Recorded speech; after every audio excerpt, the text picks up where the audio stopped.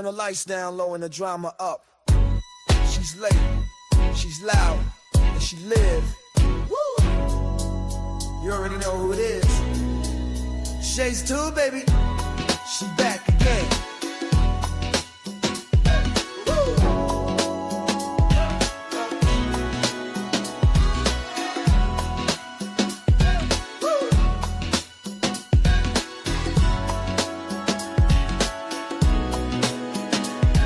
Mic hot, crowd lit, vibe on 10.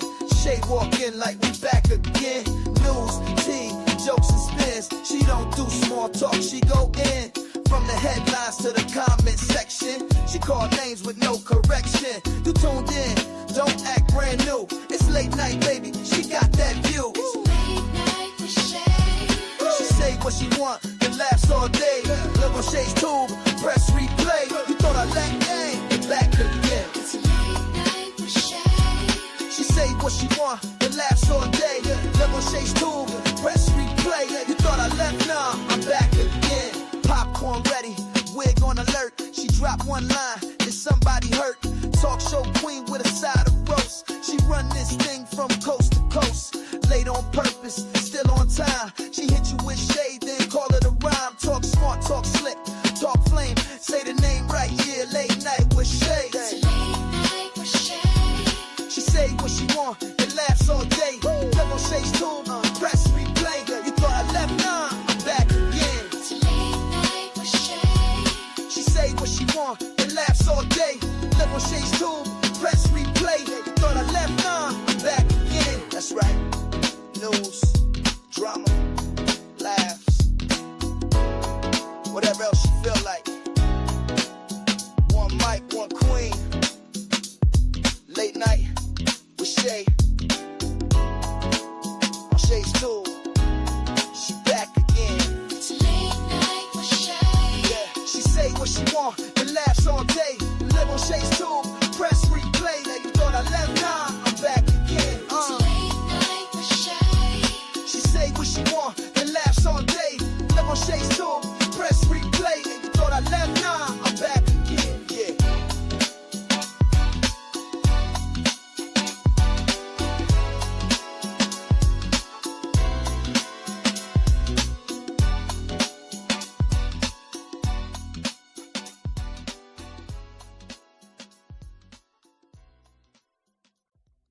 Yo, turn the lights down low and the drama up. She's late, she's loud.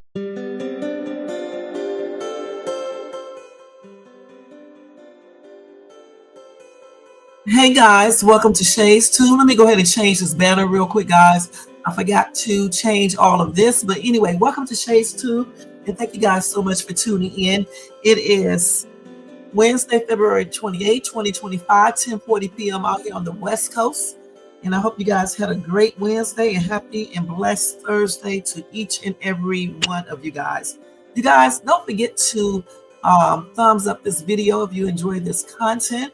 Also, if you are not subscribed to the channel, please subscribe below and hit that bell notifications so you can be notified of any upcoming videos. Also, if you are not subscribed to the channel, please subscribe. I think I just said that.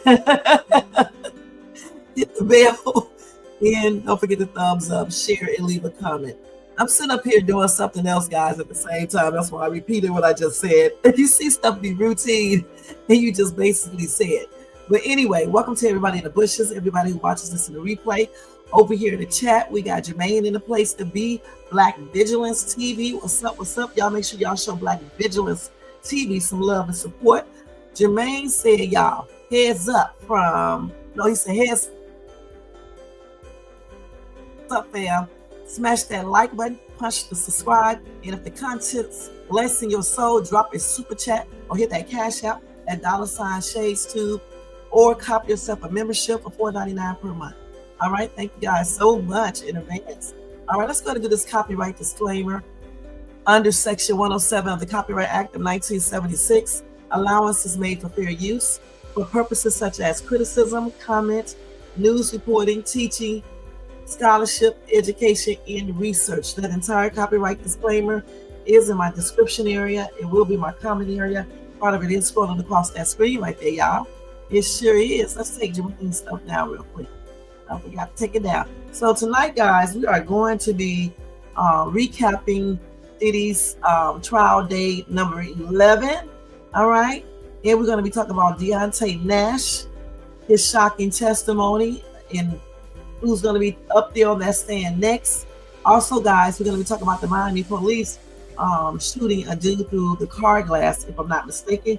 And I have one more story to tell you guys. All right. So go get you something to drink and relax and sleep, bed or whatever. If you are at work, continue to do your job. But watch me on the down low. And don't get in trouble now. Either listen. And let's go ahead and get ready to check out Shay. All right. It's Shay's too. All right. Let me turn this music down a little bit up. It's kind of high. Y'all make sure y'all tell me if y'all like that intro. Let me turn this down some. It was up really hot, man. It really was. But it sounds good when music is in the background. All right. All right. So we are going to start off this live. We're talking about Diddy. Like always, I'm going to recap everything and then we'll go over it a little bit and then we're going to move on. Okay. All right. So let's going to put Diddy up here. Diddy. Okay. Let's go and do this. This is day 11, right? Everybody claim they know Diddy, huh? All right, we'll see. Then it's going to change this banner as well. Let's change this in case y'all need to know what that is. All right, so anyway, let's go ahead and start this Diddy Trial updates day 11, you guys. Stay in the place to be. All right, let's go ahead and turn this down. Let's take this off. All right, we're going to do this. So, first thing first. Let's go ahead and recap some of the things that went on today in the courtroom. Let me make sure I'm on the right one first. And I think this is tonight. Okay. Let's make sure. All right. So anyway, as you guys know, Sean Diddy Combs trial continued today. All right, the charges Sean Combs faces are racketeering, conspiracy, and this is a broad charge alleging that Combs engaged in a pattern of criminal activity as part of an organized enterprise. And then you got trafficking, allegations of coercing people into commercial acts, transportation to engage in the P word, allegations of transporting individuals across state lines for the purpose of the P word. Other related charges, such as distribution of illegal narcotics, Combs has pleaded not guilty to all charges. So here's a little bit of background on everything. The federal criminal investigation intensified following a series of civil lawsuits filed against Combs in late 2023 and early 2024, alleging sexual assault, battery, and other misconduct over several decades. Federal agents raided Combs' properties in LA, in Miami, in March 2024 as part of the ongoing investigation, signaling the criminal nature of the probe. So some key things of the prosecution case. Prosecutors are attempting to demonstrate that Combs operated a criminal enterprise that used its fame and power to control and exploit, exercise control over artists, employees, and associates, often through intimidation, coercion, and financial leverage. Also facilitate drug use in trafficking. Allegedly provided the D word in alcohol to create environments conducive to sexual exploitation and abuse. Silence victims. He created a culture where victims felt unable to speak out due to fear of retaliation, fear of their reputation being damaged, or financial ruin. So here is a notable testimony and some developments. So far as of May the 28th, 2025. The trial has featured compelling and often disturbing testimony. Cassie Ventura's mother testified about her daughter's alleged abuse in the highly publicized video of Combs assaulting Cassie. Dawn Richard from Danny Kane provided testimony related to her experiences within Bad Boy Entertainment in alleged controlling behavior. Kid Cudi, he testified about an alleged incident involving his car being firebombed, which prosecutors are trying to link to Diddy's alleged rage over Cudi dating Cassie. Capricorn Clark, who is a former top aide, her testimony has been particularly impactful, alleging Combs kidnapped her at GUN Point in 2011 to join a plot to unalive Kid Cudi. She witnessed Combs viciously assault Cassie, kicking her repeatedly. She was subjected to forced polygraph tests and threatened by an associate. She was asked to procure drugs for Combs, and here are the other witnesses, including a LA police officer, an arson investigator, and other alleged victims testifying under pseudonyms, further detailing alleged pattern of abuse, drug use, and intimidation. Now, this is the defense strategy. Combs' defense team has challenged the credibility of the witnesses, highlighting inconsistencies in their accounts, potential financial motivations, and questioning the relevance of older allegations to the current racketeering charges. They also made an unsuccessful request for a mistrial today, May the 28th. Now, the trial is expected to continue for several more weeks, potentially into early July, as prosecutors continue to present their case. The defense will have an opportunity to present their own case. So, prosecution did say the trial should be over. I think they said before the 4th of July, or by the 4th of July. So you said there was compelling testimony today. I'll admit that. Yeah. Okay. So anyway, this is a high stakes trial with significant implications for Sean Combs in the music industry. All right. So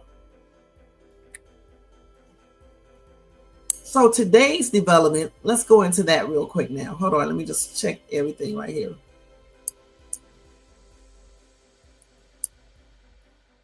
So hold on, y'all.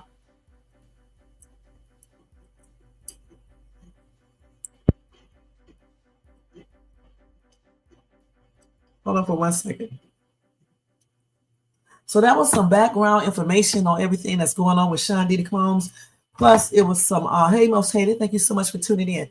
Plus, it brought you all the way up to date to what have already transpired all the way up to today. Now we're going to go and summarize exactly what went on today, okay?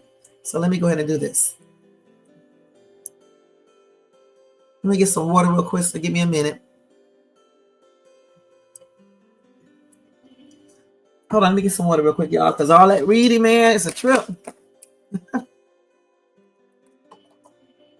So this is a recap of what happened today on, today is Wednesday, right? Wednesday, May the 28th, 2025.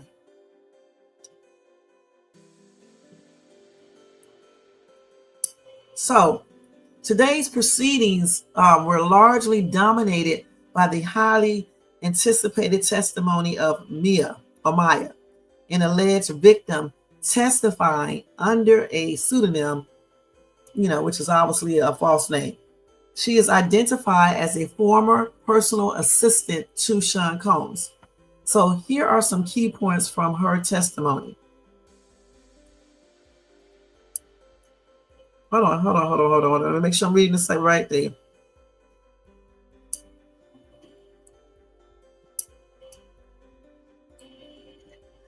So the thing about it, she did not testify today. She's going to be testifying tomorrow, which is Thursday, and probably into Friday, okay?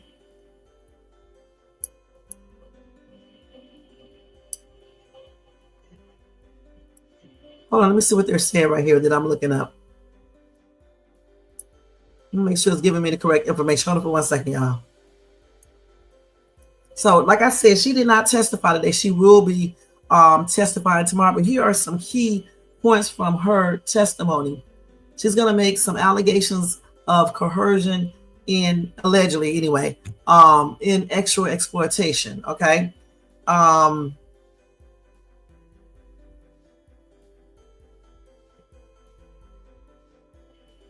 then they said that the defense team would definitely be cross-examining her, and it may run until Friday.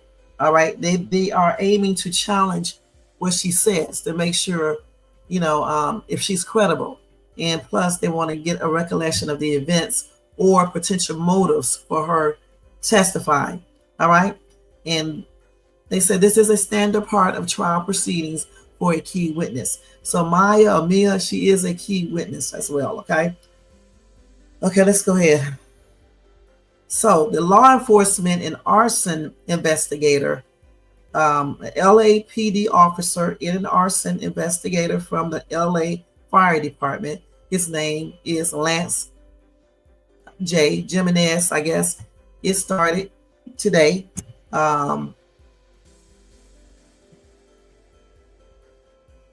Their testimony related to the firebombing of Kid Cudi's car in 2012, an incident prosecutors are trying to link to Diddy. So I'm guessing the way they have this, it makes it seem like it's one person, but it's two. So you got the law enforcement, is he the law enforcement agent? And then you got an arson investigator. Okay, I'm thinking it's two different people, okay? So they both, I guess, but then they got it written up as like it's one person. They got Lance here. Okay, so regardless of if it's one or two, they were there to give a testimony regarding the firebombing of Kid Cudi's car in 2012. All right, and of course the prosecutors are trying to connect Diddy to that so they can prove that he did it. Then we have, okay, thank you. Thank you so much. So he's the LAPD cop. Okay, and the other person is Lance is the investigator. Okay. So then and you say Deonte Ryder. Okay. But they also got Deonte Nash. That's the same, that's not the same person, right? Okay. So the investigator from the LA Fire Department is the Let's dude. All right. And then the cop is Christopher I. All right. This person right here. So they were there giving their testimony today. Okay.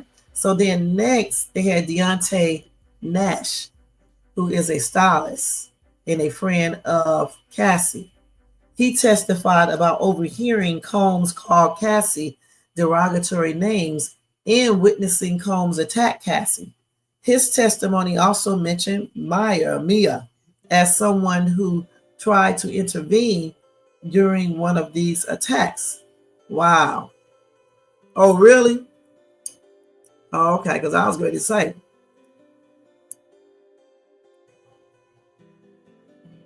So is that all they talked about today? Because this is a short ass thing right here. Okay, let me go ahead and look at the other part of this.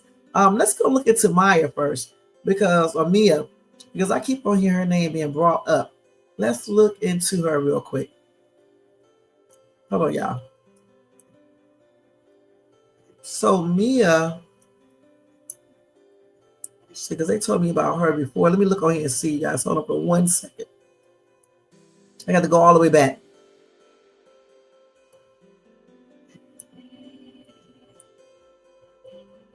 Let's look at Mia, because I asked about her before in here, and they was telling me. So that's Wednesday. Where's the part that I had about Mia? Let's see. Let me make sure they're telling me. Okay. This is his trial. Hold on for 1 second. I'm trying to find out the information I have about Mia.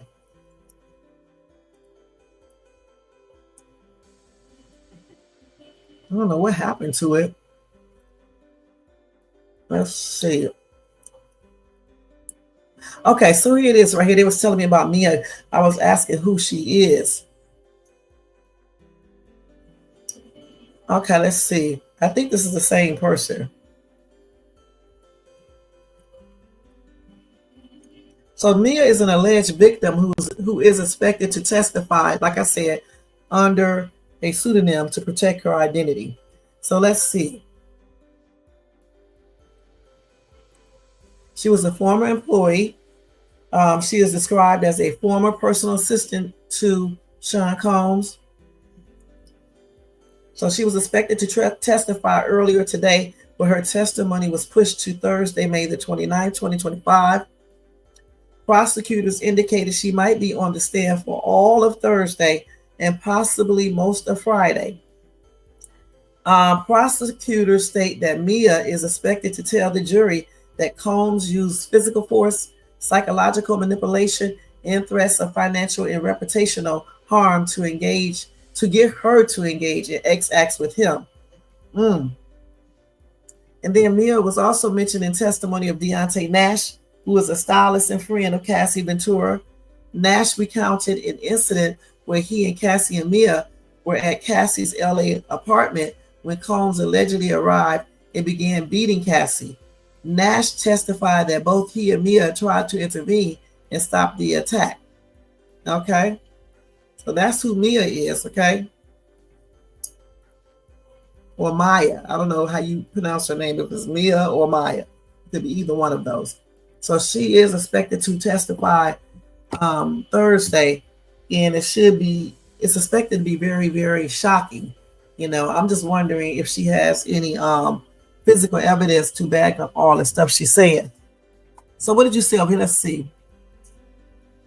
So you said Officer Christopher I recounted arriving at Kid Cudi's LA home on December 22nd, 2011.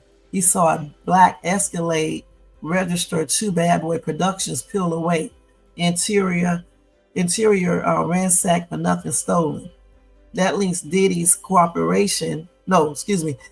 links Diddy's corporate plate to the trespass and sets a motive. Jealous rage over Cassie dating Cudi. So that is interesting. But did he take pictures or anything? I guess he couldn't do it quick enough. But they will believe the cop, even if he does not have, any proof or anything. They will, believe him because he's a police officer. Okay, let's go ahead and look at this real quick. So they definitely will do that. Okay, wait a minute, y'all. Let me get my other phone. I got to get my stuff that I got. So, okay, let's see here.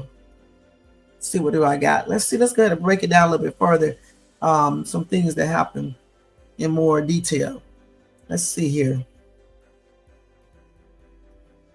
Let's break it down a little bit further. I can hear that TV. I'm going to turn that TV down. Hold on, y'all. Let me turn that TV down because I can hear it. Hold on.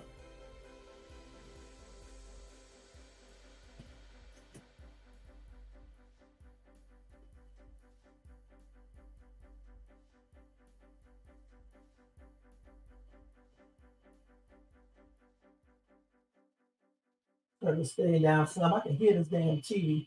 And it's all the way down. I can still hear it.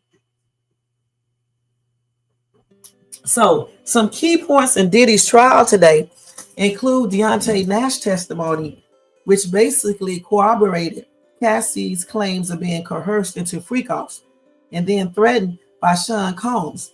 Now, the defense argued for a mistrial after the prosecution's questioning about destroyed fingerprint evidence, but Judge Submaranian denied the motion.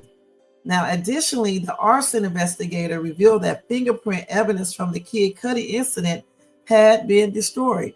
How convenient, okay?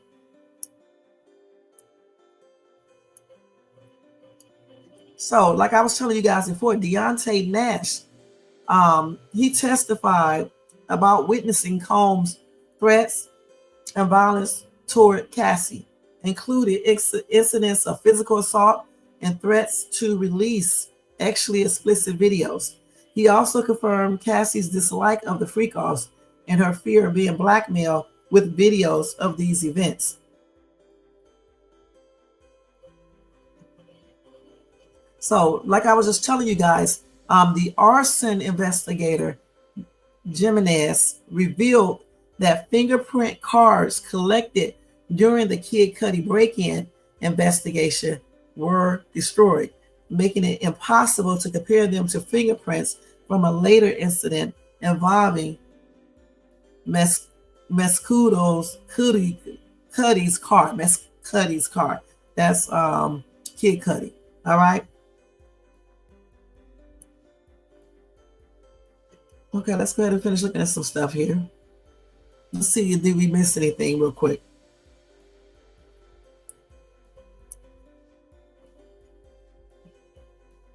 And so when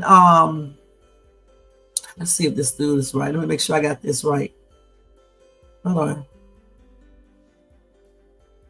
So the stylist, which is Cassie's friend, he also said when he was up there on the stand, he said that Combs beat Cassie so hard until her head was bleeding.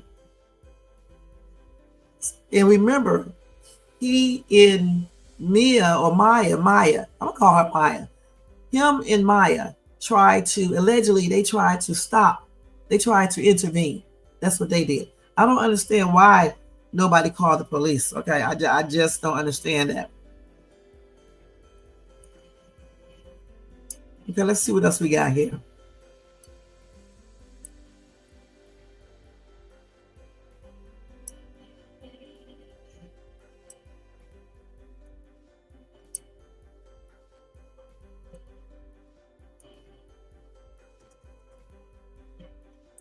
So also in court today, Sean Combs' attorney, Mark Agnafilo, was the lead counsel. He made a plea. He asked the judge for increased access to his client, who is being held in a Brooklyn jail. Currently, the defense team only has access to his client until 7 p.m., forcing them to make decisions without him. Attorney Agnafilo said that isn't really right. Now, this issue came up after Judge Aaron asked the defense to submit its exhibits earlier. The government, meanwhile, reiterated that it was ahead of schedule in presenting its case and planned to cut witnesses. Okay, so they cut people out. Prosecutors hope to rest their case by the second week of June. So it's going to be over really, really quick. So they said up until right till the 4th of July, it should be done.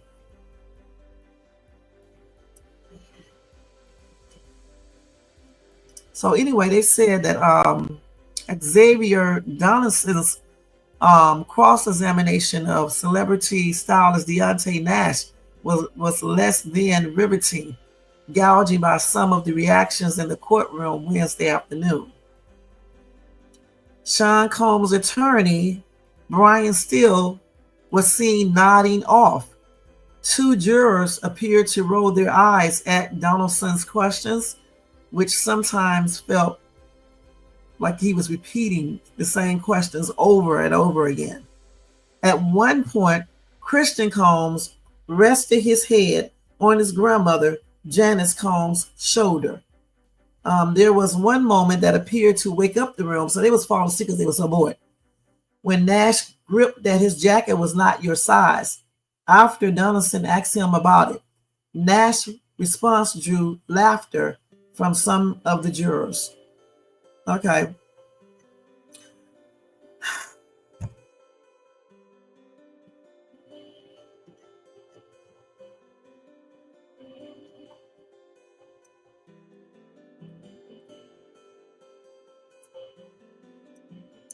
So Maya, she would be up on the stand tomorrow. And she'll probably be up there until Friday as well. And then Deonte will be back on the stand tomorrow morning as well. Okay. The defense attorney still needs to finish his cross examination. And the judge promised to excuse the jury at 4 p.m. All right, today. So I guess he did get them out of there on time today.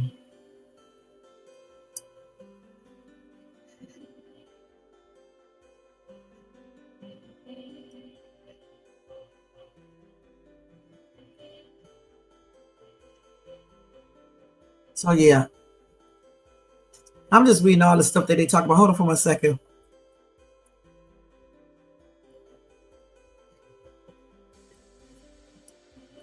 Okay, hold on, y'all. Let's see what else happened. And I think that was about it that all happened in that courtroom today. Did I miss anything, Jermaine? Let's see. You said, okay, let's see this right here. So he said he once jumped on Diddy's back to stop an assault that split Cassie's eyebrow. He also heard threats to email freak-off tapes to her parents' workplaces. He testified Diddy told Cassie, "I own you." That's similar to the story Cassie's other friend recounted. Yeah, even if, honestly, I hate to say this, even if Cassie's friend didn't say this, I'm going to be perfectly honest that I would believe this because it just sounds like he would be saying this. I own you. And, I saw the first thing, the first video where he beat the hell out of that girl. So, I mean, even if nobody else said anything but said one or two people, honestly, I would believe that he was hitting her a lot, and I definitely believe that he told her, "I own you." I mean, but this still sounds like a domestic violence case. I'm just going to be perfectly honest. It definitely does. All right, let's see what else. Did I miss anything? Okay, let me see what else we got here.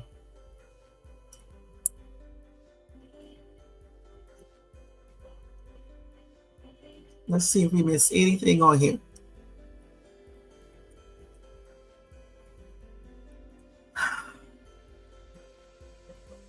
Yeah, I think I covered everything basically. Okay, let's see.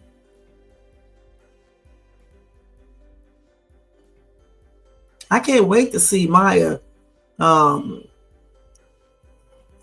testimony. I just really can't. I mean, the one today, they were so damn bored that people were falling asleep and things like that. But tomorrow, with Maya testifying, it should be very interesting at the most.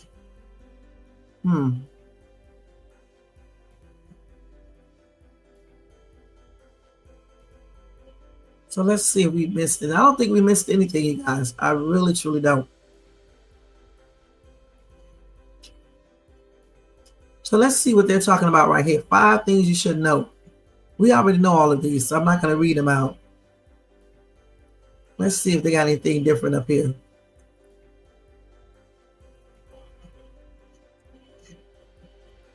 Yeah, everything that I'm reading here is already been stated.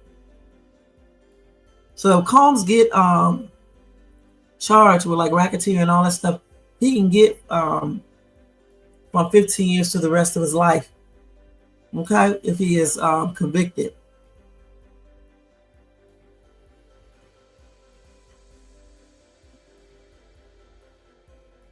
And just say by some miracle or whatever the case is, he gets off. I still think, this entire situation is still going to, hurt his career, things like that. It may not, but I think, people are going to be looking at him sideways and things like that. They're not going to want to work with him, not for a long time. And he's already 50 some years old. So I don't know, you think he's still got a lot of money left because you just don't know. Even if he gets off some type of way, just him being known as a woman abuser, the way he beat Cassie, I can see a lot of people pulling out of stuff or not even dealing with him. Because, you got all these organizations and stuff, they will be out there, taking away their support from these people if they, support Diddy. So, I mean, I just think he really messed up, period, whether he gets convicted or not. You said Mia's testimony could establish the RICO charges. It reinforces the RICO style enterprise of exploitation theory, not a one-off incident. Mia's lawyer previewed that she will describe episodes she vowed never to reveal until the indictment forced her hand. So I think this will be graphic. Yeah, and if it goes along with what these other people have been saying, it's definitely going to be explosive in regards to Combs. You know what I'm saying? And the jury will be watching everything, and this may be. It depends on what she says and how well it's carried out, and if the jury believe her. But this may be something that actually get him convicted. I don't know for sure. I'm just saying it could be, but I don't know. Let's see what they're saying on TikTok. I almost hate to put up a TikTok because I don't want my thing freezing. So let me just do it on my phone because I need to find out why my thing does this. Oh, first let me see why the judge said no to his mistrial. Let's see what they're saying.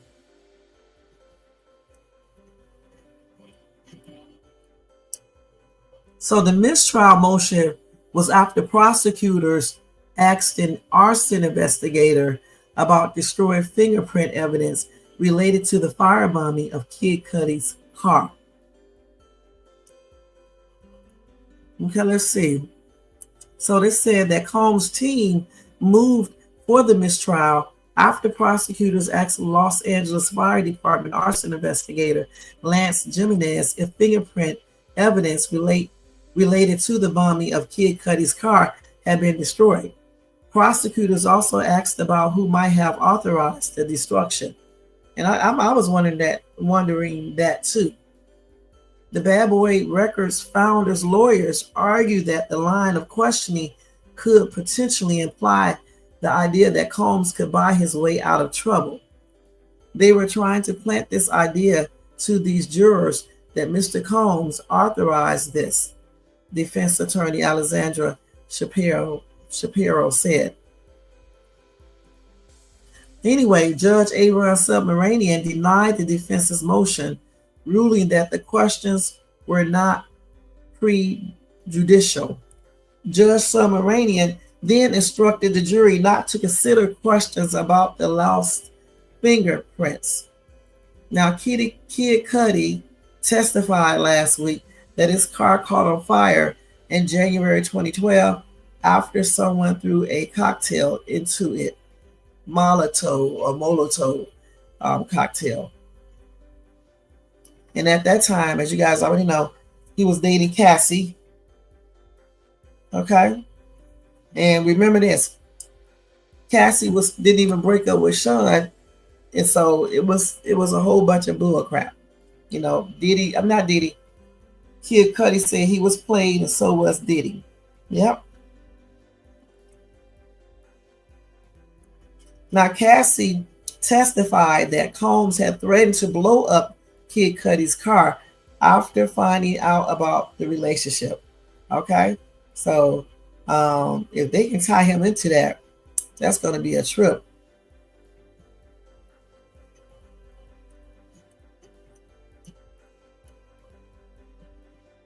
Somebody said Diddy has enough money to buy a pardon, and Trump's handing them out like crazy. Justice means nothing in this country anymore.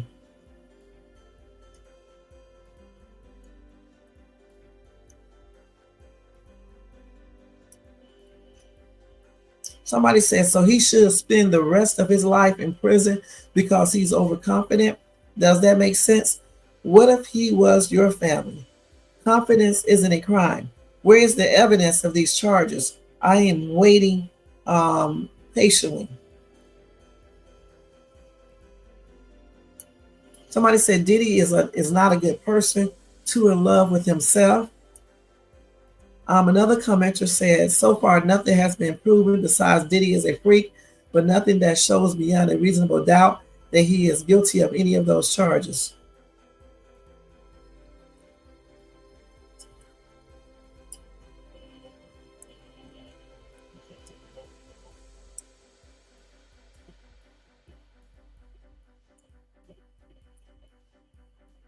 Okay, so let's see what this person's saying.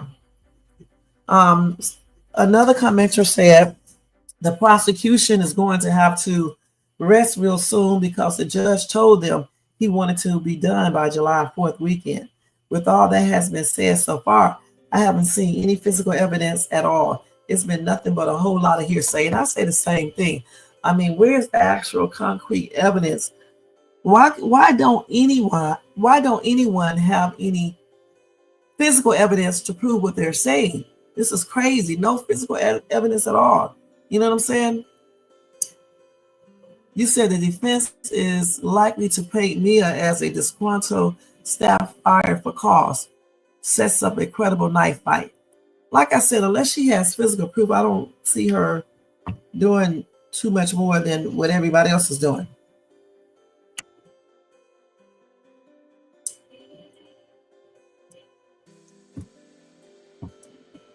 The thing about it for me, now let me read this person's comment. This person said this case against Diddy is complete government manufactured BS. Since no evidence has yet been produced showing Diddy guilty of X trafficking, then when did Kinky X become a federal crime?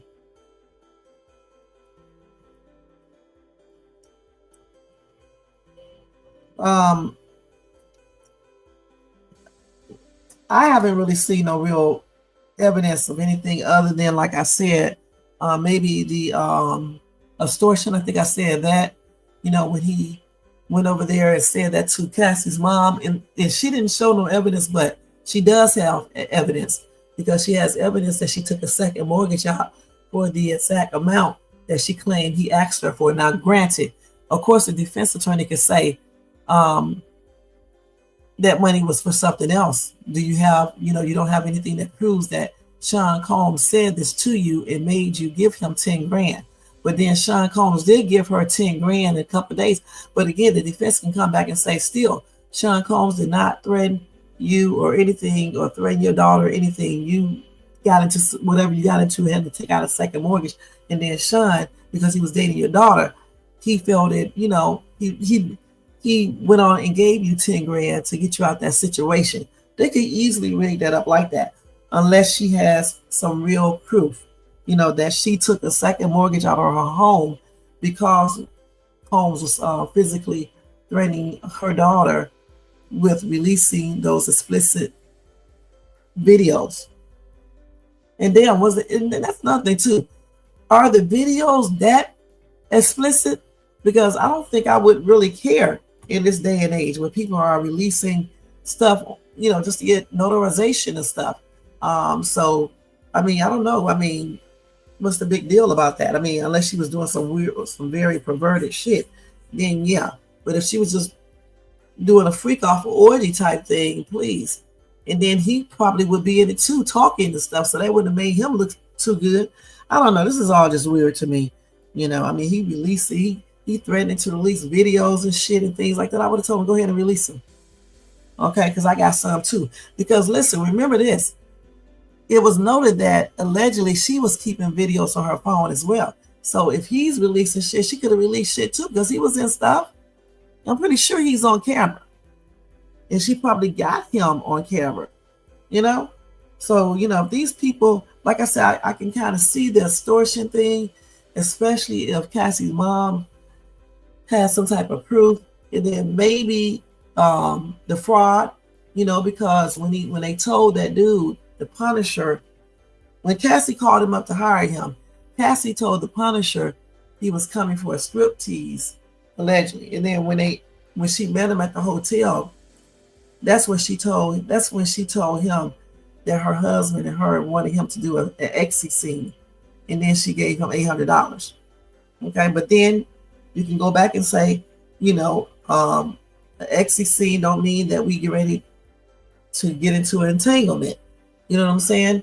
You could just be doing an exit scene to, get you and the husband into the mood to want to do something. And then just so happened, when y'all got in the mood, you wanted him to join in because y'all started getting super, super freaky. You could easily, say stuff like that. So if they do not have any physical evidence, I don't understand how the jury can just take these people's word. Because if they are all out for this dude, They can all say basically the same thing. They could have already discussed this. You just never know. You know what I'm saying? Not saying that Sean is innocent, because I definitely don't believe that. And I'm just saying you need to have proof of everything you're saying. You know what I'm saying? Evidence. Because honestly, who wouldn't keep some type of evidence to show later on that this person did something to you if you tell or whatever in the future. And that's nothing. I still don't understand how all these people sat around and watched Sean Combs beat the living hell out of Cassie. I just don't understand that. The only two people I heard that intervene is Deonte, Nash, and Mia. That's it. Nobody else. I don't understand that part. Somebody said this trial is not making any sense.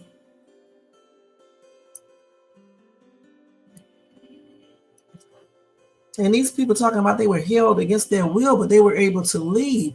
And when they were able to leave, why didn't any of these people go report this to the police, even if they waited 5 or 10 years later? Because how many years is it late now? And everybody's telling. That's crazy. Right, and that's weird.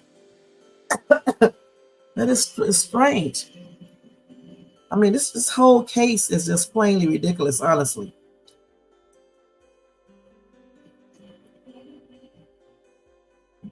Oh my gosh, who's this?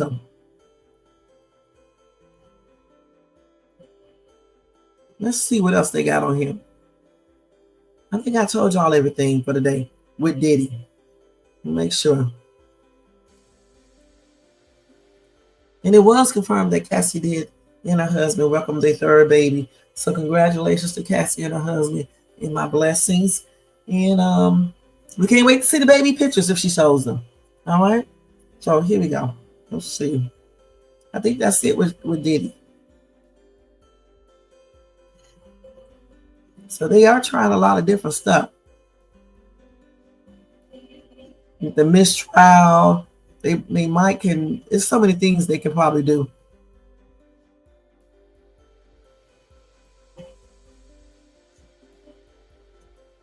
So Nash told the prosecutors that he smoked weed. He also said that one of his meetings with the prosecutors was cut short after he told them he had smoked some weed. Okay, let's see what else they got here.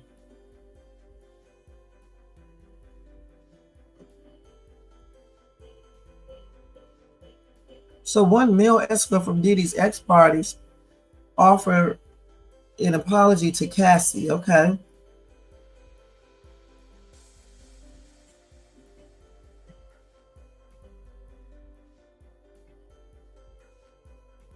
Let's see what else they got here.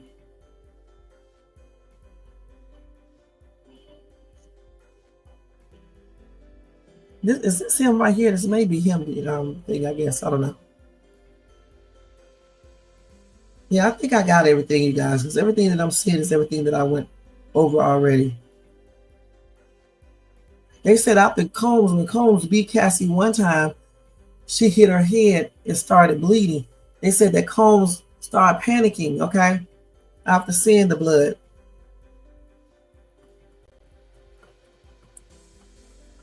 Also, Deonte Nash said that Combs was very aggressive toward him.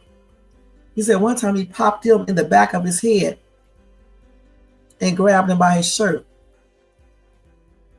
And then during a music shoot back in 2013, Combs threw him on a parked car. Okay. And then Deonte said he saw bruises on Cassie's body a lot. And the reason why he did not report it is because he was scared of Diddy retaliating against him. Okay. Diddy said at one time, Deonte said at one time,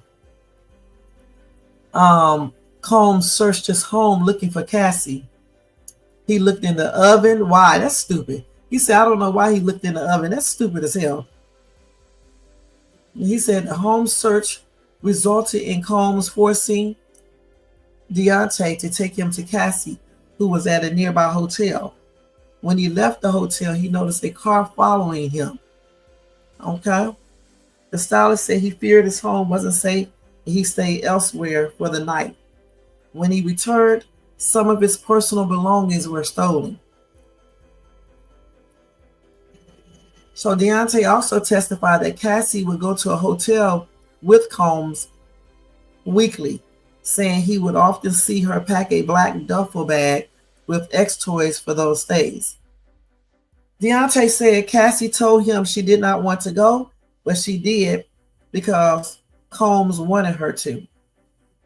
Deonte said one of those instances in particular was Cassie's 29th birthday, when Combs and Cassie argued, and Cassie told Deonte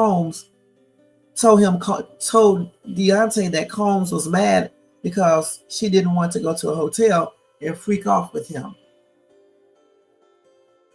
Deonte testified that he smokes weed, like I said, and he also seen Cassie take drugs, including Molly and ECSTASY at times inside of her home. All right, so that was just some more information I found out. You said court learned VIA off record sidebar that Cassie delivered her third child hours earlier. Judge reminds jurors sympathetic events can't sway verdict. Right. That's why they should have had Cassie on the stand. Because see, when the prosecution puts Cassie on the stand, they knew exactly what they were doing. A pregnant woman stood up here telling, how her ex-boyfriend beat her 20 years ago or whatever it was, 16 years ago. It will, affect the juror's mind. All right. And that's why they did that. So like I said, prosecutors are cutting some witnesses. Okay. So clearly those witnesses didn't have much to say, because otherwise they wouldn't be cutting them. Let's see what else they got.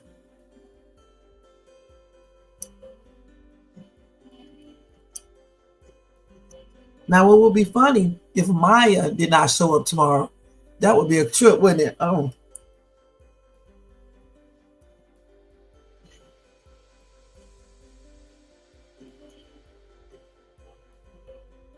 So when Deonte jumped on Diddy's back, trying to pull him off Cassie to protect her from him, he also said he did it to protect him from doing something more serious.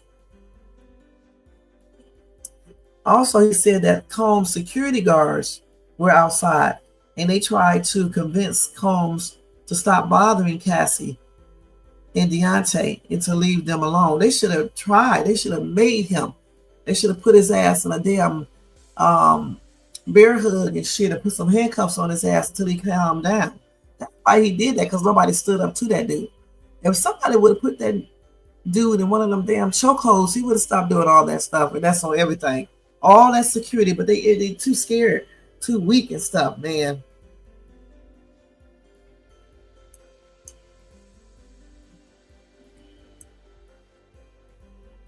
He also said that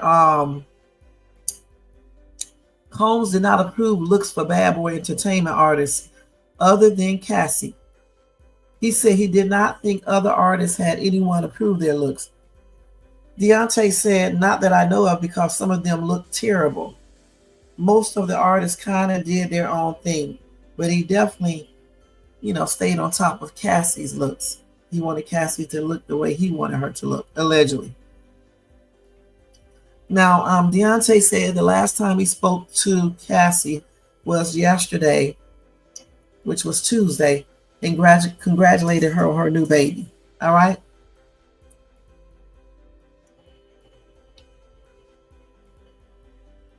And he also spoke to her before about the clothes she was going to wear at the trial when she testified. So he talked to her then. Okay.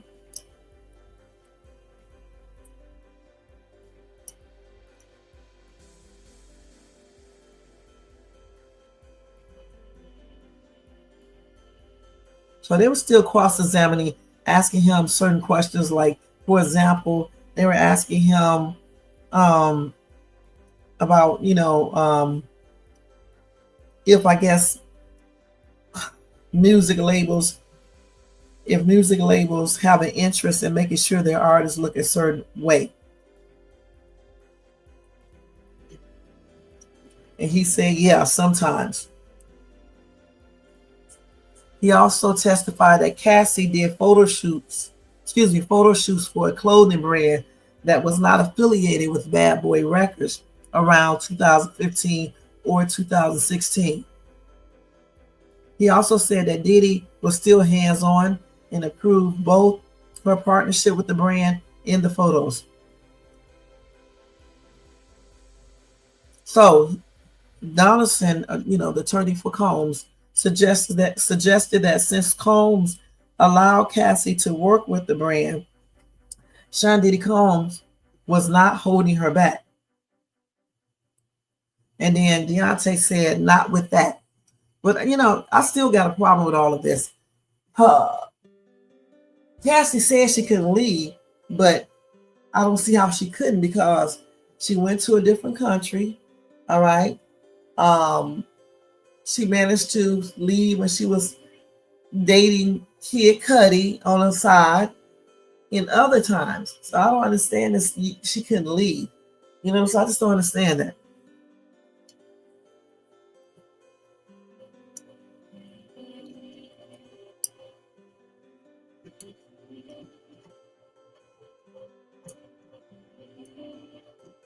So let's see what else they got going on right here.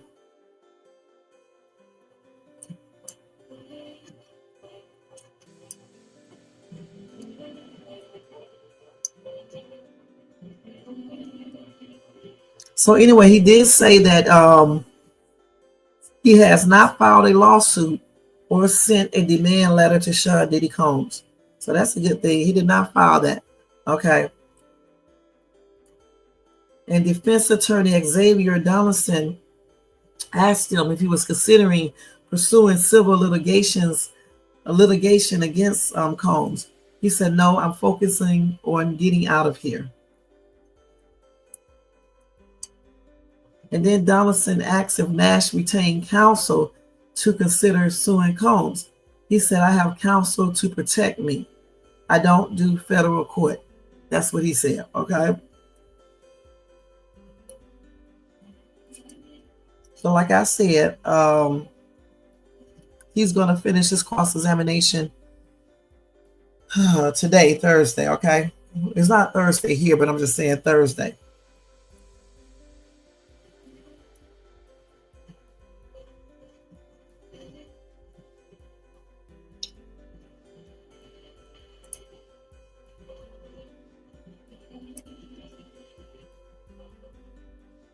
Let's see what else they got here.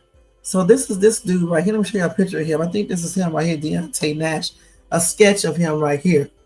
Like he's full of shit too. I'm not going to be perfectly honest. These people don't look all trustworthy. Goodness. But then again,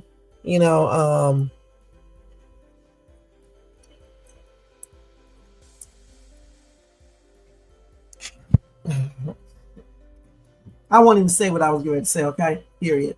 Just the facts. Hey, what's up? Thank you for tuning in. You said Diddy should be shook given the prosecutors began cutting witnesses, not out of weakness, but because they believe that existing evidence has already established guilt beyond a reasonable doubt. It's over. I don't know for sure now if that's 100% true. It could be, but these people who are testifying, though, do they actually have physical proof or all the other stuff that's required in order to convict Diddy on trafficking, racketeering, and all this other stuff? Because you have to have all those elements there in order for it to be considered trafficking, racketeering, and all the other stuff, and a RICO and all this other stuff. So I just don't know if they have proven that 100%. They could have, because I'm not a lawyer, but I just don't see it really. The only thing that I do see for sure is the fact that he was beating the shit out of Cassie. So that's, domestic violence. And then it seems like he was doing some type of extortion, if that's true, regarding Cassie's mom. And like I said, which could easily be proven, but at the same time, the defense attorneys could also come back, and have an answer to all of that. So I don't know. Jermaine said he's not convinced, so I don't know for sure if all of this stuff indicates that. Okay, go ahead and walk me through it. Just the facts.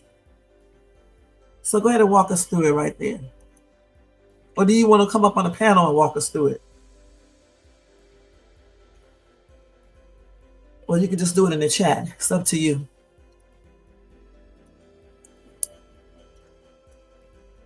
Because y'all know I walked you guys through it according to what my research said. And of course, I told y'all what it said there. But I don't know. Let's see. Okay, let me just drop the thing and you can come up here and you can walk us through it.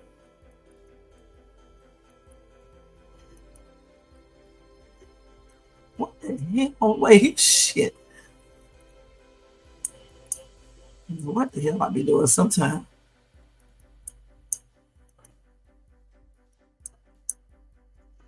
There it is right there.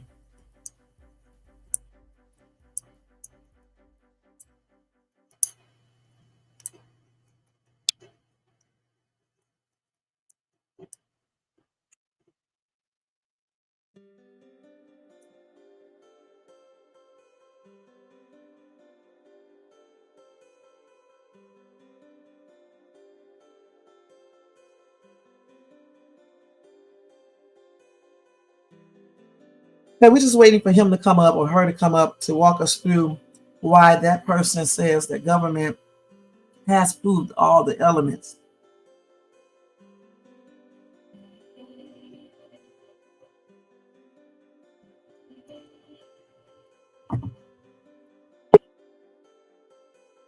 Okay, you ready? Yes, can you hear me? Yeah, I can hear you. Go ahead. Let me turn that music down. All right. All right, go ahead. So, first of all, we know that Diddy's been charged with sex trafficking by force, fraud, or coercion. Mm-hmm. He's also been charged with transporting for the purpose of prostitution. Mm-hmm. And then he's also been hit with the RICO, right? Mm-hmm. So when it comes to the sex trafficking, basically the elements that you need to convict for the sex trafficking is you need the person to come from interstates, two different states, right? Well, with the sex trafficking, it can be in any area. It just don't have to be from two different states or country. It can be in the area. It can be next door. If you're hiring someone to come over for X and you're paying them, that's X trafficking. We looked it up yesterday. Okay, and that's also prostitution as well. Right. Okay, so obviously with the what do you call it, male escorts coming over to the hotels and stuff, that would be considered sex trafficking and prostitution, correct? Right. Okay, so then that one has been proven, right? Yeah, but listen, so far, the people who've been up on the witness stand, the one person that I remember is the Punisher. When the Punisher was hired originally, he said he expected to come there to do a striptease, okay? And then Cassie met him at the hotel, and she said that she wanted him to do a sexy scene for her husband, okay? So the defense could easily say that Diddy and Cassie wanted him in there to do a sexy scene. They didn't hire him to come and do anything extra. It led into that because when he started doing a sexy scene, they got excited and they decided to, do an orgy type thing. So I mean, are you aware that Cherie Hayes, which is the Punisher, had met Diddy and Cassidy over 8 times? now that part, that part right there, yeah, right. Okay, so if you go to his testimony, Right during, there. during those times he had sex with her, right? Go ahead. Right. Yeah, so okay. Then are you so that's one guy's testimony, and then I'm sure you're familiar with the Daniel Phillip, Yeah. Okay, so he's also testified. So, like I said, even he said to the point where one time he went over there, and because Diddy was in the room, he wasn't able to perform, and because he wasn't able to perform, they didn't even pay him. So that tells you Oh, how yes. yeah, yeah, yeah. So there you go. So like I said, if you want to be objective, then you can already tell that the sex trafficking and the prostitution has been proven right there, That's true. right? It's These true. people, yeah. So then we come to the last charge, the RICO, right? Mm, So they're saying that RICO. So the RICO, what are the elements that we need? We need to have an enterprise. We need to have a company. We need to have an organization. How clear cut can it be to the fact that one of the companies that's being charged is what? Combs Enterprise. right. It's like literally right there. Mm, How wow. ironic. Combs Enterprise, right? You know Right. what I mean? Okay, so now we got to get to what do you call it? The elements of what do you call it? The RICO stuff, right? So there Mm, has to be existence of an enterprise. We've already what do you call it? Defined the Combs Enterprise of Bad Boy Entertainment. That's the enterprise, and then the defendant's knowledge and agreement to participate in the affairs of the enterprise. You know what I mean? Basically, the foot soldiers, the people who are working in the company to help further the what do you call it? The mission of the company. So we already have assistants, from George Kaplan, who said, what do you call it? I mean, first of all, he got immunity. He got immunity for a reason, right? mm. Yeah. So he won't be charged. Yeah, and then he came in and he said he was getting drugs and stuff and he was bringing it to Diddy, right? Right. Okay, Gosh. okay. Then you also have what do you call it? Capricorn Clock. She said Yeah. she's also brought drugs to Diddy, right? Yep. Okay. So all of that is a crime. You know what I mean? When it comes, and then obviously they also found when they what do you call it, the Homeland Security officers went to Diddy's house. They also found drugs there. Correct? Right. Correct. Even to the point where Diddy and the prosecution had an agreement that there's going to be a certain day where he's going to have to turn himself over. But then the prosecutors decided to go there a day before. And when they went there a day before to arrest Diddy at the hotel, and he went to Diddy's hotel room, you know what they found? Drugs. Exactly. With baby oil. Right. Baby. So, I mean, that just gives you the mindset of the person we're talking about. They've already told you that Wednesday we're going to come pick you up, the feds, but you still have drugs on your person the day before. There's nobody else in this hotel room but you, Diddy. And he had a freak off plan today. You know what I mean? Okay. So, uh, that's a what do you call it? The drug charge that's not going away. That's not going away. Mm. I mean, Yeah, we're that talking definitely about is. cocaine, oxycodone, Mhm. MDMA, ketamite. Ketamite is like when you're about to do an operation. That's what they Mhm. give you to go to sleep. It's an anesthesia. Oh, Yeah. wow. Somehow, well, Yeah. So we're talking about hardcore MDMA and all that stuff. That's the date rate drug. You know what I mean? oh, really? Okay. Yeah. Yeah, man. And then also, don't forget, I'll give Mhm. you an example. Like I think everybody knows this. For the most part, if like let's say you had you meet somebody, or a man meets somebody, or meets a woman at the club, and then the woman is drunk, and then you decide to have sex with her. There Mhm. could be a situation where she could wake up and she's okay with it, or there could be a situation where she could wake up and say, "Who are you?" and Mhm. her decision was impaired. So usually, when you're having sex with somebody, you don't want to have any of their faculties impaired. So that's why Right. it was a big deal that they were saying that Diddy had a bunch of drugs over there, and he was, was drug fueled, and Cassie wasn't, what do you call it, in her right mind. You understand what I'm Mhm. saying? and then also the what do you call it? The male escorts and stuff like that also felt compelled to do drugs and all of that. So that's the issue. So the drug case, that's not going anywhere. And the main reason why I bring up the drug case is because Mm. there's a there's a bunch of they call them predicates, which is like different things, different elements that Mm. constitutes RICO, and drug possession, drug distribution, what do you call it, and the conspiracy to do drugs is one of them. So and then in order to prove RICO, I don't know if you know, but you need only two of the nine elements to prove RICO. Oh, really?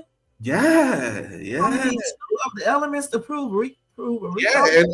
and everything I'm saying, I don't know if you could like what do you call it, like if there's a way for you could to like look up stuff online and everything like that, so you can fact check me. But maybe a lot of people don't know that, but that's very very important to I'm know. looking it up right now. You should know I'm looking it up. Okay, okay, okay. So yeah, so please feel free to call me out when you look it up and what do you call it? Yeah, you It don't says, see them. Pardon me? it says to establish a RICO violation, you need to prove several key elements, including the existence of an enterprise, a pattern of racketeering activity, and often injury or harm to a plaintiff. Put two Okay, put the two predicate acts RICO. yeah, you're right there. This is Okay. specifically a pattern of racketeering activity requires at least two predicate acts. You're right. Within a 10-year period, right? Is it Yep, this? Okay. you're right. Okay. Yeah, so that's if anybody wants to look it up, that's 18 USC 1961. Oh, Uh, what do you call it? Paragraph 5. You'll find it. okay. Are Yeah. you a lawyer? No, I'm not a lawyer, but I just know how the I know how the feds play. Oh, you been in the feds before? Nah, never been in the feds. That's how you never get in the feds. Oh, okay, because you know. You gotta know the rules of the game. Somebody since you said that the DRUG charges shows use, but not a dealer. They say he distributed drugs. You notice they didn't say he sold it. Exactly. Exactly. Exactly. Why would he sell drugs? He doesn't need to sell drugs. You know what I'm saying? But you can't. It would be like me. You come to my party, and then I have a bunch of cocaine, and I start giving people different cocaine and stuff. That's not legal. Mm. Especially when people come back and say, "Hey, man, somebody had sex with me. I didn't want to have sex with me." That's the worst thing. I didn't think he was on. Wait a minute, tissue. I didn't think he was on jailhouse lawyer. I thought he was an actual lawyer. Lawyer. Nah, I'm not no jailhouse law. I've never been to jail, man. Where are you from? Where are you from? I hear I'm from accent. New York. I'm from New York, but my father's from Africa. Well, okay, I can hear that accent. Yeah, Nigeria. you're from Ghana, close by. Ghana. Okay, I got Yeah, some yeah. Ghanaian friends. Okay. Okay. Then another element of the predicate we have is bribery. I think the bribery charge that was real easy to prove. Yeah. The Israel Flores, which is the security guard who Mm-hmm. was working at the Intercontinental, he said that Diddy offered him some money. He turned And yeah, and if you don't believe that, ultimately Diddy offered the one of the security guards at the Intercontinental $100,000 for Mm. the video. Right. That's true. That's true. We read that right here. That's true. Yes. Goodness. So we have bribery right there. When it comes to the obstruction of justice, that Mm. one is pretty simple. I mean, that's the main reason why Diddy wasn't given bail in the first place, because they were saying he was calling all these people. They were calling all these people, trying to get them to testify, this and this and this and that. Even when they put him on jail, he was getting what do you call it, phone access from different inmates and calling different people. Yeah, yeah.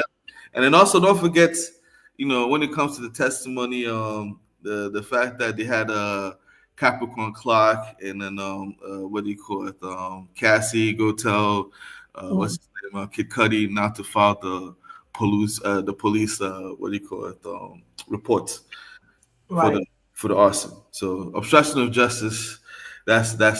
And then also don't forget that what do you call it? Diddy and the security guards at the Intercontinental Hotel, they had a little what do you call it? You know, they had a little physical altercation, right? Right.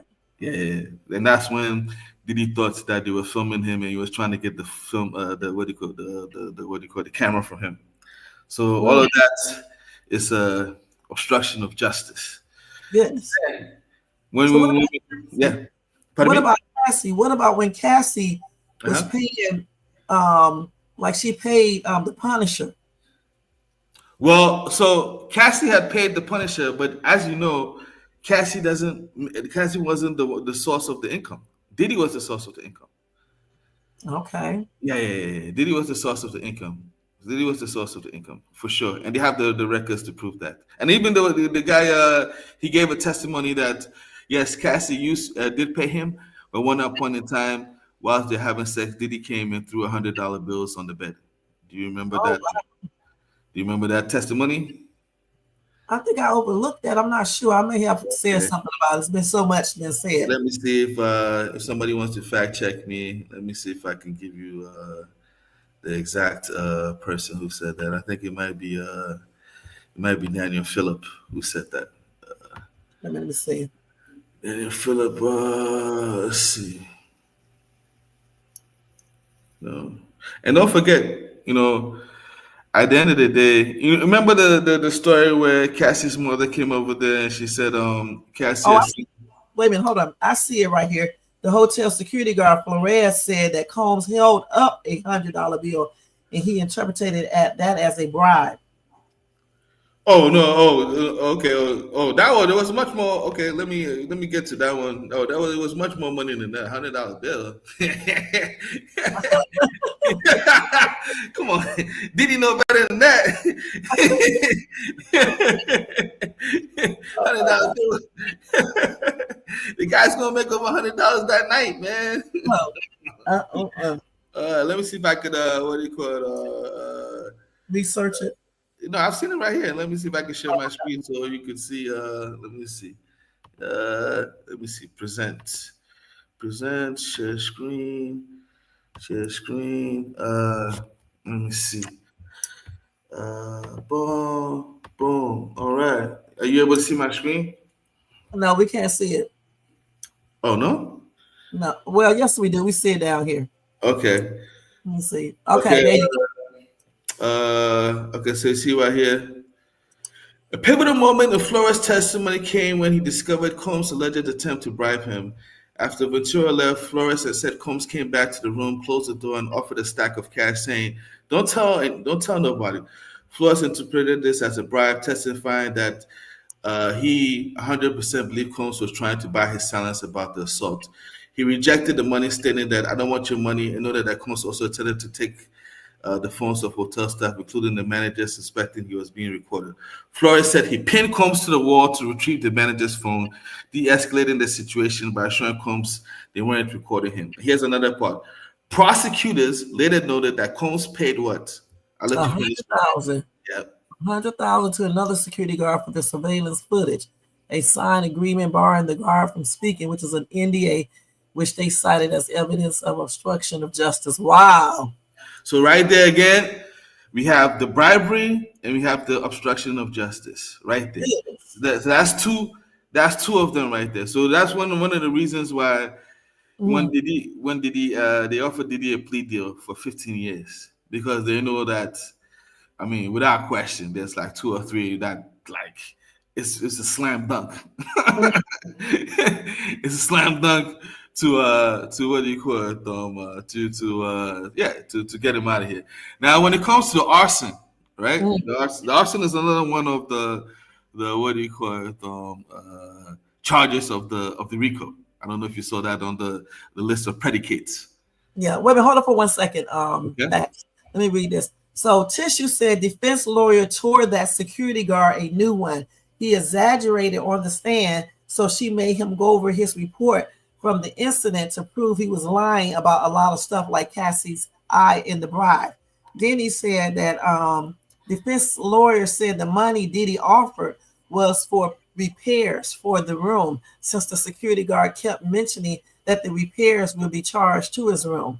Also, the security guard was goofy, said only reason he took in video wasn't to assist in the incident, but to show his wife later. Shows he lacks professionalism. What do you So say about that's whoever's saying that is halfway true. Now let me explain. Let me explain something. So just like she said, it's right over here that she's okay? talking about Brian Steele, right? Right. Okay, so then Brian Steele said, see, this is what he said. He said, Steele suggested that the cash might have been offered to cover hotel damages, not as a bribe, but Flores firmly maintained his interpretation.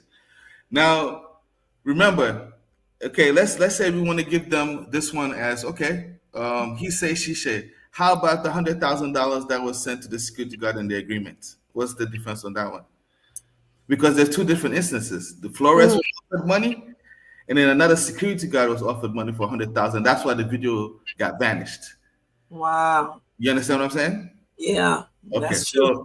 so we were waiting for the other person to come and explain why this one. I'm talking about this one right here. This 100 grand right here, Mm. and this signed agreement right here. Another security guard Yeah. for the So surveillance footage. exactly. You know what I But mean? the reason why he said that he paid the 100 grand to the other security guard for the surveillance footage is because he did not want that to get out to the public, about him and the altercation or anything. That's what he Yeah, said. that's called bribery. Well, That's called bribery. mm, And it's also obstruction of justice also. okay, Yeah. You beat mhm, up somebody and then you don't want them to release the footage to the police, so you pay them money. That's bribery. right, that's true. Exactly. So and then the part where she says the guy filmed Diddy and didn't show any professionalism and stuff like that. Right. Let me see. I think that part should be right here. Um, uh, Friends, blah blah blah blah. I think it's the best history for scripture. The video highlights his time to suggest on Rocky 10. Project cap procedures of approximately 307 statements for the testament, blah blah blah. Course, blah blah. For separate prostitution. Let me see. Uh, Let me see. What's the part where they were talking about he said something for his wife? Uh, I think it's back some. Let's see. No, they attempt to prove no testimony. let's see.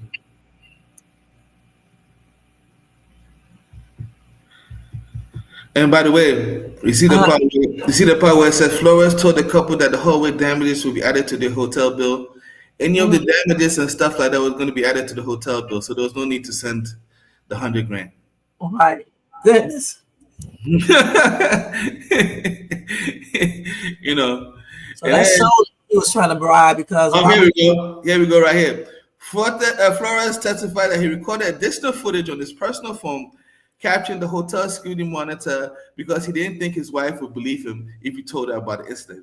He clarified that he didn't download the footage from hotel computer due to lack of access, but his cell phone videos, 2 of which were shown to the jury, provided further evidence of the event. So, yes, whoever this testified over there, the fact that he put it on his personal phone probably showed, didn't show professionalism. But was there any evidence of a crime that he put on his personal phone? And as you can see, yes, that's why they showed it to the jury. Yeah, that's true. Right? Okay, so I don't know about if you want to think that the defense made a hole in anything. I guess what I mean. But the fact of the matter is, you paid the money. You have the agreement, which is bribery and obstruction of justice, and that video footage also shows sex trafficking. Cassie was trying to leave, and you were beating her, which shows force and coercion. Real simple. So Tissue said again, where's the signed agreement? And when did the other security guard on the stand? To my knowledge, only one security went up so far. Where was the other security guard? Why wasn't he on the stand? Why wasn't the other security guard on the stand? Hmm. I don't know why the other security guard was on the stand. But you see, for instance, there's certain things you gotta understand that there's certain things, like for instance, when you say stuff like that, it it makes you not credible. You know what I mean? So Right. when they came over there and they said that they've been paid 100 grand and it's a signed agreement banning the guy from speaking, if it wasn't true, what would you think Diddy's lawyers would have done? Say that again now. I said, when the prosecutors make a statement that 100 grand has been paid for the surveillance footage, and they have a signed agreement that makes the guard not speak, and it was not true, what do you think Diddy's lawyers would have done if they don't have evidence to show this? They He would would have have, objected, right? right. He would have asked for it to be thrown out Yeah. or something like that. Because this was in the exhibits that they showed them. Wow. And that's why he attempted to say that the money, because they knew it was devastating, was for the what they call it, the damages. Meanwhile, they already told them that the damages will be put in your hotel bill. So why would he be paying them right Exactly. there? And there's two different people. It's two And you, different people and in you know, one. you know why the security guard probably doesn't want to come on the stand? So that you Why? people don't have to come and harass him so he can live his life happily. That's true. Goodness. Mm-mm. I think he messed up when he offered the second security guard, because he could have easily said, yeah, I know it can be on the bill, but I want to go ahead and pay it now, so I don't have to worry about all that being on my credit card, and get out to the public and things like that. But since he paid the second person or tried to, that's where it's gonna look weird at. And here's another what do you call it? Here's another reason to know that they did pay the money. Cassie got $10 million from the hotel, right? Right, Okay. They paid that $10 million because they know they're liable. right. Okay. Goodness. This They're not case, gonna, man. they're not gonna pay her $10 million if they're innocent. You know what I'm saying? Okay. So now we could go on to the arson. The arson, to prove arson, that's really simple. To prove arson, all you need is what do you call it? Witness testimony, physical evidence, and circumstantial evidence. You can look up the elements of how to prove arson. Once I said that again, all you need is Okay. you need physical evidence. Okay. You need expert testimony. Okay. You need witness testimony, and you need. You're right. Hello? I think his thing dropped. Maybe he'll be back up. We can't hear you. Can y'all hear me? Can y'all hear me? In the chat.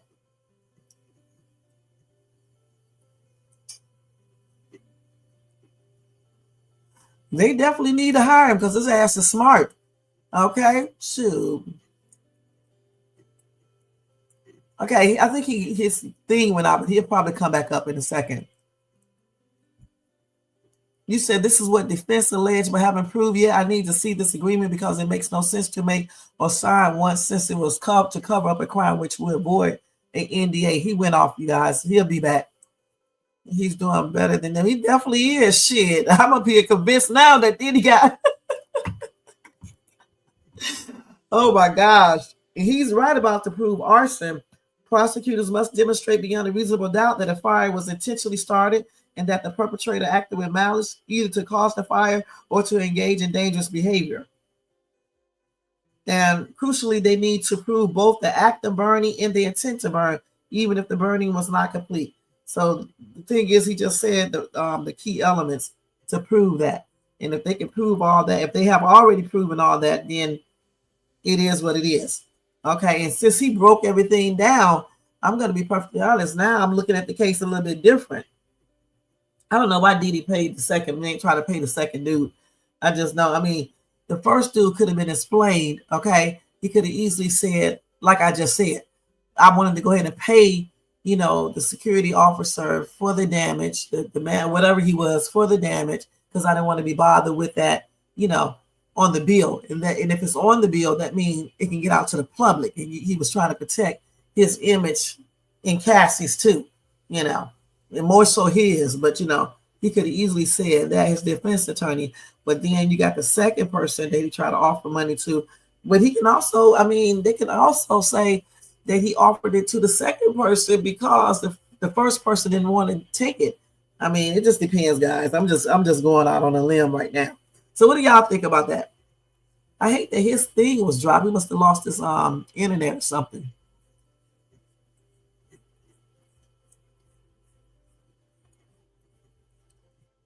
You said Diddy was out of the country on some nonsense when the car was set on fire. So unless the person that did it, what did he snitched on him? How can they prove arson? Right. Because so far they said that, but they struck it from the record about the female prince. But then, what's her name? Capricorn Clark said, I think that's her name. She said, isn't she the one that said that Diddy made her go with him to go and unalive Kid Cudi? But she didn't say that was the same day the car was blown up. I'm not sure. And that could explain the female fingerprints too, if that's actually true. I don't know. This right here is a trip. This whole entire case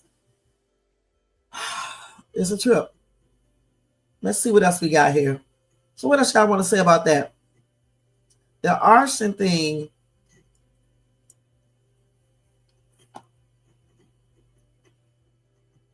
Right. Could be, it could be, because a lot of stuff I just don't,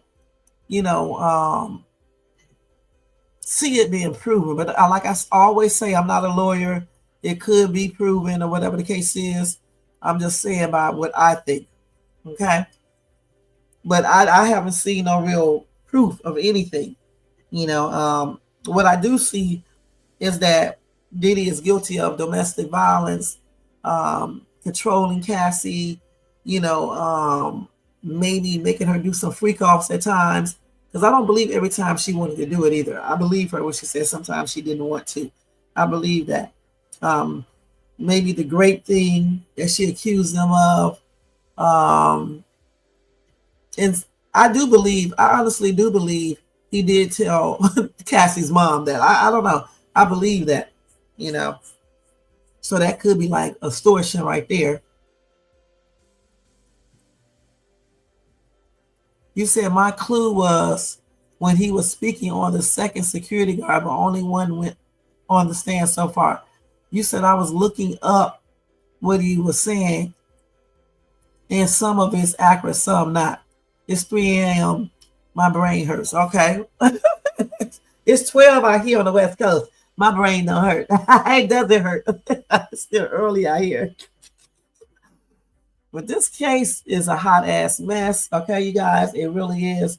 And again, I see the extortion somewhat, unless his defense team can come up with something good to say it's not extortion. It just seems like it is to me. And of course, the abuse. As far as the kidnapping and all that stuff, I just don't see that yet. Maybe, when Mia or Maya get up there, it may show, but I just don't see it, because did y'all hear that he made somebody stay anywhere and refused to let them go? I'm trying to think, because I done read so much about Cassie. It's just plain ridiculous. I've been getting all this stuff mixed up. But I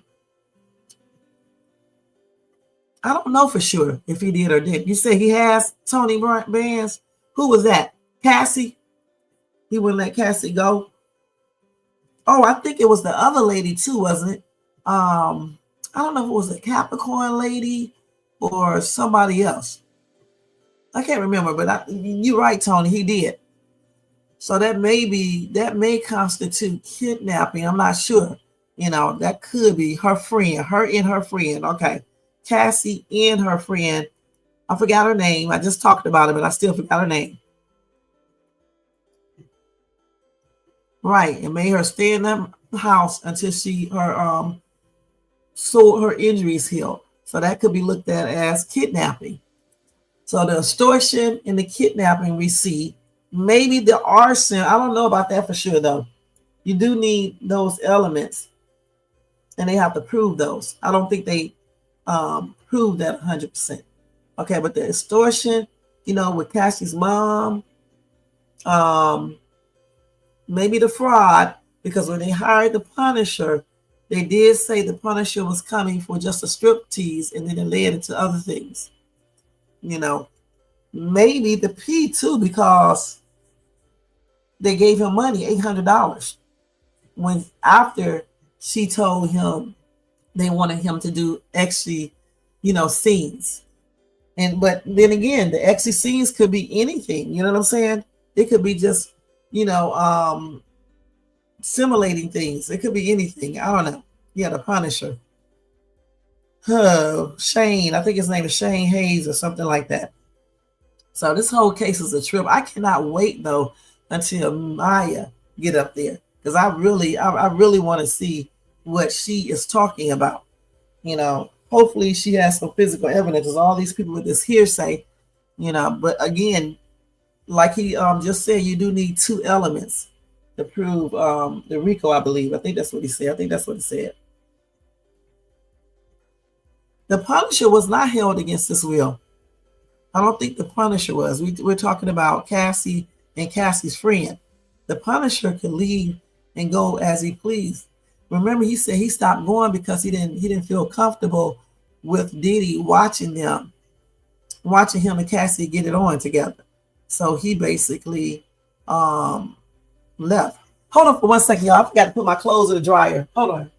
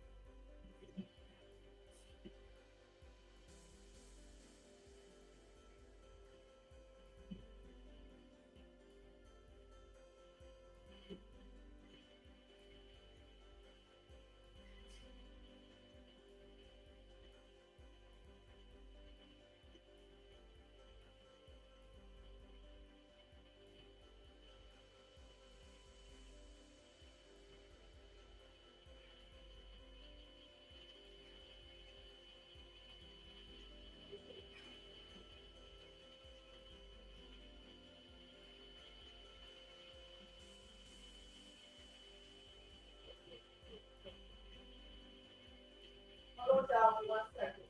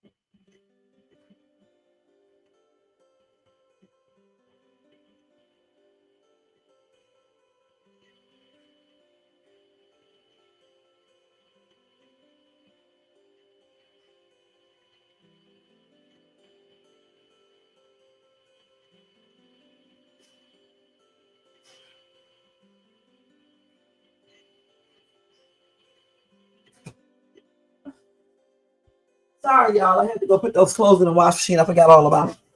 Okay, so you said,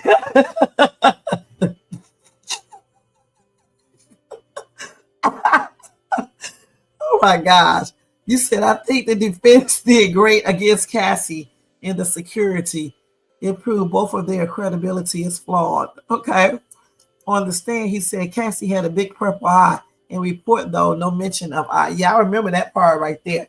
Like I said before, I don't, I see the part about possibly extortion. Okay, I see that maybe.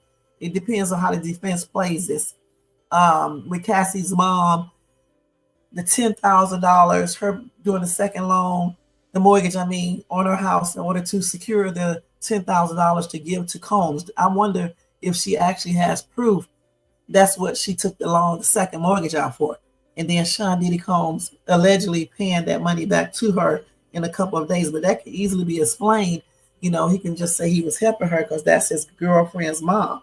You know, so again, you know, it could be a possible extortion. It may not be.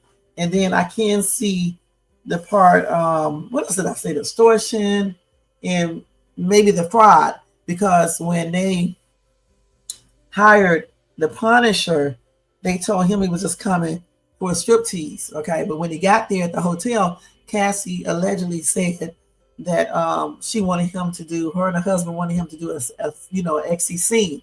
And then she handed him $800. Okay. But what constitutes an exy scene? That could mean anything. That may not even be anything where it involves an entanglement. They could easily, the defense can easily say that she paid him for his services because he is a male entertainer, right? And so that exy scene could be him just walking around dancing, you know, acting out certain things, but not involving actual, you know, entanglements. And that happened later because, you know, when he was doing the exy scene, you know, Cassie and her husband or whatever got, you know, excited and they did whatever they had to do. Then they wanted him to join in, but they didn't pay him for that. They paid him for doing the exy scene. So it just depends on how the defense team does with that right there. But then him coming back 11 and 12 more times to have X is a trip because every time that they paid him. So then that's where the X trafficking may be able to be proven with that right there. And certainly if that happened with other people, like anybody else they could have hired to come there to have X and give money in exchange for money. So you said on stand, security said Diddy was enraged because he thought the other guy was filming and physically restrained Diddy. And report don't mention of that either. Right. I didn't even know anything about that physically restrained when I looked at the report and stuff. So that was new to me right there. So it's a lot of hearsay. Like I said, a lot of things can be explained away by defense. The defense attorney can do, you know, they can argue the case, you know, regarding, you know, him offering the other security guard money and the first security guard. Because like with the first security guard, he could easily say, defense could easily say he didn't want, you know, it on his credit card and he didn't want anybody else to know about it except, you know, whoever was in the vicinity at that time.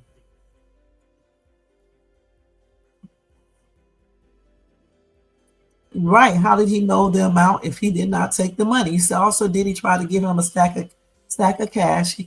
But how did he know the amount if he did not take the money? Unless Diddy told him how much it was. But a lot of this is, like I said, there's a lot of hearsay going on. Okay, it's a lot of hearsay, no actual proof of anything. But you do need only a few elements and certain charges. And so those elements may be proven. I don't know for sure. It depends on what the charges are and stuff, which is crazy. But I don't know. How do you guys think this case will go?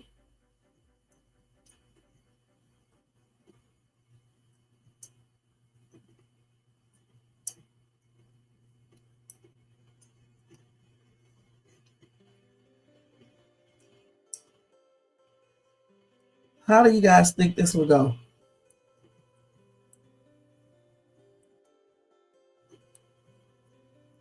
Let's see what they say right here real quick. Let me see what they did.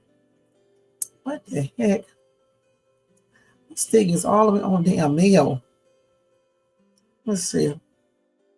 So wait a minute. Diddy defense moves for mistrial. We already did this already. So the judge did not grant that. I don't know why they be sending news all late.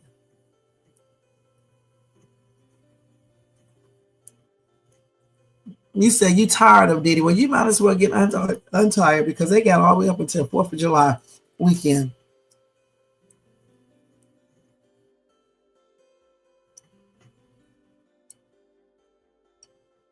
Is this the same? Let me make sure they didn't ask for another mistrial. Hold on. Hold on.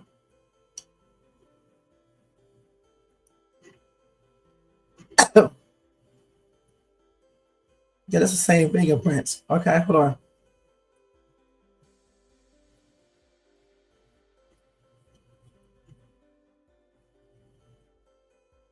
Okay, I just want to see what they were saying.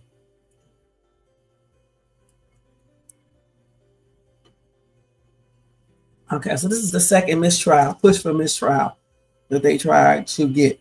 They need to try to do one on the grounds that they prosecution had Cassie go up there and testify, knowing that they could not testify her the way they wanted to because she was 8 months pregnant, about to give birth. They need to try to do one on that if they could.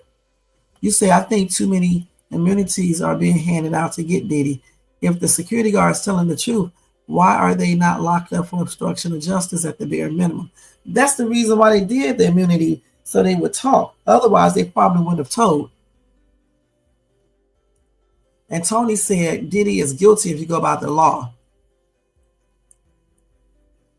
And then Jermaine said, Tisha, that's what I've been saying.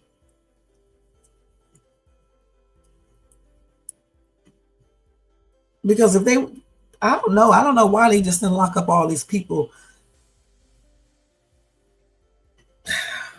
if they already know certain things is the truth. But they made that deal with the security, with whomever they made it with, right? So they can talk, because they probably wouldn't have talked if they wouldn't have granted them immunity. And we talked about that before, Jermaine, that they probably made some kind of deal with these people so they can, turn against Diddy, or either so they can talk. The real question is, why hasn't Cassie been questioned more about certain things? I know why then, because she was pregnant. Even now she can't, because she just had a baby and they don't want her to get too stressed out and things like that. But even though she did the freak offs, allegedly, she said that Sean Combs made her do freak offs when she didn't want to. What about the times he didn't? And what about the times that she paid people?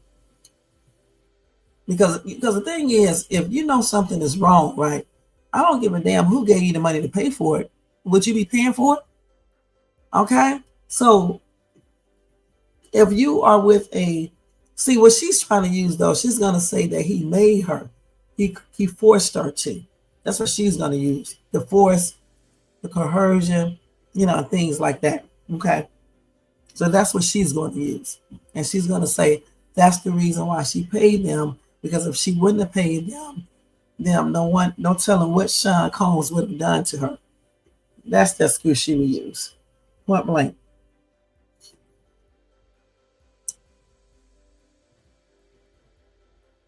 So I tell y'all what, we're going to finish this discussion tomorrow on Sean Combs, because y'all know this can go on and on and on.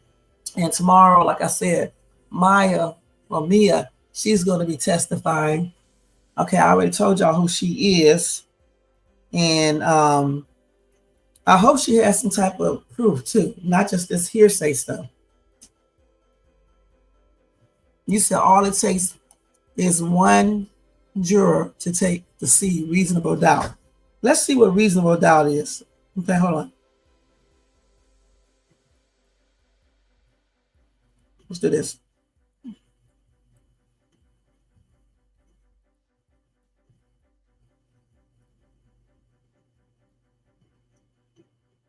If only one. So it's a doubt based on reason and common sense, not mere speculation or possibility that would cause a juror to hesitate before acting on a matter of importance. Okay? It's a high standard of proof that the prosecution must meet to convince a jury of the defendant's guilt. So reasonable doubt means there's a possibility the defendant is innocent and the prosecution hasn't presented evidence strong enough to eliminate that possibility. So if one person in that jury says that, then it is what it is. Right. Cassie's text messages did say that she can't wait. That's why I said sometimes I don't believe she was forced. I think sometimes she might have been, but not all of the time. Because yeah, those text messages and then that one video that they showed and Sean and it showed Cassie in there and she took the domineering role and she was smiling and happy. None of them looked like they was intoxicated, heavily intoxicated, or on any type of drugs. Everybody was smiling, seemed to be happy. Cassie was, and I think it was another person there, and then Sean. So it didn't look like nobody was coerced that day, and she was the one that was in charge. So I believe that she did do a lot of these acts for her own. She did say that anyway. She did it to make him happy. And also, I feel like she did it because she probably believed that would make Sean go ahead and marry her and have kids because, she's doing what his fantasies are. But I also think that sometimes she did not want to do it, and he made her do it anyway.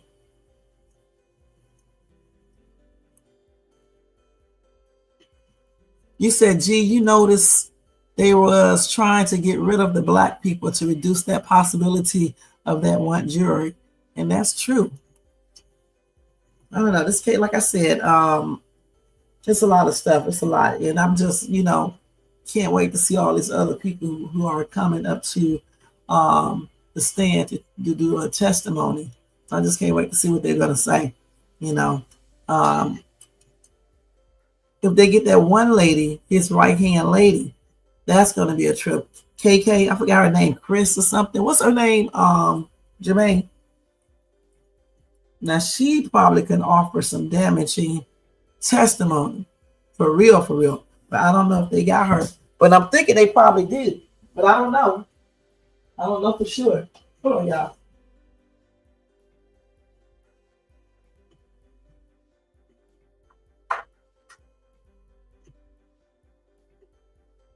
Yeah, I don't know.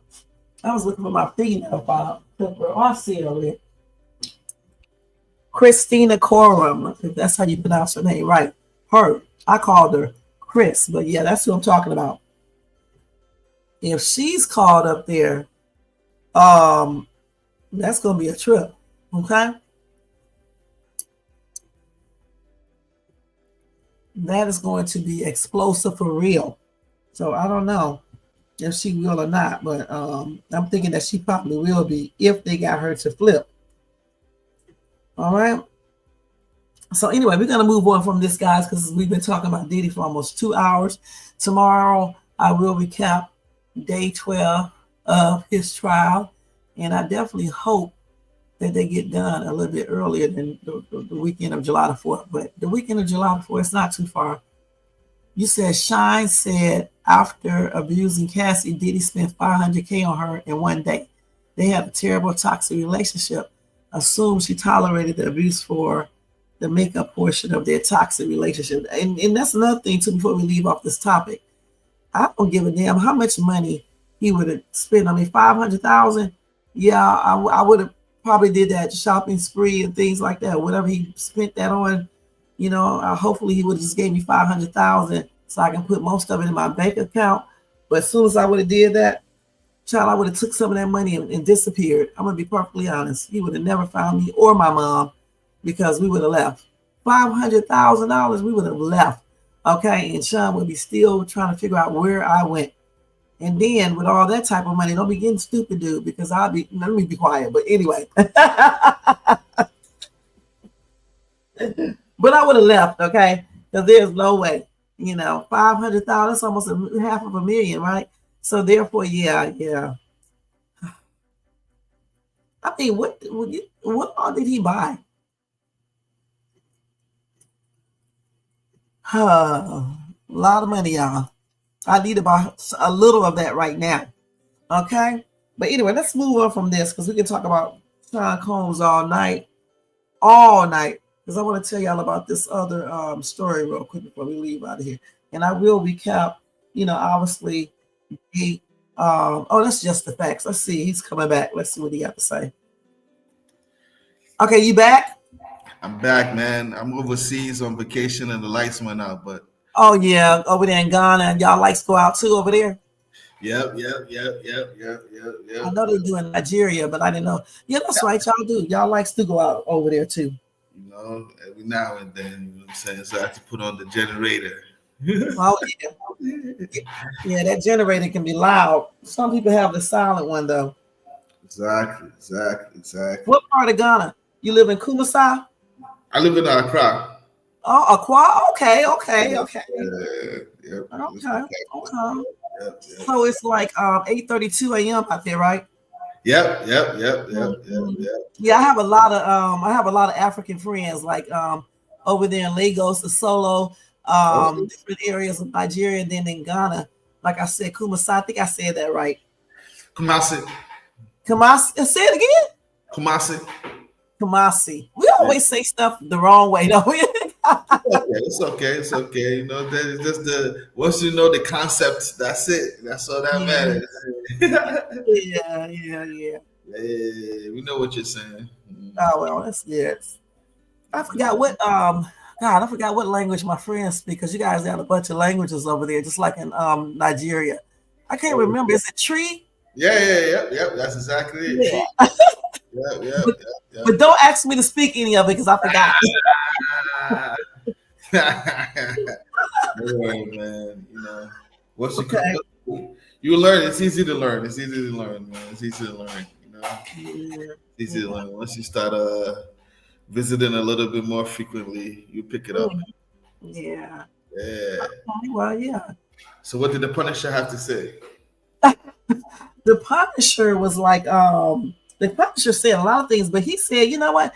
He did another interview and he said that he does not even know why they called him up there on the stand because he said he think his testimony actually helped Diddy because he didn't never see Diddy doing anything, violent or anything. Right. So, but again, don't forget, did he commit prostitution or not?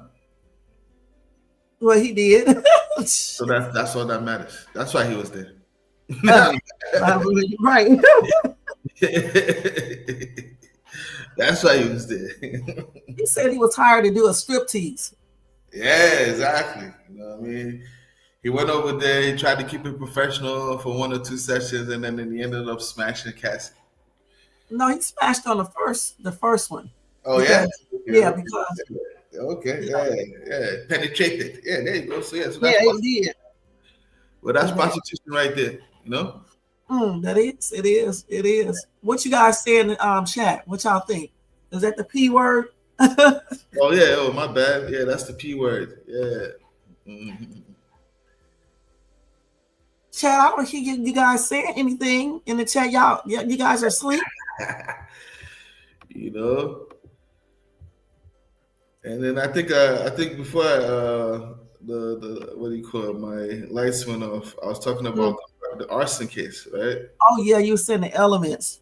Yeah, and so like I was saying, the need to have what do you call it? A combination of physical evidence, expert testimony, witness statements, and circumstantial evidence. The physical evidence, we already know they had what you call pictures and stuff. Everybody could see it. Right. The expert testimony, that's when they have the officer, Inicio, and then the arson expert from the LAPD come testify. The witness statements, which to me was devastating, because don't forget, we had a situation where Kid Cudi said, he had got a call from Capricorn Clark that Diddy was in the house and blah blah blah. And he was like, "Man, this MF is in my house," you know what I mean? And then he drove all the way to go and confront Diddy. Don't forget, when Capricorn Clark came to testify, she said for a fact that she and Diddy's bodyguard pulled up to Cuddy's house, and she was in the car while Diddy went inside the house. She did say that. You know what I mean? So the unwrapping of presents and putting the dog and everything, that was Diddy's doing. You know, and then Mm. and you can even tell it just makes sense because who breaks into somebody's house in Hollywood only to unwrap the presents? The presents were unwrapped because Diddy wanted to find out what kind of gifts did Cuddy was buying her. That's how petty he was. Exactly. I was trying to figure out why the present was unwrapped. I didn't even think about that. Yeah, that's what it is. Yeah, that's what's unwrapped. It's either you're going to steal the stuff or you're not going to steal the stuff. But you're not going. What are you unwrapping it for? To see what it is. And once you see it's a Chanel bag, that's good enough to steal if you went over there to steal. But he didn't go to steal. He went over to see what's up. You know what I'm saying? Like, I want to talk to you. You know. Yeah, I want to talk to you. You know. So, so on that, what they call it, on that part, we have the what they call it, the witness testimony from Capricorn Clark, and then we have the circumstantial evidence. You know, a lot of people, you know, it's very unfortunate, but a lot of people think that, you know, when they say beyond a reasonable doubt, they're expecting them to have video footage of like Diddy burning the car. No. That's not. It doesn't say anything about it. Or they're asking about the DNA. No, it doesn't say anything about that. And that's another thing too. They're gonna understand that the jurors, as soon as they get into the courts, the judge is gonna do what? He's gonna educate them. Hey guys, this is how this works. Anything that's testified, any testimony comes in the court that's not challenged by both sides, we're going to admit it by evidence, and then we're going to corroborate it by different witnesses. If there's any legal stuff that you don't understand, ask me, and we're going to define it for you. You can't go outside and listen to any newspapers, can't read any blogs, can't talk to anybody. This. So, certain rules that govern jurors. In society right now, everybody's coming up with their own rules. That's true. That's true. I got a question. Tissue said, do locals pay one price and Americans pay another stated price in Africa? Some Black Americans migrated to Africa to come home and they left based off of the local versus foreign treatment, price gouging. So the locals pay one price and Americans pay another price. Yes. They do? Yes. Why? Because you got to understand that most people in Africa, when they're doing business, there's not a lot of money to be made. So if you come over there, it's just like anywhere else. If you come over there and you're not educated, you're gonna get ripped off, right? Okay. Yep. So they rip you off. Now, I think the question they're trying to say is it only specific to like Black Americans? No, man. If you're white, they're gonna rip you off too. They definitely rip them off. If you're Asian, you're gonna get ripped off too. You know what I'm saying? So it's not like, oh, they're Black Americans, so let's rip them off. You know what I mean? No. It's like 3 times. It's like, yo, you guys are foreigners. They don't know what's up. Let's get it. Yeah. That's normal. That's normal. Even me.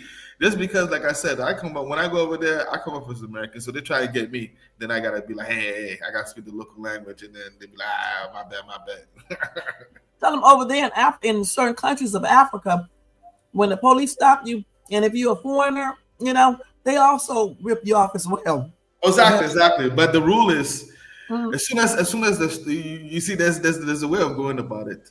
As soon as they stop you, you're supposed to be like, oh man, what's up, guys? Man, I see you guys are working out hard, man. Yo, you know, here's a little donation for some water, and that's it. Oh, okay. But if you're not there, you don't know the culture. You know what I'm saying? Yeah. Because don't forget, the police are getting paid like $150 a month. What you want them to do, man? A month. That is true. I was just telling my friend that over there in Nigeria, like we pay rent here once every month. Over there, they pay rent by the year. Do they do that? Yeah. They do that all around Africa because the whole idea is that first of all, there's no credit report or anything like that, and nobody believes that you have the money to pay every month. So if you want to rent out my spot, you got 2 years, 3 years in advance. Let's get it. If not, it's not going to happen. But it's not a situation where here's January's payment. No. You got to come pay. It's like even your cars.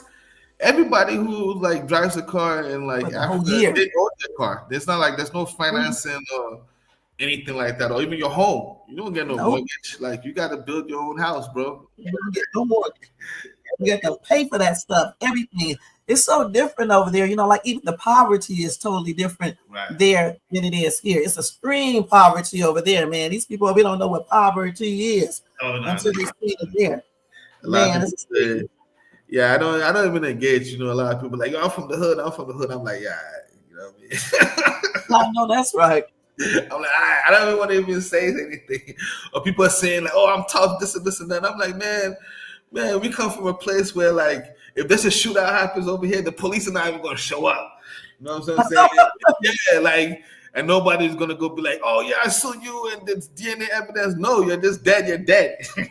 You sure are. And in Nigeria, they can't even carry GUNs, even though certain people do have them there.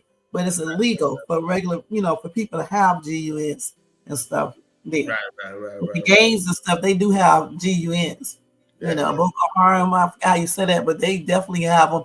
And some of those other local gangs and things like that, they have them. Those cults and stuff like that there.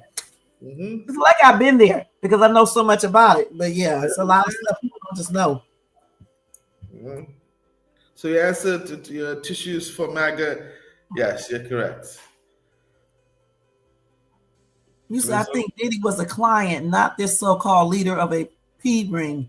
The stripper said Diddy was in costume and got off by watching, and Cassie paid. It sounds like a trick, not a pimp to me. Sounds like some freakazoids.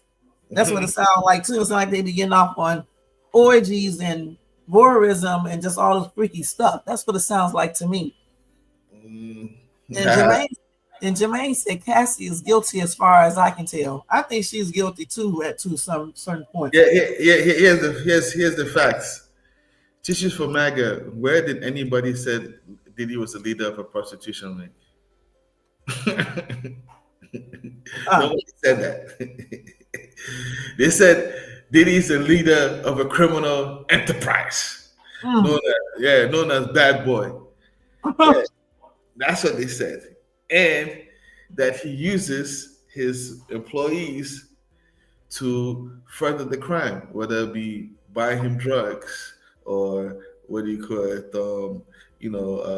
Good supplies. Buying drugs and order hookers, provide what do you call alcohol, drugs to other people. That's what it is. Intimidating people, telling them they're gonna obstruction of justice, forced labor.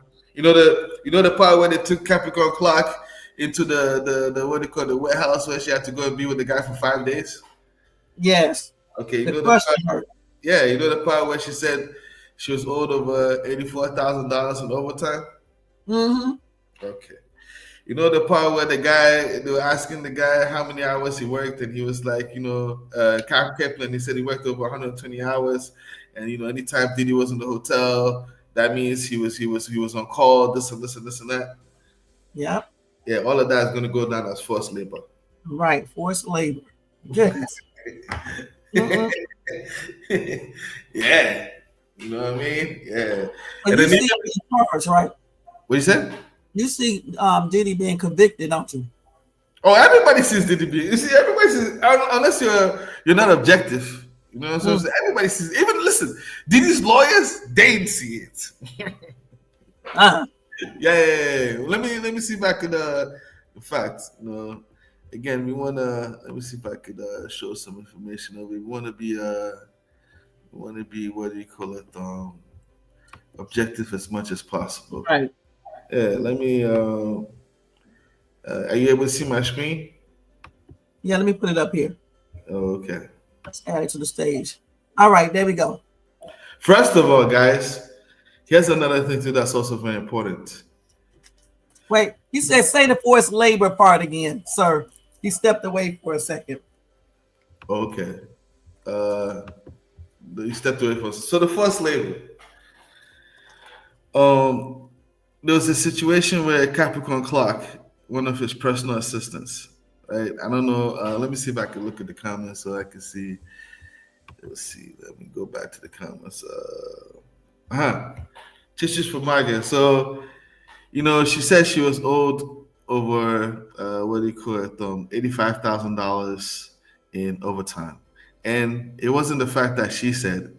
She went to HR and HR wrote her letter. HR, Human Resources. Human Resources, they're the people qualified to make that decision. And when she gave it to Diddy, what did Diddy do? He ripped it all up. There's also a situation where, what do you call it? I think they were saying some kind of jewelry got missing and they wanted to do a lie detector test on her. The hours that they made her do the lie detector test to a certain point in time was more than 5 days. All that stuff is going to go down as forced labor. Even when it comes down to, and then the kidnapping parts too is also easy. The fact that he came to a house, told her with a gun, and then forced her to go to Kid Cudi's house. That right there is kidnapping. Correct? That is true. Okay. Kidnapping is also first. Maybe we need to define kidnapping so they can see. But also don't forget about Don Richards, the band member. Remember when she said she and the band members were realizing that Diddy was beating Cassie in the house? What happened? Mm-hmm. Diddy went and put them in the studio and locked them up and told them not to tell anybody and locked them up for hours. What is that? Kidnapping. You know what I mean? Now, okay, I was going to my screen.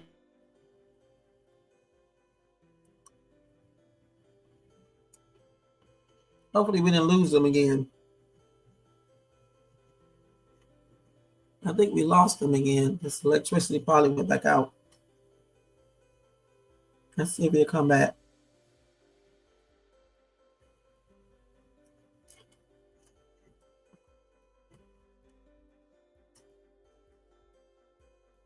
I think it's electricity went back out again, you guys.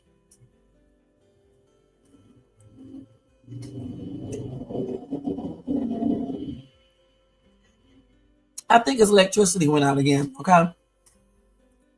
But I think you get what he's saying about the forced labor, okay? Not paying people, forcing them. Yeah, his thing went out again, the electricity. That's one thing about over there in them different countries over there in Africa. Their power, it just does not stay on. Sometimes they be without powers for days.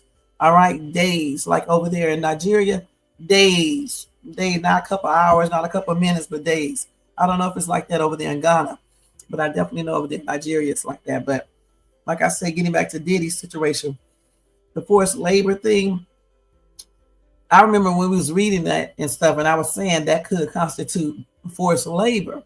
I don't know when Facts breaks everything down like he just did, like he's a lawyer, right? I see a lot of shit, that I don't know for sure because I'm not a lawyer. It just all depends. It all depends.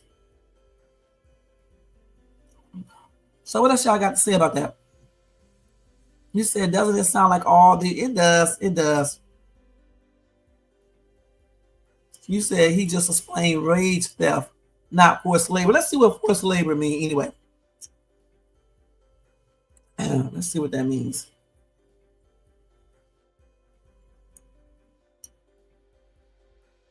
You said wage theft. First, let's define forced labor.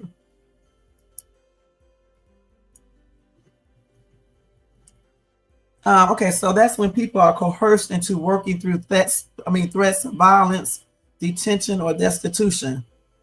That may be forced labor, Tissues, okay? Now look at rage theft.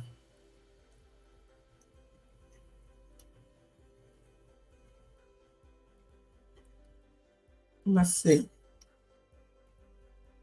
Okay, so that happens when an employer does not pay a worker the wages or benefits they are legally entitled to. withholding overtime, not paying minimum wage, not allowing employees to take legally mandated breaks. I think that's probably more into the forced labor. Yeah, let's study the other one. But I don't know, it could be. Because like I said, I'm not a daggone lawyer. Because it could be not paying for all hours worked. This includes not paying for off the clock work or not paying for time spent on job training. So I don't know for sure. But it sounds like it is forced labor to me, but I'm not sure. But anyway, if he comes back, we'll finish let him explain it, but we're going to move on. Let me go ahead and talk about this other case real quick because it's already, we've been on here for 2 hours and 15 minutes. It's already 12:52 a.m. out here on the West Coast, you guys. All right. So the other thing that I want to talk about is the Miami police shooting this dude through, I think, the car glass. Let me look it up real quick, get it off my phone. Hold on for a minute, y'all. Let me see. Let's see which one it is, because Jermaine sucked me. Here it is right here. I don't know if I can show this on this channel, though. All right. Let me see what's going on here. Because I have to make sure it ain't too violent. Then I may show y'all. Here to go with all this crazy ads. You said it's not bad. Now, hold on. So I'm going to show it to y'all whenever they get through with all these damn ads. We have 50,000 ads on here. Let's see. So let's see if we can see this. Oh no, they're playing music. Hold on. Let me turn this music down. Lincoln. Tonight, we are So here seeing it is. Let's video see. from Baltimore officers' body-worn camera showing that deadly shooting just days ago on York Road. Officers killed a 26-year-old man after they say he fired at them, and tonight we are hearing from his adopted mother now. WJZ investigator Mike Kellgren live at City Police headquarters with that new reaction and also the dramatic images tonight. I'm going to get to that in a minute, Tissues. Hold on. Good evening, Rick. A lot to tell you about. Here's what we know. This was a specialized police unit. The commissioner says they were on patrol in an area that's seen some recent violence, and that's where they encountered Mark Howell. They say he was armed. He took off running. We have that video. A warning to our viewers tonight. It is disturbing to watch.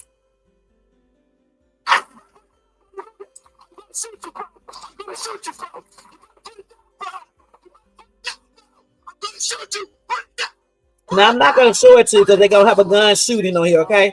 So that's why I turned it around. Police say they fired 24 rounds at Mark Okay. Howell, killing him after he ran from them and fired at a police SUV.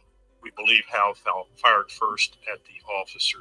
At You Sergeant can't show that on this channel. Jermaine, you let me rub my channel if I smack you in your face. Twice. Police highlighted this frame of what they say is a Polymer 80 ghost gun in Howell's hand with an extended magazine. Here's a picture of that Oh, we same can't show weapon that. recovered from the scene. The video begins with Howell already running. We did not see the interaction beforehand. I don't know what they saw, but they saw something that they wanted to speak to the individual. They may have known him from past encounters. Police released video from 3 officers' body. Oh my God, let me see this. You see an officer ducking in one of them during the chaotic scene.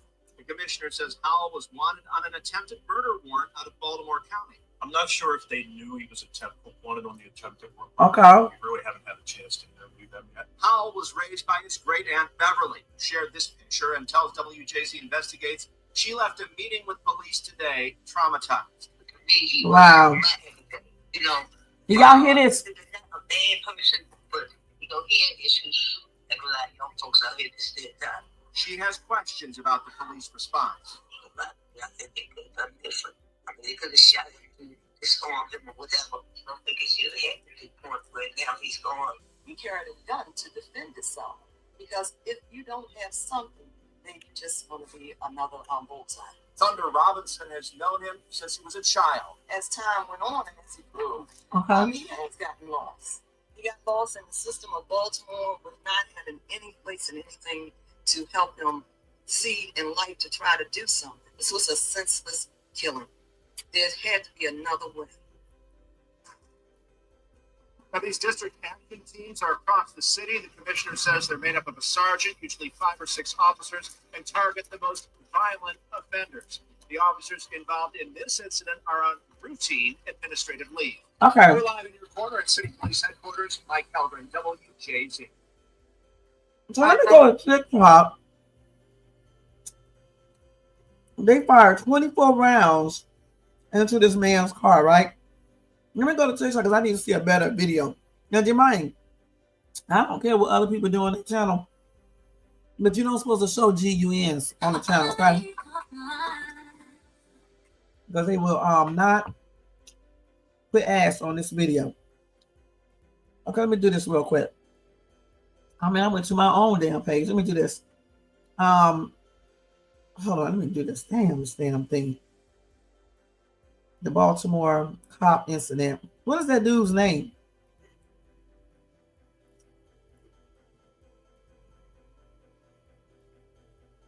Let me put cop shooting thing. Let's see. Let's see if we can pull it up here. Can't type certain things in this damn search thing. Let's see. Is this it right here? I think it's well, let me see. No, it's not the same thing right here. What is that dude's name?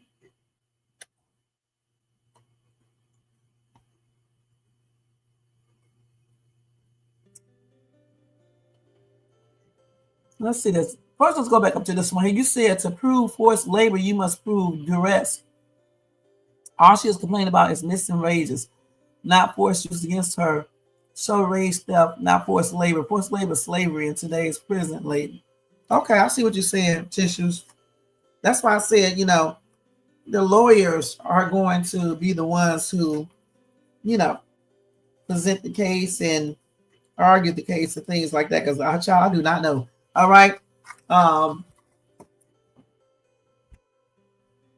Because they know, you know what I'm saying? They know all these legal terms and all this other stuff. All we can do is guess and say what we think. I think Fax was talking about the fact that the dude, I can't remember his name, he was made to stay somewhere. I can't remember because there's a lot of stuff. And that's why he called that forced labor. And if he gets a chance to come back up here and tell you guys anyway. You said that's the wrong video? Hold on. So you said funny how cops are so threatened by black people they have to shoot, but white people somehow get taken in alive with the GUN in hand and after unalive an officer. And I agree on that. Let's see. I mean, I agree regarding that. I need to see this video up close though, because I need to see what happened. Let me see, Jad or John, Mark. How? Let's see this video.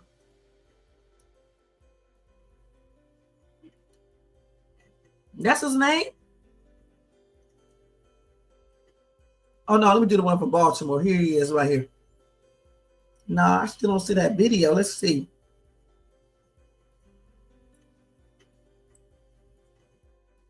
Nope, that's not him. Let's see. I'm trying to find that video so I can see it up closer. Do you have the TikTok video? So you said, so what's the name is back? He said forced labor was proven by the government because individuals were coerced, threatened, or manipulated into working or performing services without consent for Diddy. Is that not correct?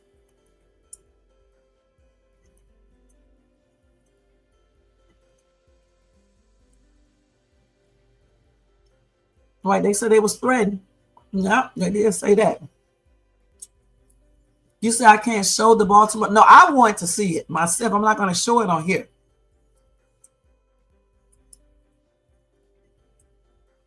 And that 2-minute fist fight with the man and never pulled a GUN or a taser. I seen one two of them on the beach, and the girls was fighting them, kicking them, and all types of stuff. And not one time did they pull out a weapon. They did eventually pull out their tasers, but it took them forever to do it, you know. But with this dude running down the street, I was trying to see where did he have his GUN.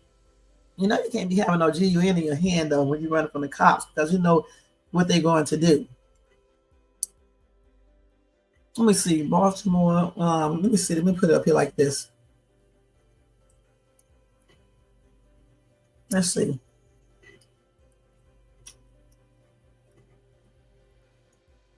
I cannot pull it. It's not coming up. Jermaine, how is the story written? Let me put cop.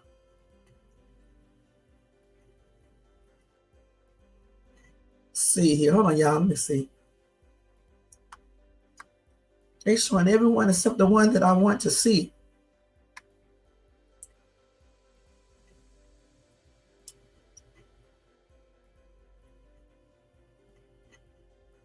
I don't see that story on TikTok. Let's see what you got.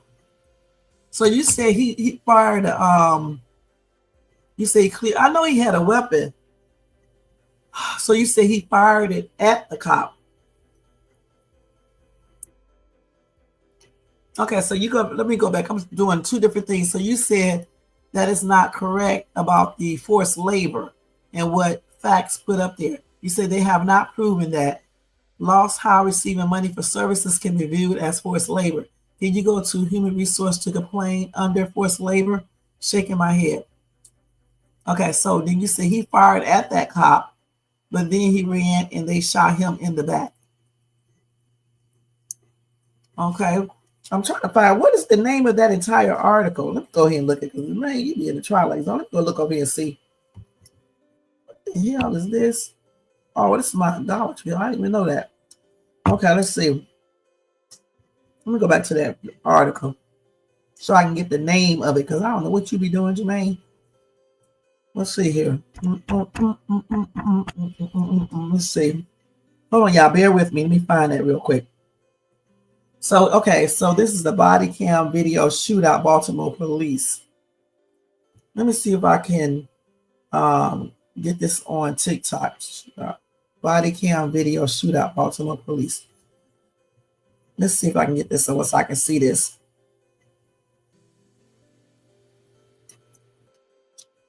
Body cam.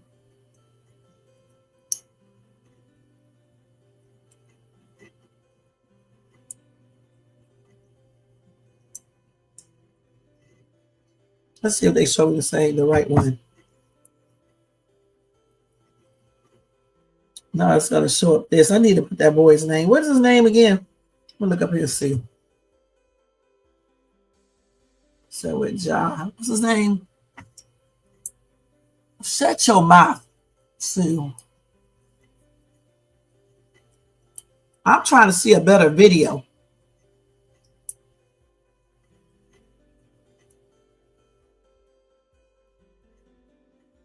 Is this it right here? I think this is it right here, if I'm not mistaken.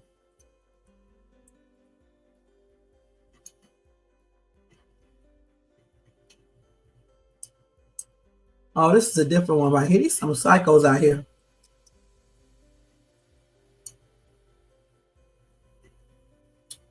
Okay, let me look at yours because I can't find this shit on Instagram. Not on Instagram, on TikTok. Let me look at yours. Dayton looking cute. Okay, let me go over here and look on here. Hold on, y'all. Just hold on for a second because I need to see this video myself without letting y'all see it. Let me see. I know we're getting ready to see some commercials again. That's why I was trying to find it on TikTok, because you avoid the commercials. Now let me look at this real quick. See, I knew it was going to be some commercials on. Hold on, y'all.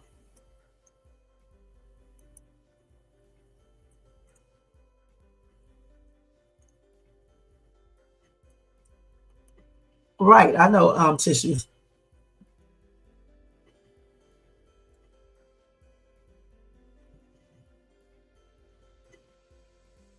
Okay, let's see this real quick. I'm waiting for these 1,000 commercials to go off so I can see these what happened with this dude. Okay, let's see now. I can't show y'all, but I'm gonna look. Wait, I even got the damn sound on. Hold on. Ago on the road, officers killed a 26-year-old man after they say he fired at them. Tonight we are hearing his adopted mother now. WJZ investigator. I want to see the video. Let's see. With that new reaction and also the dramatic. Let's see this. Good evening, Rick. A lot to tell you about. Here's what we know. This was a specialized police unit. The commissioner says they were on patrol in an area that's seen some recent violence, and that's where they encountered Jymar Howell. They say he was armed. He took off running. We have that video. A warning to our viewers tonight. It is. Let me see this video real quick. So I see him running.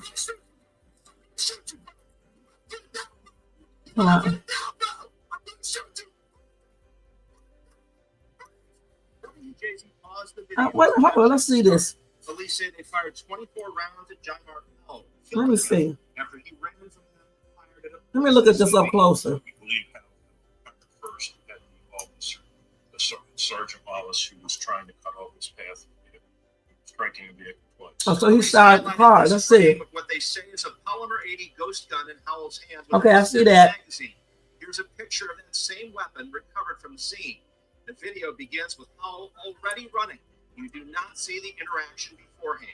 I don't know what they saw, but they saw something that they wanted to speak to the individual. They may have known him from past encounter. Police released video from 3 officers' body cameras. You see an officer ducking in one of But why did they have to shoot so many times? The commissioner says Howell was wanted on an attempted murder warrant out of Baltimore County. I'm not sure if they knew he was a technical. But why did they have to shoot so many times though?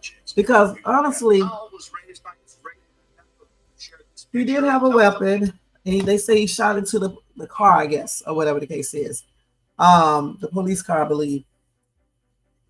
Okay, and so he did, start shooting back at them or whatever the case is. Shot at the car, if I understood that correctly. But why did they have to shoot so many times? 25 times?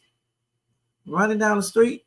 If they would have shot him 1 or 2 times, I think he would have went down. I mean, it's just a lot of shooting going on here. 25 times, and the dude was running, and he did shoot back, like I said, I think they said into the police car. So, okay, so when he shot at the police car, the police started shooting. I'm still saying 25 is a lot of times. It's a lot. That's why I'm trying to find this on, let me look this up on what's the name. On TikTok, I'm going to look on what's the name to look at it. J. Mark Howe. Hold on, let me look it up on here first. J. Mark Howe. Let me look this up real quick, y'all. J. Mark Howe. Hold on.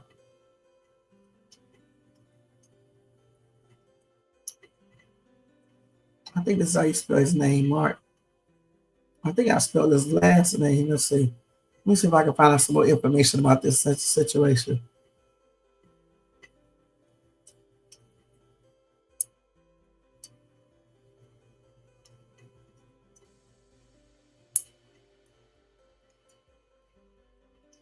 Let me see. J. Mark Howe.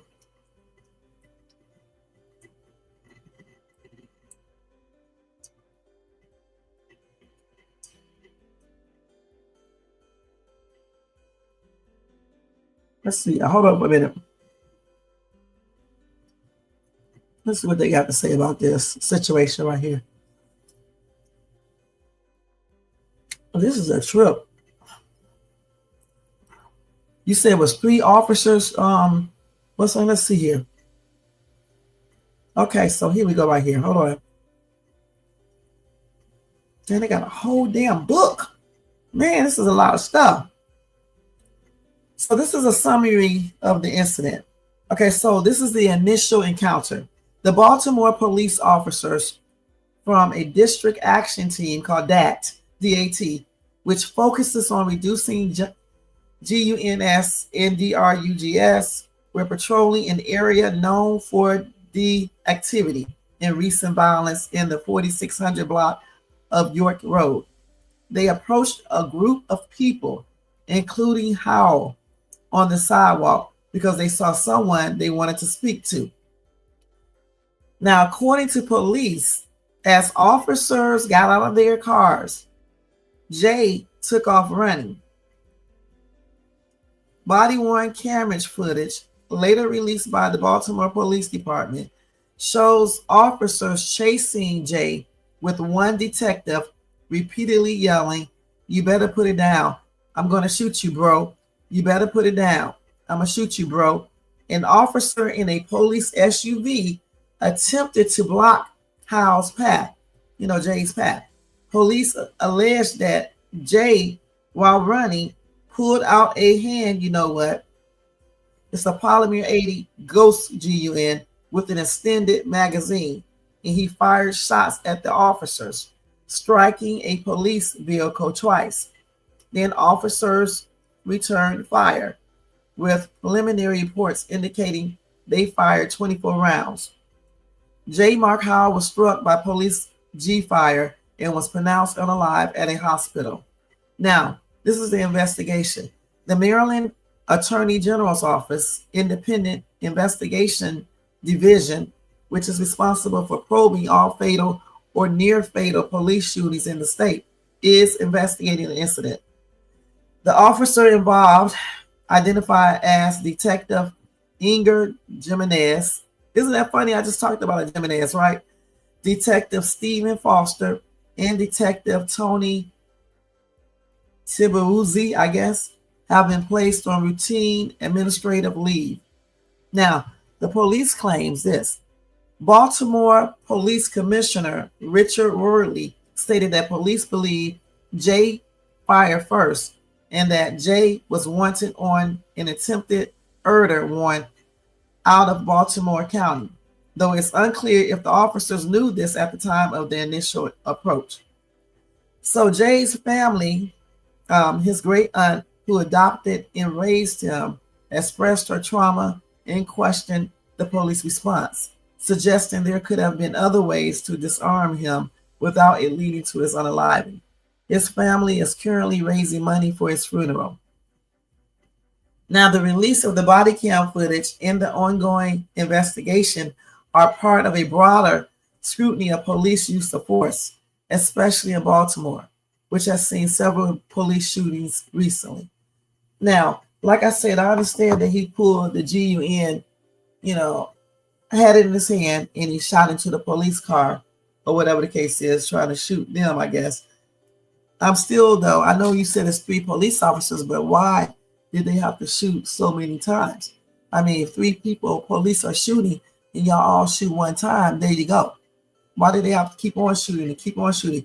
After the 3 started shooting him, I'm pretty sure he would have been down.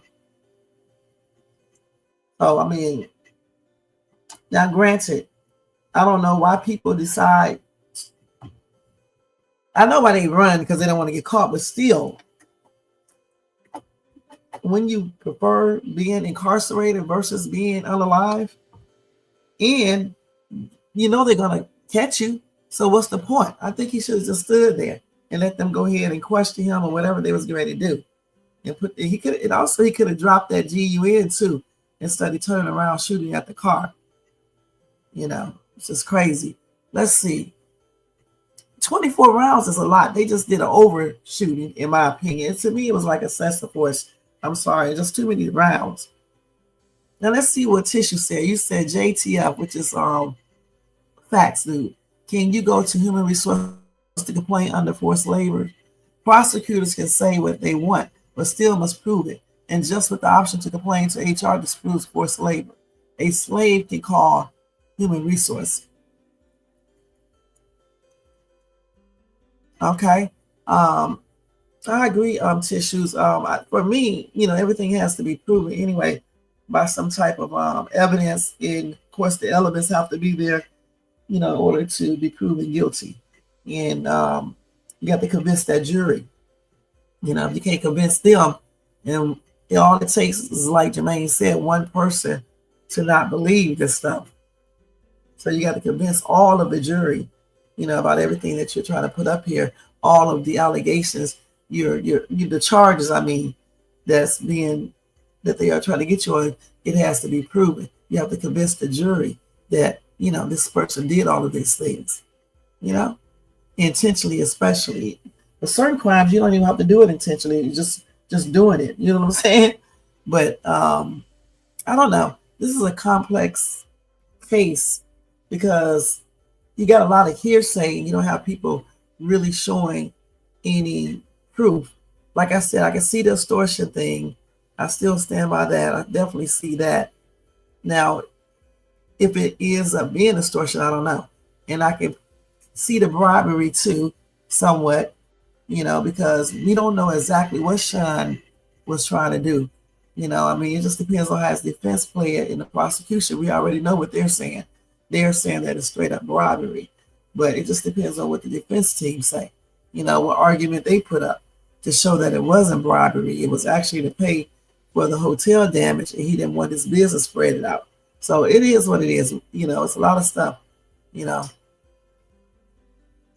You say, okay, now getting back to this over here, you said 24 rounds is a lot, but he put himself in that situation. Yeah, true. But the thing is, that doesn't, give police the right to do excessive force. Because why would you have to shoot this dude 24 times? You know what I'm saying? Why would you have to do that? You could have just all three people shot one time apiece. You're going to bring them down. So what's up with this, excessive use of force? You said black people put a cape on for the wrong people. Carmelo Anthony deserves our support, but that kid had terrible charges on him. So they shouldn't have shot that many times, but not as concerned as K.A. case. Right. And I agree. Now, like with the dude who just got unalive, he was warranted. He had a warrant out for murder, right? Okay, so he probably ran because he knew that, right? He was trying to get away and then shoot at the police car right there. He messed up when he started shooting. I'm just be perfectly honest. When he had the GUN showing, started dropping it and started shooting, I do think that was excessive, all that shooting. Because once they shot him, 3 police officers shooting right then and there, he's going to be knocked out. He's out. They had a clear shot. He's going to be out. So why would you need to keep on shooting and keep on shooting? That's crazy. And then you have to ask yourself if they would have done this, if they would have shot that many times, if it was somebody else. You know what I'm saying? You have to ask yourself this. Yeah, I do think it was excessive. But at the same time, like I said before, he should have dropped that GUN when he started running. I don't even understand why people be running. But the thing is, I know they run because they don't want to go back to jail. But the thing is, if you're running with a GUN, they're going to automatically assume that you're trying to use it. So you shouldn't be running with that. He should have threw that thing down, and then if you wanted to take off running. But I don't even think he should have ran in the first place. Point blank. If you are brave enough to do certain crimes, you should be brave enough to take whatever comes with it. Point blank. When you get caught, you should just stand there. What's the point? He would still be alive right now. If he would have just stood there and took the punishment and things like that versus running and stuff. But I do still believe they shot, a lot of times, too many times. You don't have to shoot a person 24 times to make them be,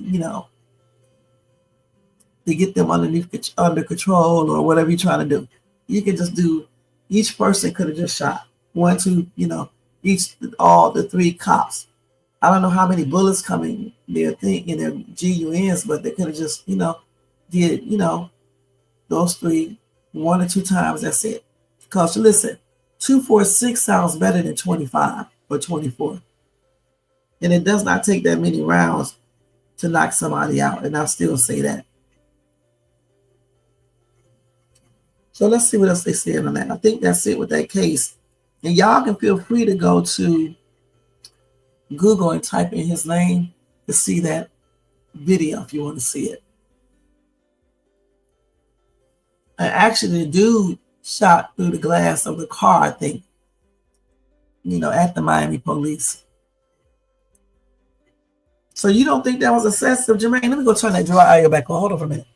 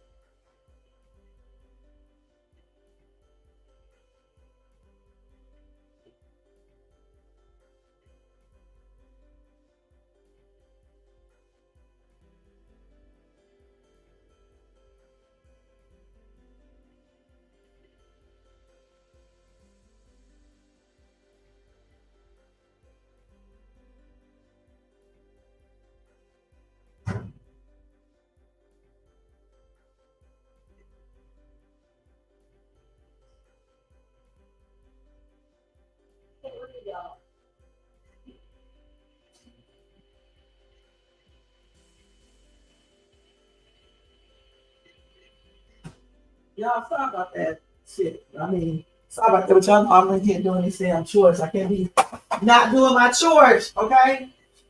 Hold up for 1 second. Let me just fold these pants because I want my pants getting all wrinkled. I don't give a crap about these towels, but I do not want my pants to get wrinkled. I don't like wrinkled clothing. And I don't like the iron. So, okay, I'm back now. So, yeah, like I said, I think that is excessive usage of a weapon. Those 24 times, that's a lot. So that's what people are probably talking about. As far as him being unalive, I mean, like I said, you can't be pulling out weapons and shooting because you know they're going to shoot back. But I still think that it was excessive, power that they use. Okay, let's put it like that. All that shooting and stuff like that. It was just a lot going on right there. So they are investigating it. I honestly don't see anything happening to the police officers because the dude did have a GU and he did shoot into the police car trying to hit the police officers or whatever the case is. So, I don't know what they would possibly do other than, like I just said, nothing really. You know what I'm saying? And it is what it is. But again, let me stress this. If you're out here, engaging in crimes and stuff, and you're brave enough to engage in these crimes, again, why do you run? I mean, when you prefer being incarcerated versus being unalive, I don't understand the point of running. I really don't. When you know that eventually they are going to find you. Okay? That's crazy. Let's see. Jermaine, you follow football. Travis Hunter married that girl with no prenup. I'm taking best for the over under on 2 years. There probably is. Okay, I don't know why they don't get prenups. I just don't. It's crazy. You say you think the cops are right. I mean, of course, because listen, even cops are not going to be letting people just shoot at them, okay? They trying to go home. Let's keep it real. They are human too. They don't want to be unalive, all right? All I'm saying is that I think they just shot a lot of times. That's it. But I do think they have the right to defend themselves as well. I mean, ain't nobody going to sit up there and let nobody shoot at them. That's why I said I wish the dude would have just dropped the GUN, period. But if he's a murderer, he probably wasn't going to drop it. You know what I'm saying? I just hate to say that, but it's just the truth. And again, these people be committing all these crimes and doing the most, but when it's time to get caught, they run, they do the most, trying to avoid going to prison. And the thing about it is that this should have been thought about before you even engage in any crimes. You should be thinking about the slight possibility of going to jail or prison. Okay? So I don't understand all that running once, when you get caught, because you already know that's one of the cons of doing crime, that you may get caught one day, point blank. And you certainly don't need to be shooting because they're going to be shooting. A lot of them shoot before, even if you don't have anything. So that's why I don't be into all that running and stuff. Just go ahead and get arrested and, take what comes with, the lifestyle you chose, point blank.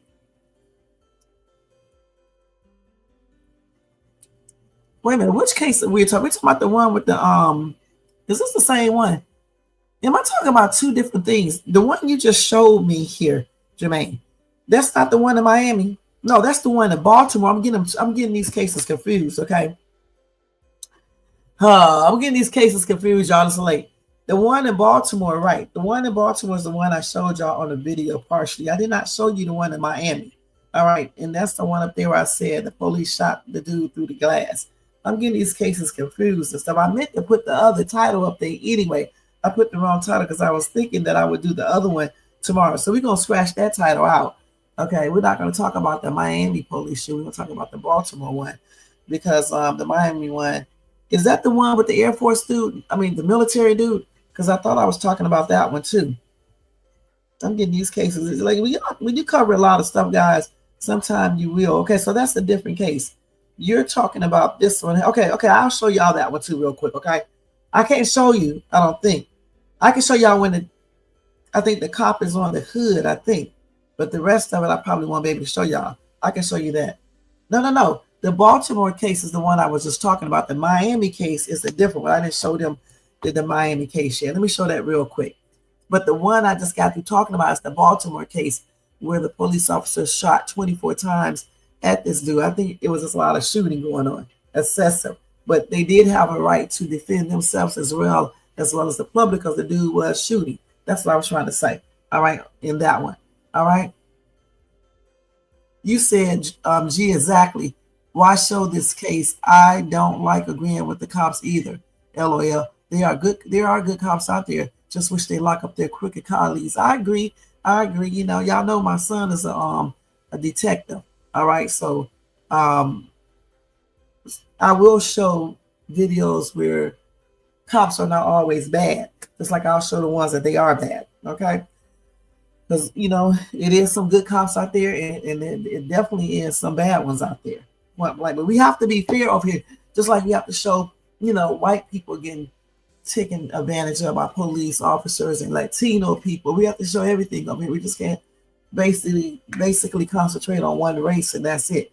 Because I have seen police do things to old white people who are on DRUGS, all types of stuff. And I see one video where the police officer punched the old white dude just because he didn't move. So over here, we'll cover all of that. You know what I'm saying? I mean, I'm going to cover more black stories, but at the same time, I'm still going to cover, you know, police actions with white people, Latino, Asian, or whatever. Okay, we're just going to cover everybody. So let me tell you about this other one because I just mixed it up a few minutes ago. So this one right here is the one with the Miami police officer clinging to the car hood for dear life before shooting the driver. That's the one who shot through the window, I believe. Okay, I was getting them two mixed up. Let's see what this looks like. And Jermaine, I didn't know what you was talking about, hun, okay, because it's getting late, man. I'm like, what's Jermaine talking about? Because you remember, I didn't look at this other video. So they said, hold on. They have commercials. Wait, it went off. Hold on. Let me turn this volume down real quick. So they said a Miami police officer was captured firing multiple rounds through the windshield of a car as he clung to his hood for dear life after the driver allegedly hit him and then accelerated forward. The officer wearing a reflective yellow vest is seen holding onto the hood of a black BMW as he presses his service pistol against the windshield and is heard firing at least 3 shots into the car. All right. Hold on, let me close this out. So they said panic from bystanders on the busy downtown Miami street can be heard as the car tries to turn left but rolls to the stop, allowing the cop to jump off to safety and the driver's side door to swing open. So we're going to see this in 1 minute. And then the driver jumps out the BMW in a bloodstained white shirt, but stops a few feet away before he's ordered by the officer who shot him to get on the ground in the middle of the street. He complies and first lies down on his back before being told to roll over by another officer who rushes into the frame and puts him in handcuffs as the video ends.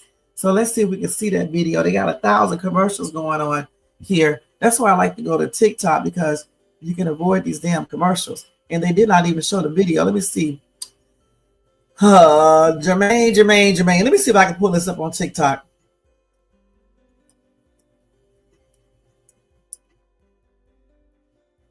Let me just put it right here. Okay, let's copy this and go to TikTok.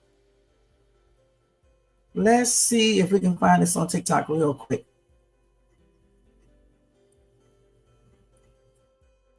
Yeah, this is not the other story that I'm going to tell you guys about tomorrow. It's going to be a longer case, so I'll tell y'all about that tomorrow. Okay, let's see here. Is this it right here?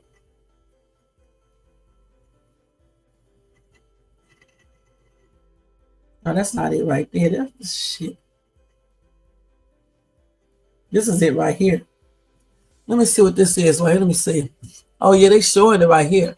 Let me look at it first before I show it to y'all because I can't be showing y'all no wild video. Officer on the hood of a moving BMW. Okay, so okay, I can show y'all this because they got it blanked out. Comes to a stop. The driver runs out, and seconds later, he puts his hands up. The second video appears to show the driver dropping to the floor, and he's placed in handcuffs by another officer. The cell phone video recorded by an unknown source does not show what led to this incident. So let me show y'all. I can show y'all this They will one look at all because videos, it's clicked out. including the officer's body cam, as part of the investigation. The driver's mother and sister. Oh wait a minute, hold up. Shared with filmmaker Billy Corbin and uploaded to his Instagram page shows a Miami police officer on the hood of a moving BMW firing 3 shots into the car. The car comes to a stop. The driver runs out, and seconds later, he puts his hands up. The second video appears to show the driver dropping to the floor, and he's placed in handcuffs by another officer. The cell phone video recorded by an unknown source does not show what led to this incident. Miami police said Sunday they will look at all video, including the officer's body cam, as part of the investigation. The driver's mother and sister identified him as 21-year-old Menelik Clark. Miami police say the officer was directing traffic on Biscayne Boulevard and 2nd Street when Clark struck him with his car. Clark's sister was inside the BMW at the time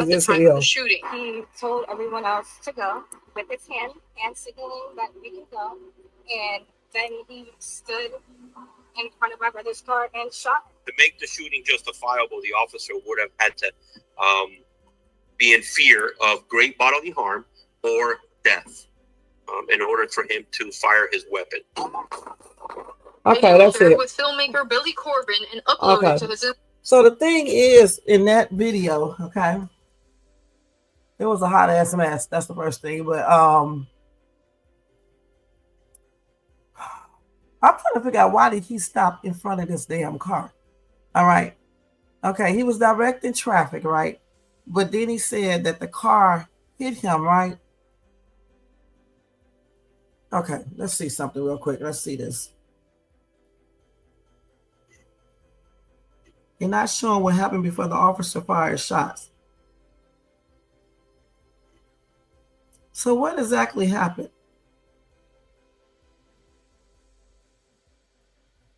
I thought they said that he hit the person hit him with the car. Let's see.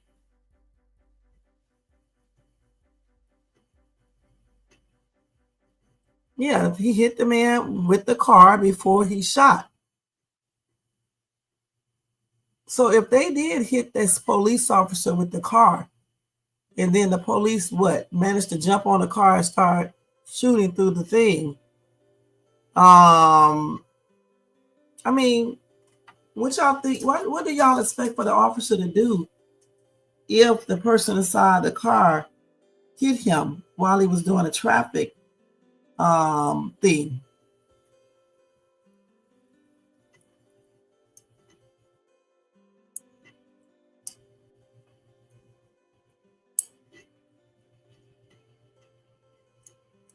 Yeah, they use the car as like a little weapon, but then again, we need to know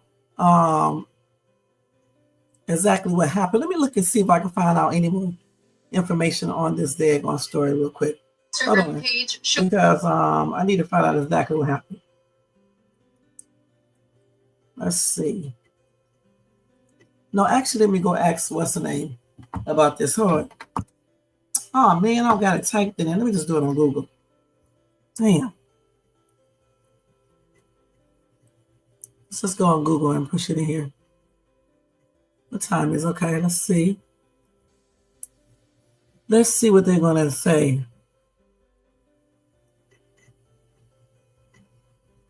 Let's see. Let's see what they're saying right here. Let me see.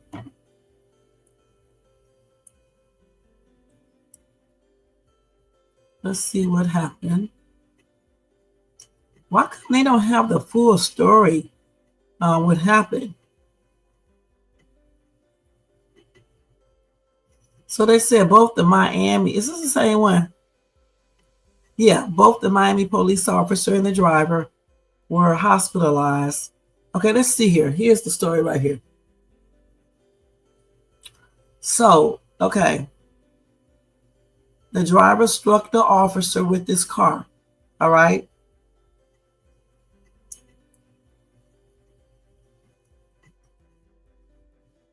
And then that's when I guess the officer jumped up on top of the car and started to fire his gun. He fired 3 shots into the car before the car comes to a stop.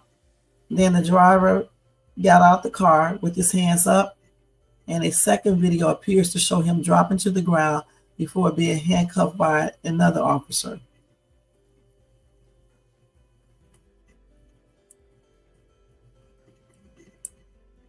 So he got injured when he got hit with the car, the cop did. And then he jumped up on that hood, right? And then he started shooting into the car, and the driver of the car obviously got hit as well, okay? And they don't know about either one of their injuries.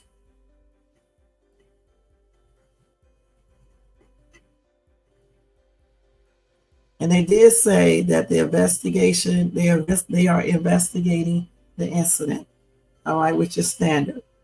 All right, let's see if I can find anything else. What did y'all say?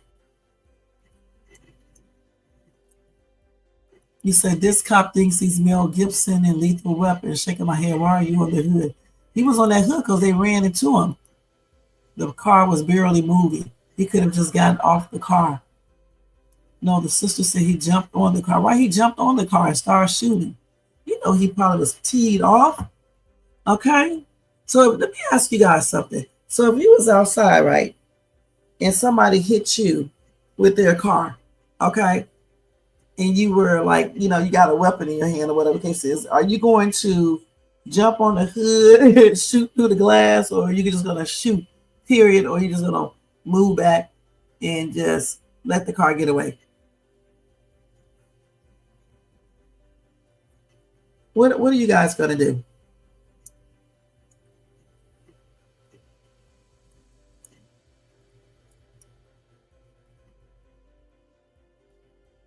I wish that we had a little bit more information on this.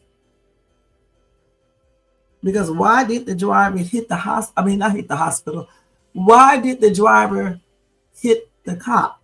That's what I want to know. Yeah, he jumped on that car because he was pissed. He probably jumped on it. When the dude hit him with the car, he probably jumped on the car so he won't get knocked down and get unalive. That's why he jumped on the car, I'm thinking. All right. So when he jumped on the car and they did not stop the car, that's probably another reason why he went in there and got his gun out and started shooting.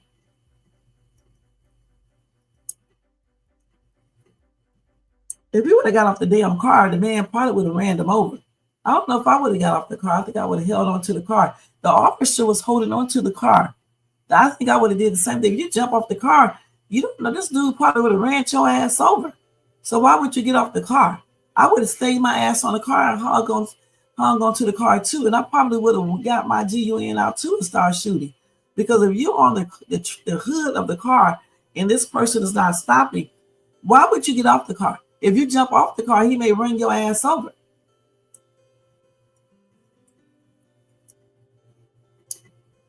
Slide back off the car and do what? Because if he slide off the car, then the guy in the car would just run him straight over.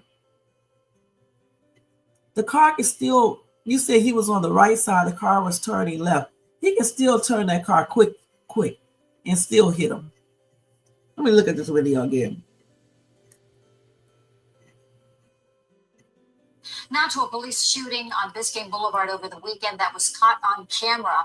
Miami police says one of their officers shot at a driver after the car hit the officer. NBC6 reporter Laura Rodriguez spoke to a retired police captain about what happened. And we do want to warn you that the video may be disturbing to watch. I'm not going to show y'all again, but I'm going to look at it myself. Well, this retired police captain tells me we don't have the full picture here with this video, so he cannot say for sure if this shooting was justified or not. The video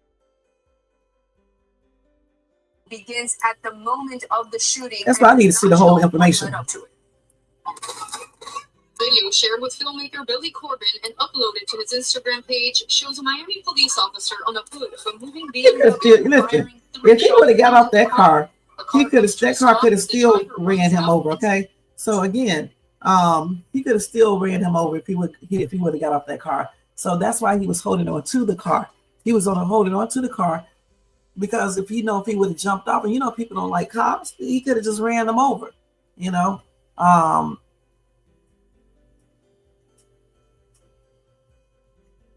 you said car was turning left where he was at, just slide off. At that speed, he wouldn't stumble off either, unless super unathletic and he seems fit. That's what if he wasn't unalive, okay? He was not unalive. He didn't shoot the driver until the driver hit him with his car. If he was standing out there going side, I mean, if he was standing there directing traffic, because I think that's what they said at first, all right? And this car ran into hit the officer, you know, getting down well, you would have went in your pocket or your waist and you would have took your GUN out. If you would have had time to jump on that car, you would have, so he wouldn't run you over and you would have shot that dude in that car, point blank. And I know y'all would have, you know, because I know I probably would have, you know, a car coming straight at you. So he jumped on the car so he wouldn't get hit like that. All right. And you know, good and damn well he wasn't going to jump back off of it. He's going to stay back on the car. No, you would have. Okay, you're a damn lie, Jermaine. Please. It's so easy to say what you wouldn't do when you're not in that situation until you get in that situation and it changes. All right. You know, good and damn well if somebody hits you with their car and you got a GUN on you, you may not jump on that car, but you're going to shoot their ass with that in that window. And I know you will. You was up here talking about what you would do if somebody do certain silly things. You know what I'm saying? So I know good and damn well you would have shot through that window, especially if you, even if you weren't a cop. Let's keep it real. Somebody just intentionally hit you with their car. If he jumped on the car, will your opinion change? I don't like the video started so late. My opinion changes if he hit or jump. Listen, the man hit the cop with the car. That's what they said. No, that's what they said, that he hit the cop. So I'm just going by what they said. Of course, we don't know 100% true if it's true or not, but we will see if they come out with the actual entire video, because the cop does have on it. I guess he had on the body camera, and the body camera should show exactly what happened. Why did he? That man ain't just jumped on no damn car just to jump on no car. It's crazy. And that's why she didn't tell the whole story. Listen. Why didn't she tell the entire story? Why didn't she say exactly what happened from the beginning to the end? You know, good and damn well that cop did not just jump on no car. Why would he just jump on the damn car all of a sudden? That's stupid. Y'all know good and damn well that cop did not just jump on that car. She did not tell the whole story. I just listened to her. She just told some of it. She didn't say, well, how did it start? Let me listen to this video again, because I know you tripping. Listen to this whole story again. We got to go through this horror of these ass again.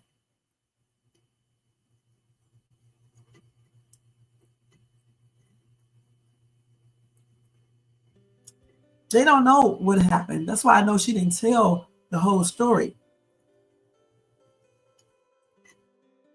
Hold on, let me let the damn video come up. You're going to watch it here because these people are nuts. This cop was holding on to the damn car.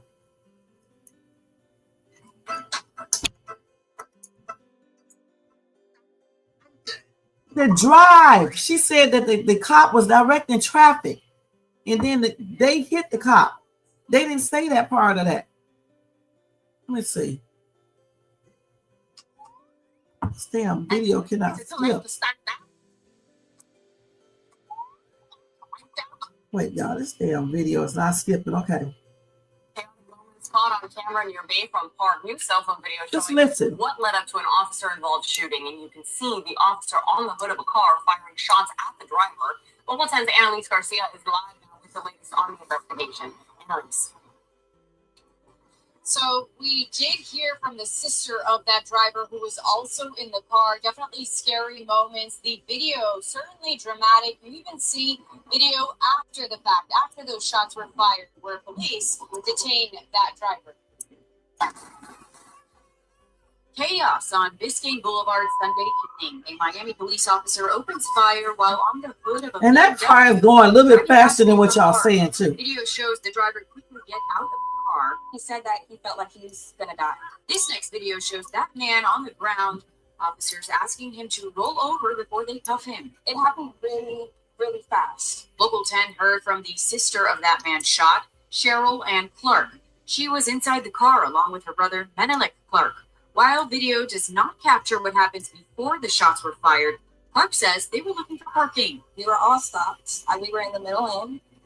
He told everyone else to go with his hand signaling. He was directing traffic. And then he stood in front of my brother's car and shot him.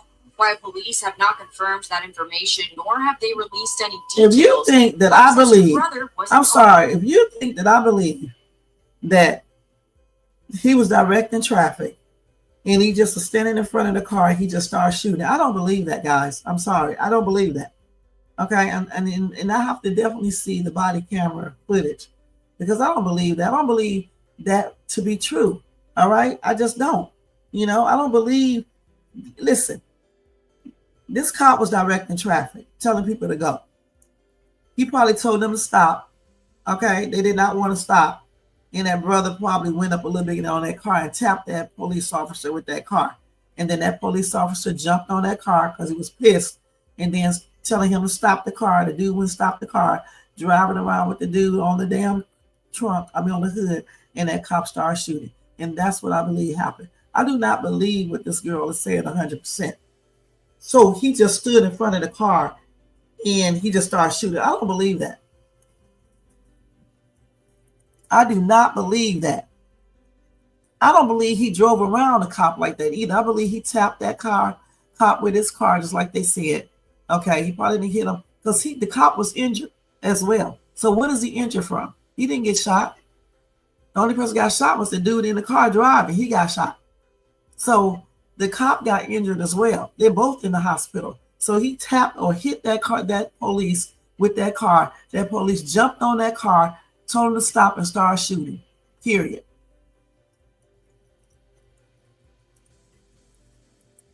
I know cops well too, Tissues. I got a couple cops in my family, and I'm not just saying that because of that reason. All right. I'm just telling you what I think. I don't believe no cop was just standing in front of this car, not this cop, and he just took out a GU and jumped on their trunk. I don't believe that. I don't believe that. And neither does anybody else. That's weird. Let me tell you something. If the cop is standing in front of your car, or standing in the street, because that's what it sounds like he was doing, in the parking area, telling people where to park at. Okay, he's telling you to go or stop or whatever. You follow those commands. Okay, you don't slightly tap the car, the cop with your car, hit the cop with your car. And even if you did, if the cop tell you to get out the car, you stop your car and get the hell out the car. All right, you don't keep on going and the cop all on your trunk, your hood and shit, and you driving around. Y'all say he was going slow. That is not that slow. Okay, that person had to be going at least 5 miles per hour. You can still get seriously hurt at that speed. I don't know. Shit. He looked tripped out when he got out the car. Did y'all look at him? It would not. It would not. The thing is, y'all need to stop making up excuses for every time a black person get in a situation. I hate to say that without seeing the actual video. All right? Y'all need to stop doing that. Because every time, a cop situation happens, it doesn't mean that this cop did this shit on purpose or, just did it exactly the way this person is saying it. I just don't believe that.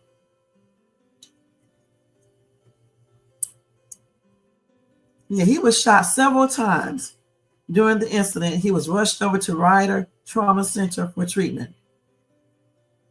And the officer had minor injuries, so he was released. So when he hit him with the car, he must have tapped him somewhere, not tap him like a little tap. It must have been a little bit harder than a little tap.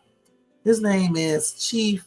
Oh no, that's Chief Armando Aguilar, who told the local 10 News that the driver identified as 21-year-old Menelik Clark. Okay, but anyway, like I just said, I don't believe it was like a little tap, like pop like that. It was probably a little bit harder because he got a little injuries. But the thing about it doesn't matter about the injuries. The thing about it, when he was directing the traffic or directing him to tell him how to park or whatever he was doing, you don't touch the car with your car. I mean, you don't touch the cop with your car. You don't do any of these things, go around them or whatever the heck happened. You just stop and do what they tell you to do. And if you do hit him with your car by mistake or whatever you call yourself doing, then you should still stop. The man jumped on the damn car for a reason. All right, he didn't just jump on the car because they clearly just didn't stop and then start shooting in the car. But anyway, we still need to look at the whole body camera footage. They say they don't know what happened. We do know there was a physical contact between the officer and the car. They know that because of his injuries. Are y'all crazy?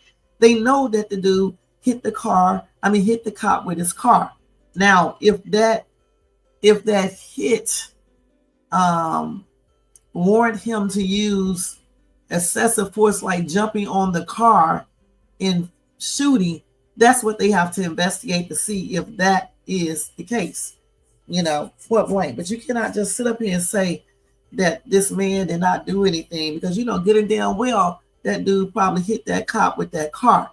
Now, how hard, we don't know. That's what they need to investigate. And if that warrant, if that gave the officer enough reason to jump on the hood and start shooting, okay, so they have to, investigate all of that.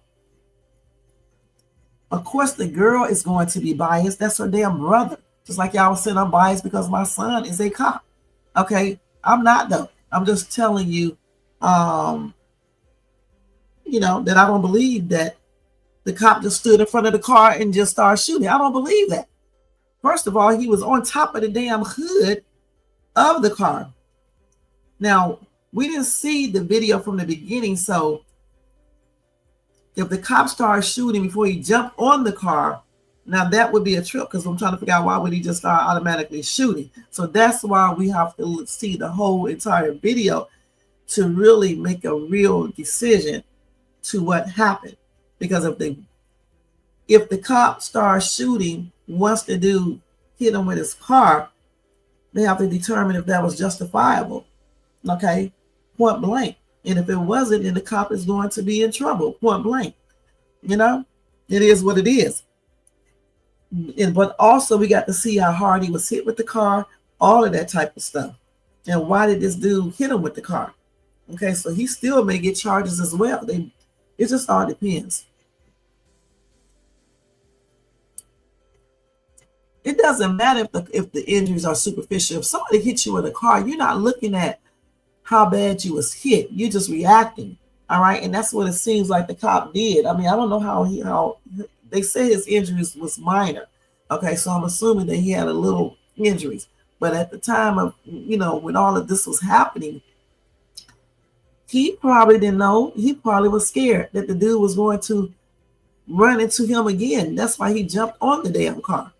Because he probably thought the dude was going to hit him again, and no, they weren't going fast like that, but you can still unalive somebody in a car, even if you're not going fast like that. I do, and it doesn't matter if you believe that or not. You stand your ass out there, some brothers will run your ass over. Yeah, I believe that a brother would run over a cop. I really do.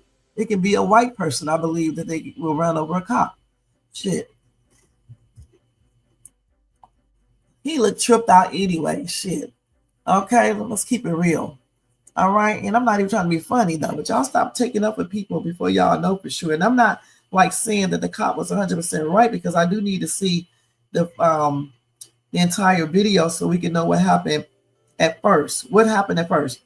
Did the cop get mad because they didn't follow instructions and he took out his GUN and just started shooting? Or, the dude hit him first and then the cop got mad and took out his GUN and jumped on top of the car and then started shooting. We need to find that out. Or if the cop got hit and then just immediately took out his gun and started shooting, then jumped on the car and continued to shoot. That's what we need to find out, because we don't know this. All we saw is the part where he was on the car and the dude was going around. He was driving somewhat, like trying to look like he was trying to get him off his car. I don't know for sure. And the police officer was holding on and shooting at the same time. So I don't know. The thing about all of this could have been avoided if rules was just followed. And that's one thing you guys have a problem seeing. It's just like with the Carmelo Anthony's case. Everybody got all these excuses and everything else, but nobody says this. Okay, Carmelo Anthony and Austin Metcalf. Austin should have went and told the coach, point blank. There's no ifs and ands about it. Okay, when Carmelo was approached by him and his brother, if Carmelo objected to leaving, that's when Austin or his brother or both of them should have went over there and told the coaches. Okay, point blank. Okay, then none of that would have happened. And then at the same time, Carmelo could have also went over there and asked the coach, can he stay underneath the tent? Once Austin said, you don't belong here. He could have just got up and went over there and asked the coaches himself. And no, nobody wanted to do that. And that's why you got one young man unalive and the other one possibly going to prison for up to life. Okay, y'all got to learn that sometimes you have to follow directions. Also, you have to learn how to de-escalate stuff, because all it does is make stuff worse when you don't do that. And we all are guilty of it, including myself. But we have to remember to follow directions and to leave people alone when they ask you to, and to learn how to de-escalate stuff, period. If this dude, I don't know exactly what happened with this cop situation, but if the cop was directing people out of the park or whatever, he said stop or go, just do that. You don't be trying to hit him and stuff like that, because clearly he's going to think you're trying to unalive him, period. Because people have different views of things, okay? It does. Listen, Jermaine, don't start trolling if I block your ass, okay? For real, for real. All right? Now you said, can we talk about this? I always wonder how people can watch the same thing I do, but view it completely different. No shade. I just want to figure out two different perspectives for same video. Easy, because I'm looking at it in a way that I'm making it fair for everyone. You guys are looking at it in a way, you know, when it comes to race. Okay, I'm not looking at it that way. I'm looking at it just like this. If the cop was directing traffic or telling them where to park like they do in parking lots, I don't know exactly what happened in between that time, but if the cop was directing it and they did not follow directions, either the cop got mad from that, or either they said that the cop was hit with the car. Okay, and I'm just trying to figure out if he was hit by the car, how was he hit and why was he hit? And then if he was hit, that could explain why he took out his weapon. Because if you are a cop and you're directing the traffic and then you got somebody in their car disobeying or whatever they're doing, they just hit you with their car. What the hell would you do? All right, you're going to go in there and get your dang on weapon, and I know you are. You may not jump on the car, but you're going to take your weapon out, point blank, and tell them to stop the car and get your ass out the car. And that's it. That's what you're going to do. So I'm thinking that something similar happened, and maybe they were acting like they were going to run him over, and so he jumped on that car. But what I'm trying to really figure out if he actually started shooting before he got on the car, because he could have started shooting before he could have took out his gun then and started shooting and then jumped on the car and continued to shoot. And that's where the problem comes in at, because then they're going to be looking at if he used excessive force. It just all depends, because we got to wonder if he did get hit with a car, the cop could have been thinking that, you know, this person's going to unalive me. So then he would be fearful for his life. So therefore, then he can use whatever force he needs to use to stop that person from doing whatever they're doing, point blank, just like with a person, a regular person. So that's what I'm looking at. First of all, those are two different situations. Now, you know, I covered both of those cases, but you know, those are two different situations. With Case and Allison's case, we already know for sure that it was 5 boys in that restroom. Okay. Kaysen was in there and his friend, I forgot to do his name. Those 2 was just in there. Okay. You got 5-2. All right. Kaysen tried to leave. They would not let him leave. Don't forget that. He tried to leave. It's a known point that he tried to leave and they would not let him. Kaysen did not hit nobody first either. The other dude, Joe, took the first hit. Okay. And then his friend, Kaysen's friend, tried to jump in, and the other boys started going at Kaysen's friend. And Kaysen took out his knife and started, you know, they got cornered in a little area or something. And that's when Case and Allison took out his knife and started stabbing Joe. All right. So that's how that happened. It's 2 total different situations. It's the only way they are similar is because both of these kids are kids, 17 years or at least at the time, and they, on school property on school property, and both involve knives. But it's a little different situation because with Anthony, we don't know exactly what happened for sure. Okay, we're just going by what witnesses say and what we think and things like that. We don't know. We don't know it at all. But with Case and Allison case, we do know, okay, we know what happened, but we don't know what happened with Carmelo Anthony for sure. And what's his name? Austin Metcalf. We don't know. We won't know that until we see the videos. So I can't say, that he will get the same, sentence, because we haven't seen everything that we need to see. Now, if those two boys rode up on Anthony and start coming over there fighting him and things like that and putting his life in jeopardy and making him fear for his life, then he would have every right to use whatever self-defense he seems necessary to get out that situation to keep himself safe. But we don't know exactly what happened. We're just going by hearsay.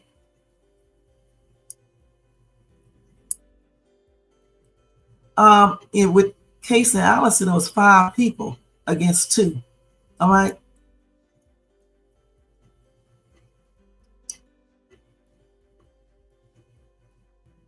Kaysen did get hit.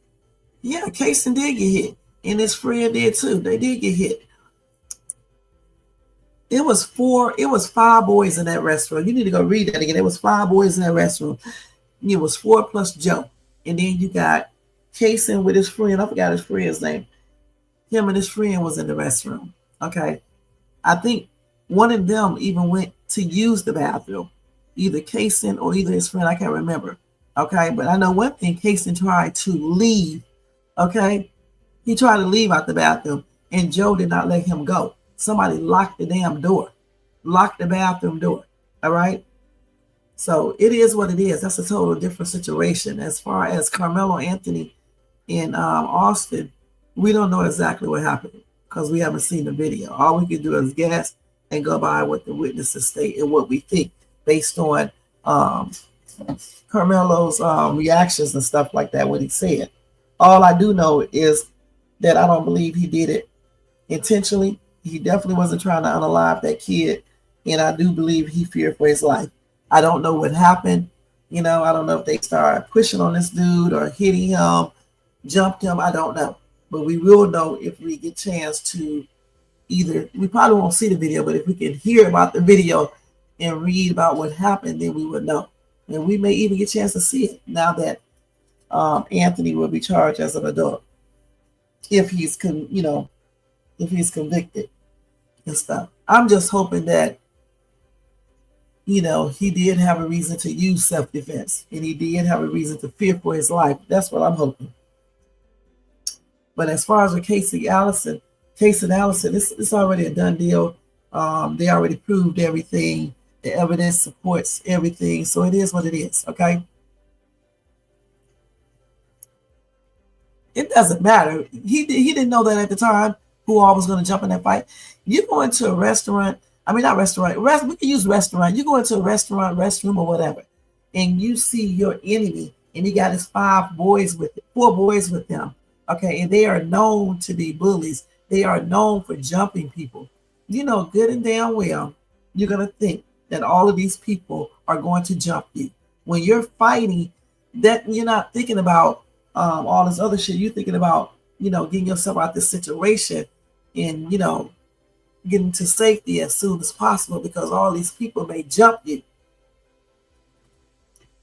And so that's what they looked at, the jury. They looked at all of that stuff. And that's why he got charged with negligent homicide, if I'm not mistaken, and stuff. Because the thing is that they didn't know, but at least we think they didn't know, that Joe and his boys was going to be in the restroom. They were going to fight, but they were supposed to fight at a secret location outside of school grounds because it was almost graduation time and nobody wanted to threaten, their graduation stuff going on. So they was going to fight somewhere else in a parking lot or somewhere like that. And just unfortunately, they all was in the same restroom at the same time. Joe and his boys were already there. And then Casey and his friend walked in there to go to the bathroom. And they were not trying to fight either. Because like I said, Casey Allison and his friend was trying to leave. And Joe would not let them leave. And then somebody locked that door. And then, Joe is the first person who started the fight. You know what I'm saying? And of course, Casey is going to, defend himself, point blank. And the other boys start, because Casey's friend tried to help out. So the other boys grabbed him. Even Joe's ex-girlfriend's friend or something like that, she tried to stop them from fighting. And they wouldn't listen to her. They told her, let them go ahead and fight it out. That's crazy. So somebody tried to stop the fight. They tried to de-escalate it, but they stopped that girl. But Joe and his friends wanted to fight. That's totally different. When Carmelo Anthony went to that field, he didn't go there looking for a fight. He went there for whatever reason, because he wanted to, damn it.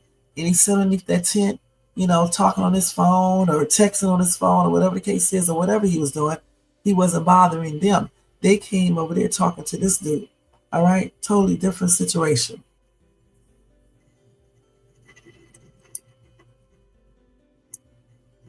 Yeah, he will be charged as an adult, but, he will be 18, but when he committed the crime, he was only 17. So, obviously, if the table was turned, I'm pretty sure the other kid would still be charged as a juvenile.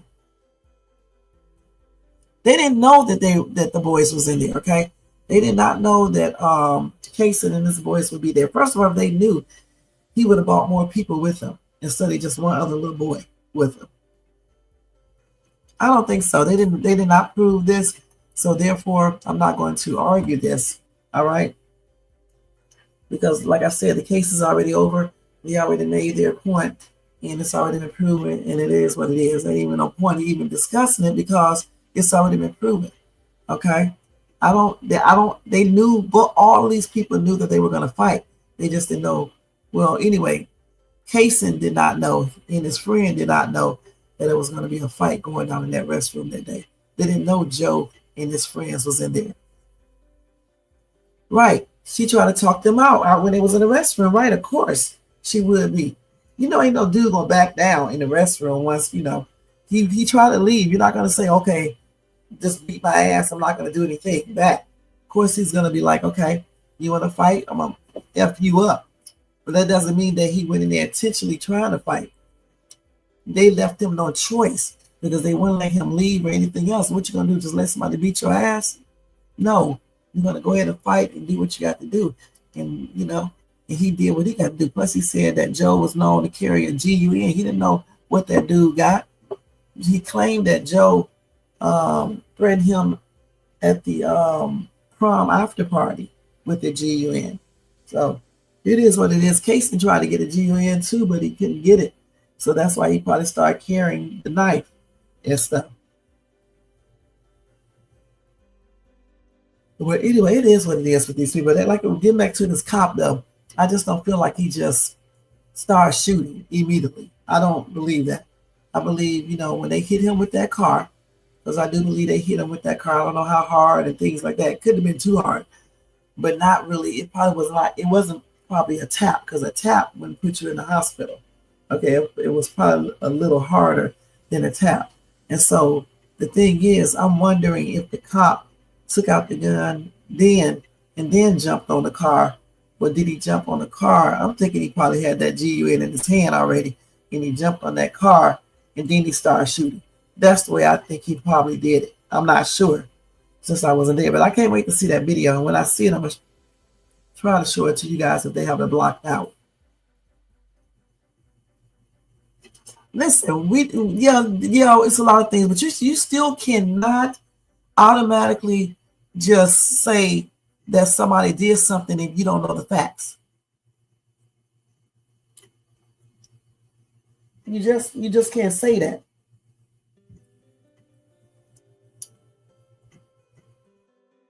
I mean, we know a lot of things are about race, but you still have to look at all of the facts and stuff like that.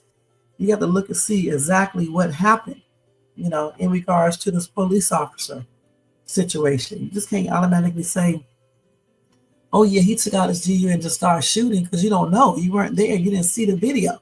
Okay, just like we can't just automatically say, oh, he was just hit, and we just know, he was hit. Well, we do know he was hit because they said they believe he was hit, but we don't know, how hard. We don't know when exactly he took out his weapon. Did he take out his weapon right then and there and start shooting, or did he take out his weapon telling them to stop, and they did not stop, and they was about to hit him again, and then he jumped on the car? We just don't know how all of that happened. And once we see the entire video, that's what we know. Because you would think that that police officer had on a body camera. I don't know if he did because he was directing traffic or something, or doing a parking lot detail. So I don't know if he had a camera on, but I'm pretty sure when he was directing traffic or in the parking lot, I'm pretty sure they should have a camera out there so they can get everything on video. You would think they did. Anyway, I don't know if they had one, but you would think that's what they would have out there. And certainly he seemed like he would have on a body camera. I don't know if he did or not, though. But it is what it is. When we get the full video footage, I'll let you guys see so we can know. Because until then, we just don't know exactly what transpired with this situation right here and stuff. It is really just unfair to really even say for sure. Because we don't know. Shit. We just don't know.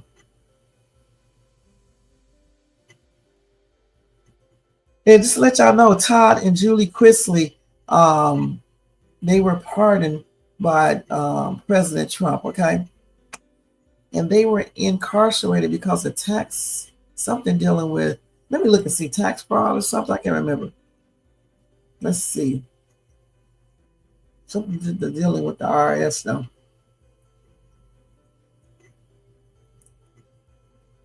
Wait, hold on.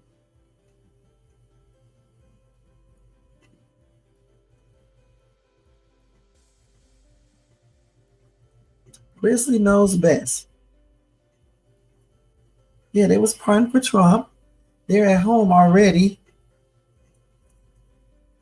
Okay, so they was convicted in a scheme to swindle banks out of tens of millions of dollars. All right, so that's what they was incarcerated for. Tens of millions of dollars. And so they were pardoned. Okay. That's why I had to look them up, because I don't know what the hell I was talking about. We're talking about taxes and stuff.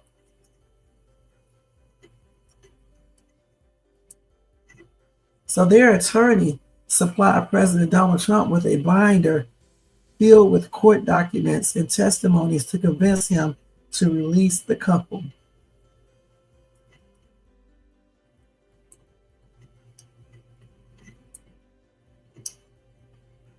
So hopefully they don't be doing no more crazy stuff. And wait a minute. And they was convicted, I was right, by a jury in 2022 of fraud, tax evasion, and conspiracy to defraud the United States.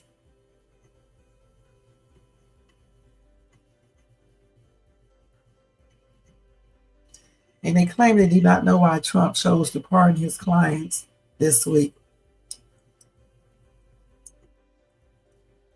Okay?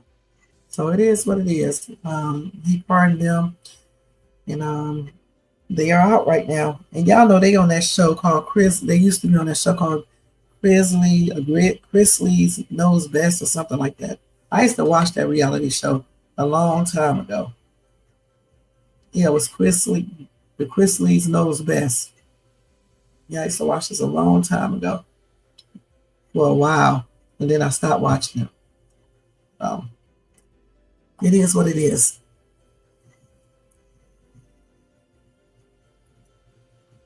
But you can still get hurt going 5 miles per hour, okay? You can still get hurt.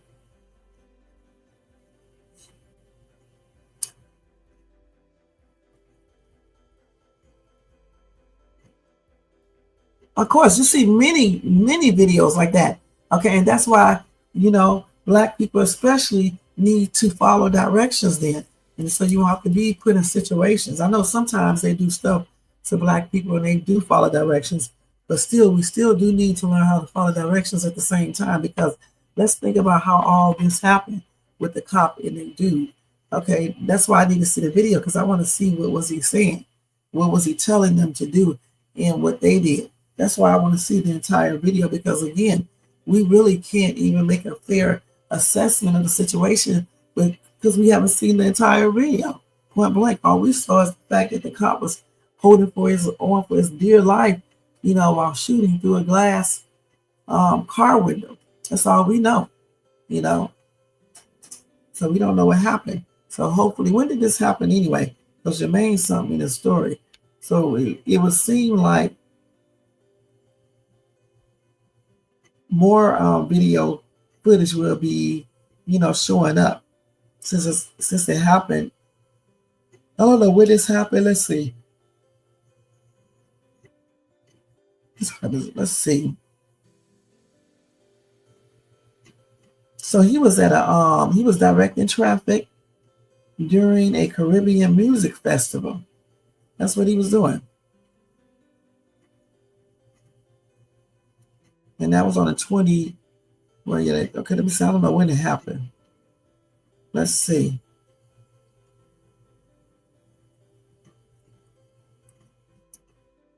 So the sister claimed that the brother was trying to drive around the officer, not toward him, and it's not clear if he would face charges. But so how did he manage to hit the officer, though?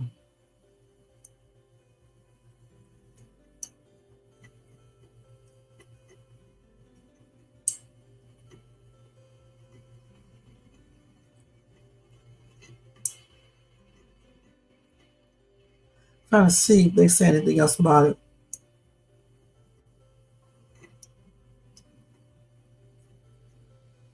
So let me see. Is this okay? So this dude is this the same dude? Hold on, let me see what this guy's name is.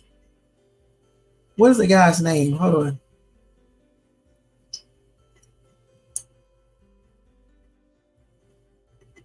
So this little dude, who just did all of this. Okay, so he was charged with aggravated assault on an officer, resisting an office with violence, and armed trespassing. And that happened from an incident in October 2023. He was 19 then.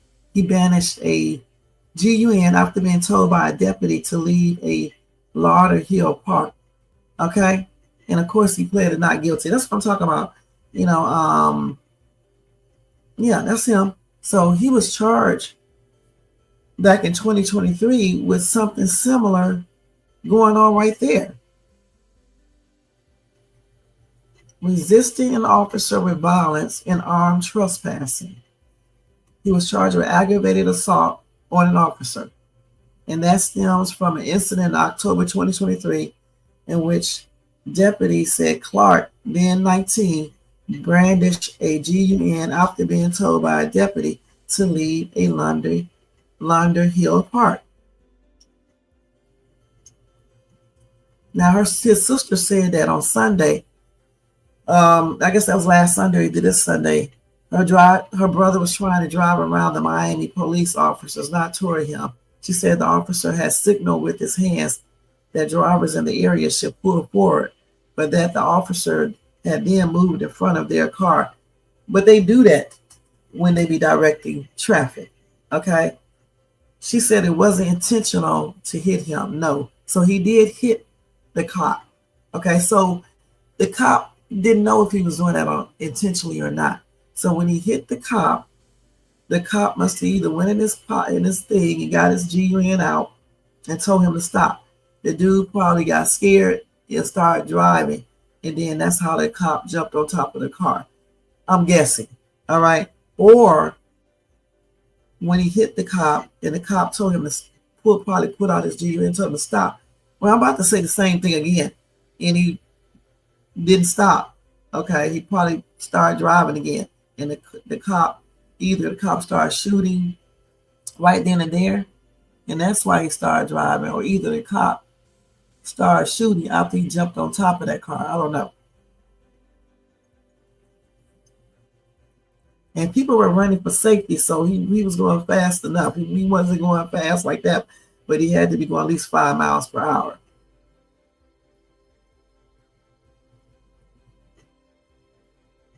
And people stopped running once more police cars arrived.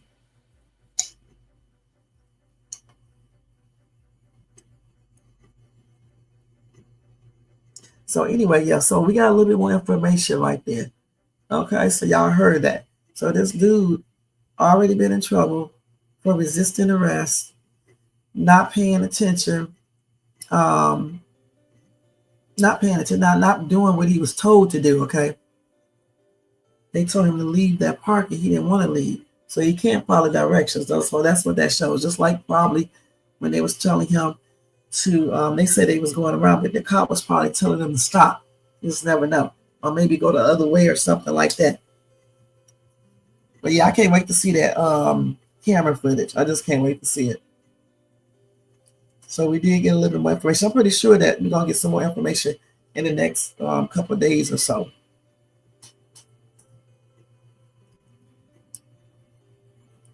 So this must have happened this past Sunday.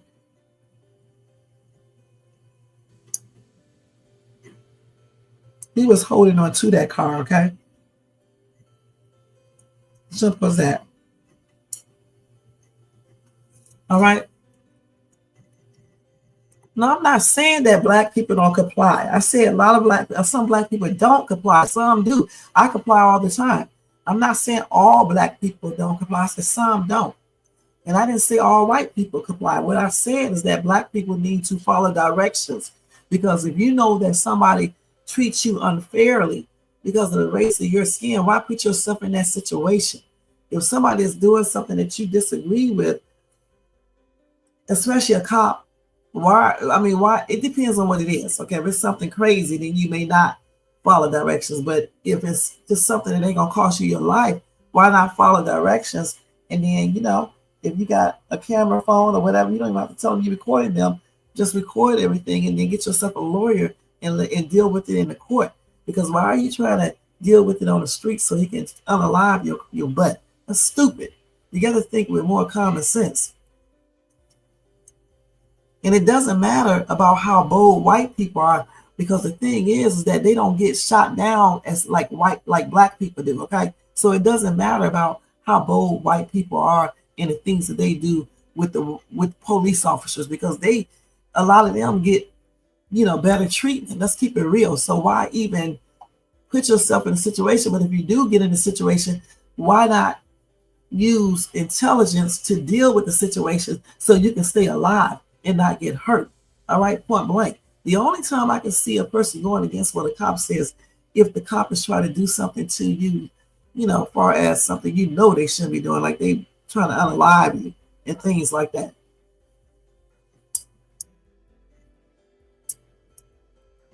No. When they listen, tissues, the cop steps in front of cars all the time when they directing traffic. I've had them do it so many times. You're supposed to stop, period. You don't keep on going. Shit, the other day, not the other day, but I think a couple of weeks ago, the police officer was directing traffic and he stepped up in front of my car. I'm not going to keep on going and shit. I see that cop. I'm going to stop, and it's like, they were in like probably a parking area. Okay, so you stop. You're already going real slow in the first place. They were at a music festival. So, you just stop. You don't go around the police officer unless he tell you to go around. Follow directions. If he didn't tell you to go around, why would you be going around? And then if the cop got in front of you when you're going around, you still stop, not hit. Even though the sister said they did not intentionally hit the cop, but if you would have stopped them from the get-go, you wouldn't have to worry about that. That's what I'm talking about. Now, what they got to prove, if he had reason, to be shooting through the windscreen and all this other stuff that he did, the cop, they have to, see if that was excessive force. Because if he did excessive force and his actions was not merited, it wasn't warranted, right, then the cop will get in trouble for that, But like I said again, we have to see the entire video to even try to make that assessment. We have to see what happened and everything, because we don't know for sure. And this dude clearly has a hard time following directions, because when they told him to leave the park, he didn't leave. And that's why he's charged with aggravated assault and some other charges right now. Same problem, cannot listen. Listen, don't start talking about this type of stuff, right? We're not talking about Rosa Park and all this other stuff, honey, okay? No, see, what I don't do is that I do look at certain things, but I'm not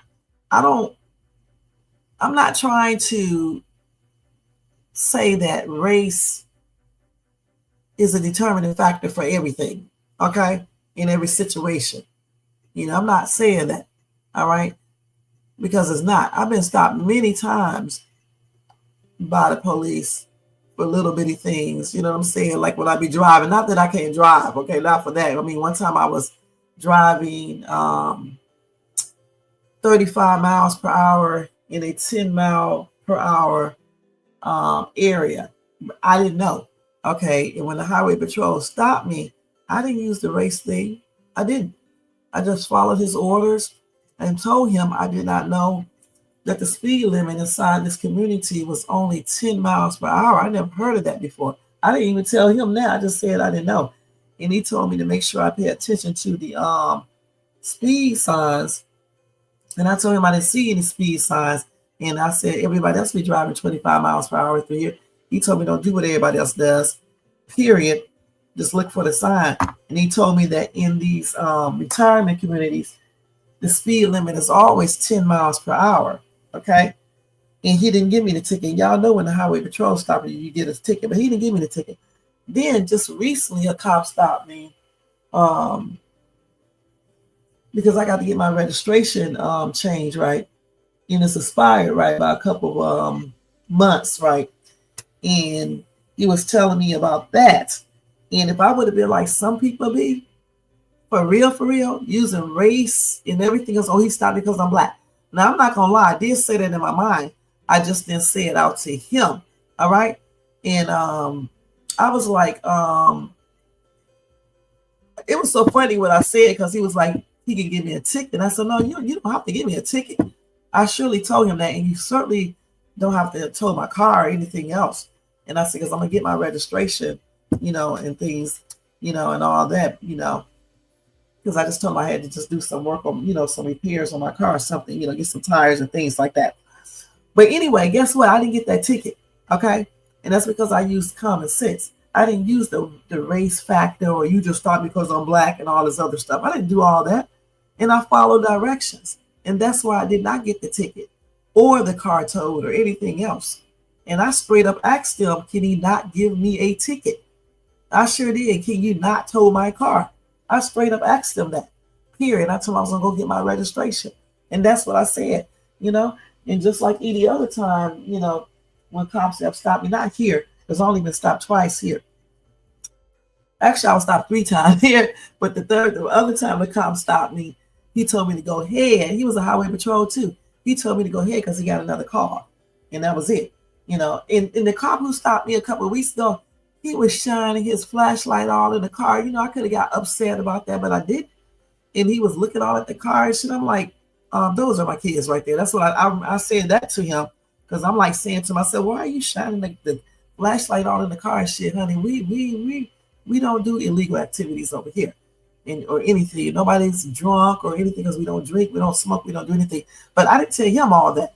I just answered his questions, and he actually told me about, my registration expiring and things like that. He asked me how did I know so much about all this stuff. Was I ever stopped before? I told him, no. I said, I know that because my son is a police officer. But I lied right there, because that's not the reason why I know that. I know that because I be reading about the laws and stuff, okay, clearly and stuff. And that was it. You know what I'm saying? And that's what happened. And any other time, like, when the police have stopped me for speeding a long time ago in ATL out in Griffin, Georgia. Now, I did tell this cop that he clocked the wrong car because I was not speeding. So clearly you got the wrong car. But the thing about it, I did not take it personal. I followed his orders. He was strict. I was strict myself, but I wasn't disrespectful. He wasn't disrespectful. And guess what? I didn't get that ticket either. All right. I know he clocked the wrong car, period. And I know that they can do that. You know what I'm saying? And if he would have gave me a ticket, all I was going to do is go to court and tell that judge that he didn't clock the right car, point blank. And I know he didn't.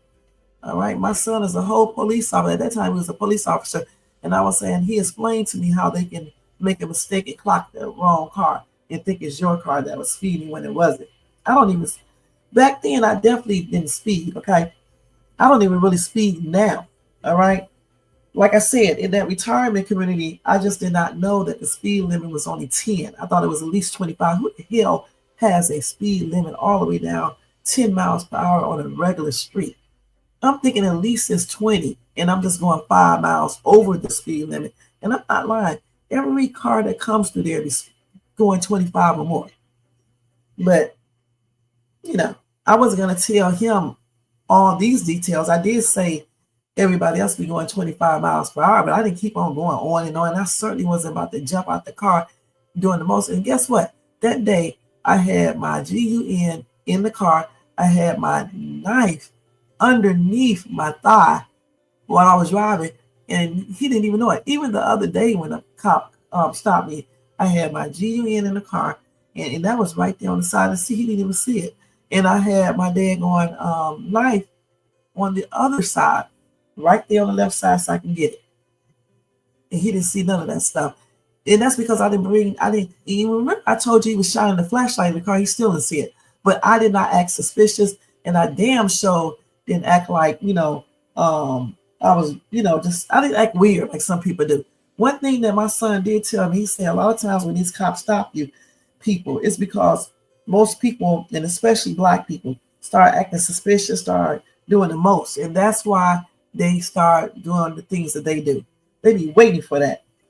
You know what I'm saying? They be waiting for your ass to switch lanes and shit and, do weird shit when you see them and stuff like that. That's why I never do all that stuff.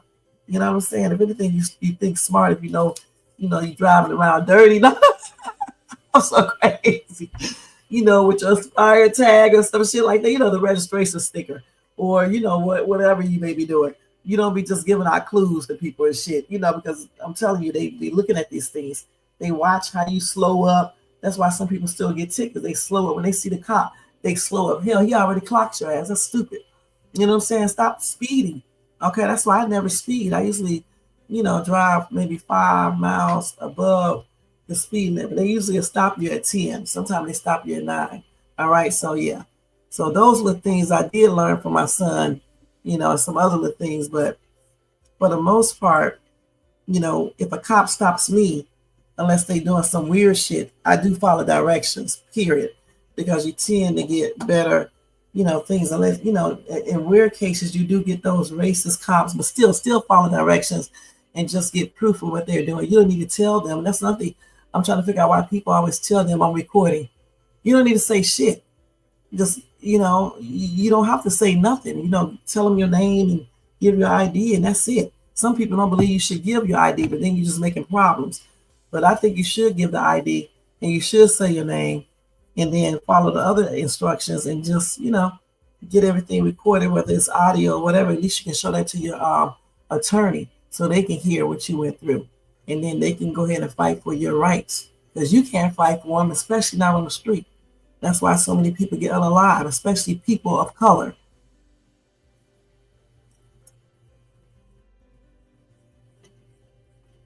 Well, I ain't never had no cops harass me. I'm going to be perfectly honest. If anything, majority of them helped me. Majority of them,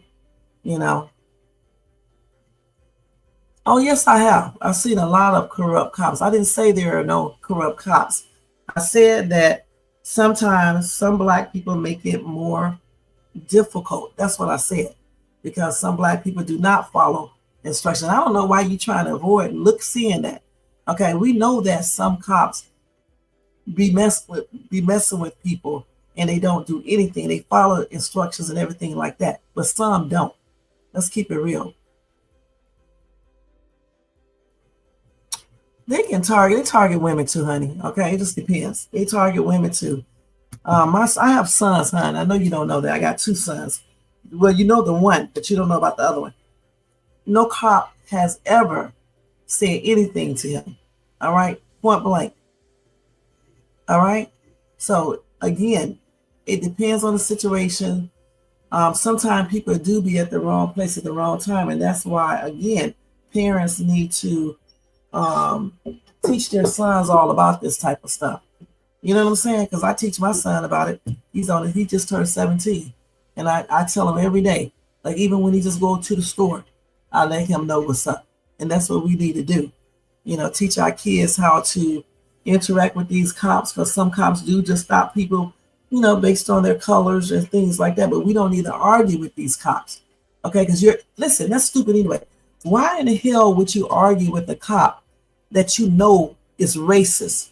Okay, you're arguing with this cop, so therefore, if he's racist, okay, he can go ahead and practice that on you right then and there, and you ain't gonna be able to do a damn thing. You're gonna get yourself unalive. So why do it? Even if you're doing some illegal activities, why do it? Why argue with these cops? Especially some that don't give a damn about you because you are black. So that's what I'm talking about, okay? That's why I said what I said. And I never said that all black people are like this. I said some.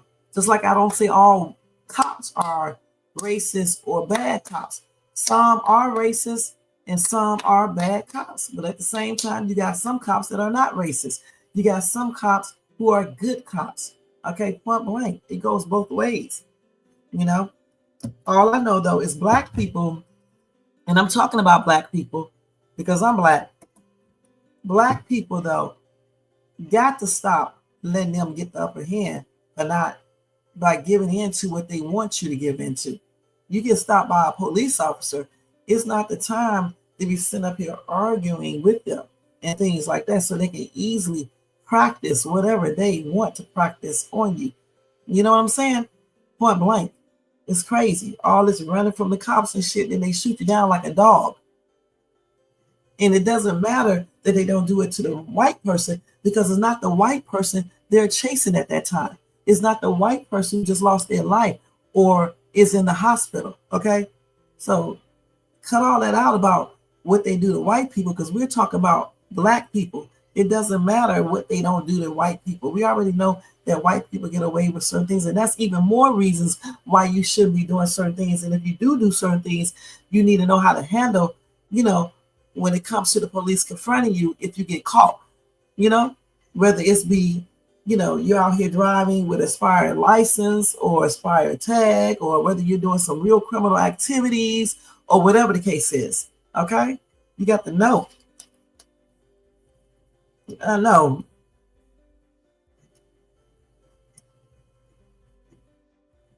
Listen, cops are still human, okay? Yes, they're trained to de-escalate situations, but you got some cops that shouldn't even be in that position. Don't you realize that they're human?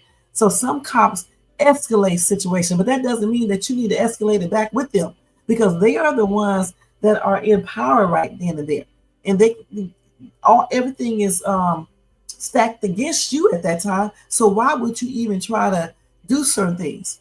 Why not just wait, you know, until you get your lawyer involved and then take it up in the courtroom, not out there on the street so they can just unalive you? But see, a lot of black people don't listen. You know what I'm saying? And they got answers for everything. And so therefore, you're going to keep on seeing a lot of black people get unalive. Okay? That's why I don't teach my boys like this. I really just don't. I mean, follow directions, try not to get in situations. Sometimes you will get in situations, okay? But learn how to deal with it in the best way that you can to keep yourself and your family safe. All right? Point blank. Because the main thing is this right here. Just like these cops want to go home without getting unalive, well, you should be thinking the same way. You want to go home too without being unalive. Now, so let's go back to when I got stopped by the cops a couple weeks ago. 2 weeks ago. So say I would have been, the cop came to my car, like, what the fuck you stopping me for, bitch? Or why you stopping me? Oh, you just fucking racist, you clown. So do you think that cop would have took that kindly? No. Or I could have said this. Yeah, well, yeah, okay, yeah, I know what you stopped me for. Okay. Do you stop everybody else? Because I'm black. That's why you stopping me. You didn't stop the white dude over there. His thing on registration says 2019. No, I didn't do none of that. And I have seen people with 2019 stickers and they never get stopped. Okay? But it's not my position to be telling him that. Period. All right? All I'm trying to do is not make sure that I get my shit taken. So I do what I need to do to get what I need to get and keep me and my kids safe.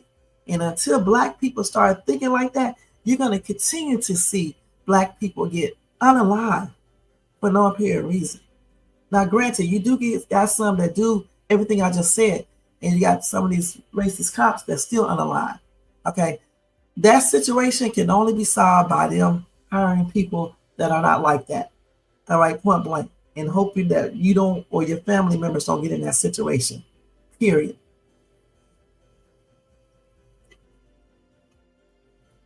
The good cops can't get them off the street, huh? Remember, when you join up for the force, right? These people act as, even when they don't want to, they have to have they be having codes, okay? Secret codes and shit like that, all right? Whether they tell you or not.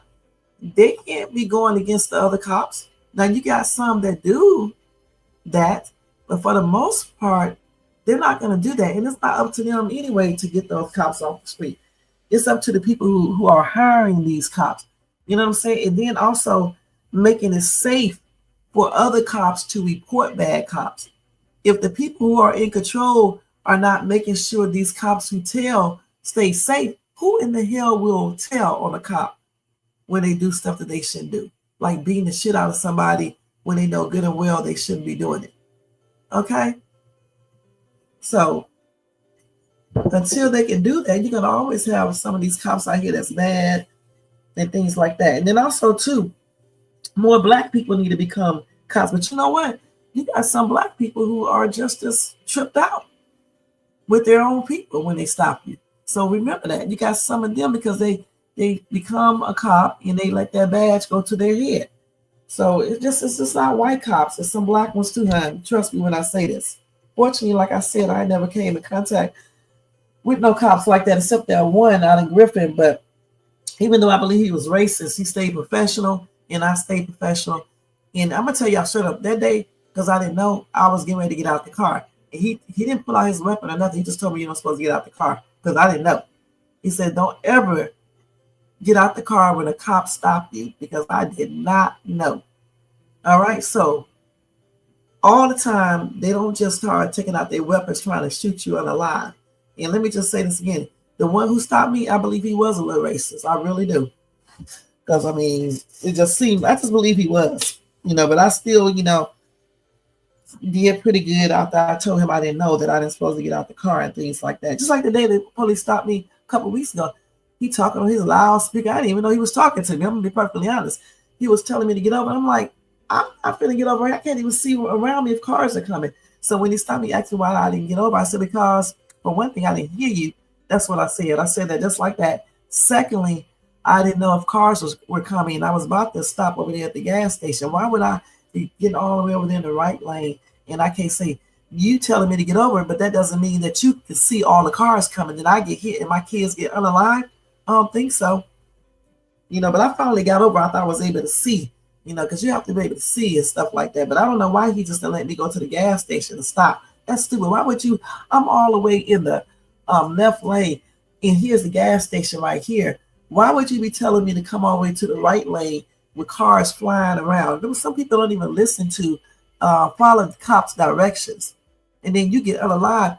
They're not going to get in trouble because they're stopping you for a traffic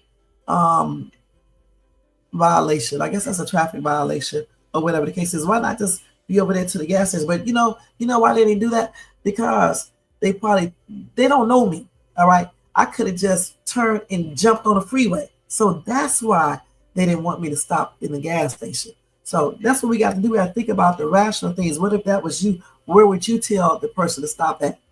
Okay, point blank.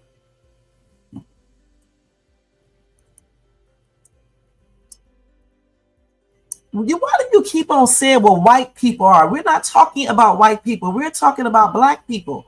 Why do you keep on talking about white people? It doesn't matter what they do.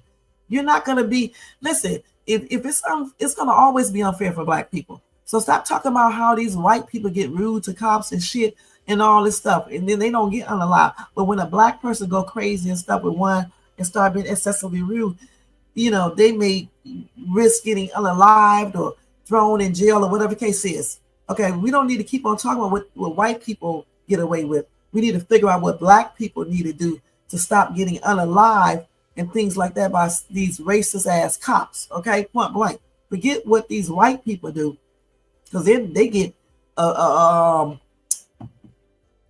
more chances than we do in certain situations. You see that every damn day.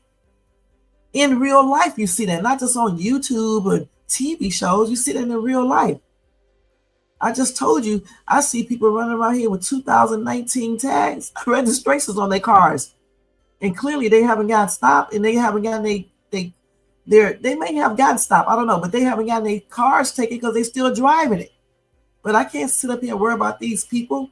I just need to get my stuff together so I won't have to put myself in that position to even get my car taken or to have my to get a ticket. I don't give a damn how many other people they stop. Okay, and that's the way we need to be with this. We don't care about if they stop what they do with white people. We need to learn as black people how to keep us alive when they stop us, and what we need to do to deter them from doing things to us. I'm not saying we need to start acting all weak and like poo butts, but use common damn sense. That's what I'm telling you. When you get stopped by a police, if you're doing something criminal, though, that's a whole different ball game. Okay, you do something criminal, you should handle it like a grown-up, point blank, or don't do the criminal activities. Period. Why run?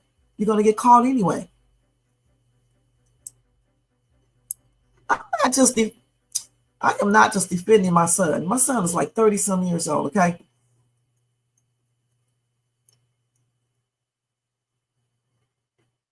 Yeah, they should listen.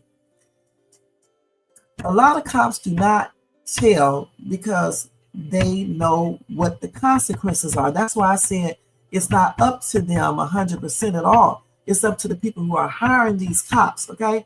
And not checking these cops, every 6 months or every year, whatever case they need to do, giving them psychiatric evaluations and additional training and things like that.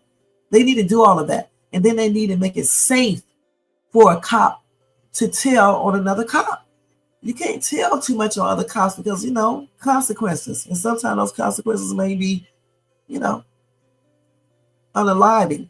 So they have to make it where cops can say something, without getting retaliations. You can't even trust to tell the head because the head may, do something about it. They be having that little thing going on, the secret stuff going on and stuff, the packs and stuff. And I know that to be true because, I've been told that. So the thing is that they don't make it easy for you to tell on another cop. I think they need to make it a little bit more easier, and they need to make sure that these cops who report other cops stay safe. How many stories have you read or seen where a cop told on another cop and then something magically happens to them? They be unalived or something else. So a lot of people are not going to risk their families to tell on the cop that's doing stuff that they shouldn't do, or their jobs. Okay, so until they can make it safer, and or they can do it without the other people knowing it, I don't see a lot of cops telling on each other. Period. And I still think black people in particular, since we're talking about black people, need to think about certain things, when they get stopped or whatever the case is. Period. If some of these cops are racist, why in the hell when you get stopped or whatever the case is, you have to go through the world with these cops? If you know they're racist, what's the point of going through the world with them? Just do what they ask you as long as it ain't crazy shit and be done with them. Point blank. And as far as people who just get innocently just, and they're not doing anything, the whole system, like I said, just has to be changed. Just have to hire better people. Because other than that, I don't know you know, what you can do. Sometimes you be at the wrong place at the wrong time, but you don't never know where that is. You know what I'm saying? In a lot of cases that I've seen like that, just like with Sandra Bland, I just think the cops just overreacted in the whole thing, and they just dealt with the whole situation wrong. The lady had mental issues, so they should have never been sent out. And this is why I say they need to make sure they have good cops and good staff and good everything, because they should have never been sent out to this lady, because she was, you know, dealing with mental things. They're not equipped to handle somebody going through mental issues. And then and then you can tell that from when he told her to let her go to the kitchen and get to the stove. She should have never been allowed to get up and go to the kitchen. She should have sat her but right there on that couch until they found out what was going on. Period. And then all that stuff would have never happened.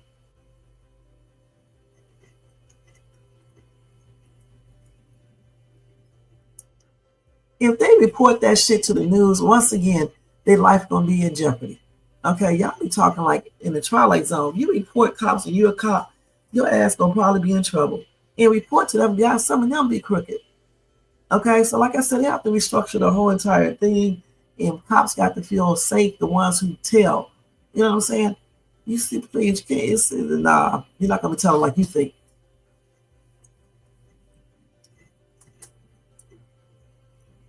And it's not just like you think it is. Right, definitely that. Because this right here is something that should not even be there. But anyway, y'all, I got to get off here. I've been on this damn line for 4 hours and 17 minutes talking about all this stuff. It is 2:54 in the morning. You know what I'm saying? Y'all know good and damn well I'm going to be about 3:30, and I got to get up early in the morning to take my daughter to the dentist. But again, I'm not saying, let me just wrap this up. I'm not saying that all black people do the most when they're stopped. I said some, okay? I don't care about no other race because we're talking about blacks, all right? And how they are treated unfairly a lot of times with police officers, period. And I'm trying to help, you know, us to avoid certain situations that we be involved in. Okay, I don't feel like we have to cite our amendments and all this stuff when you get stopped by a cop. I just don't feel like we need to. Okay, the only time I can see you really putting up a fight with a cop is if that cop is trying to unalive you. Okay, and you didn't do anything to warrant that, because you don't have any choice. You know what I'm saying? But other than that, I think you should follow the rules. You know, think about things before you do it. You know, if they do question you because they think all black people look alike, just answer their questions, even if that means that you get arrested.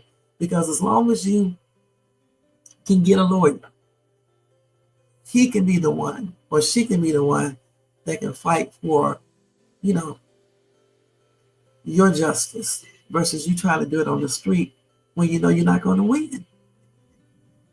And that's just on everything. Okay, so thank you, Tissues. Okay, and thank you, Jermaine, with your trip down south. You must have took a break and then went to sleep and got back up. Thanks to a lot of people. Hold on, let me go through this list. And Tissues, I'm surprised you was up. Thanks to Just the Facts. Hopefully you subscribe to the channel. I'm gonna have to check out. I'm gonna have to check out and see if you got a channel too, because I didn't check to see. Okay, so let me just screenshot this so I can remember.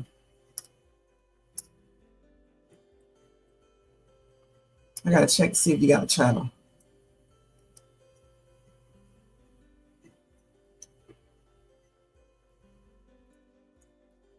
And then also thanks to Tony Bands was up in this place. Thank you, Tony. Help me getting out of work. Let's see who else.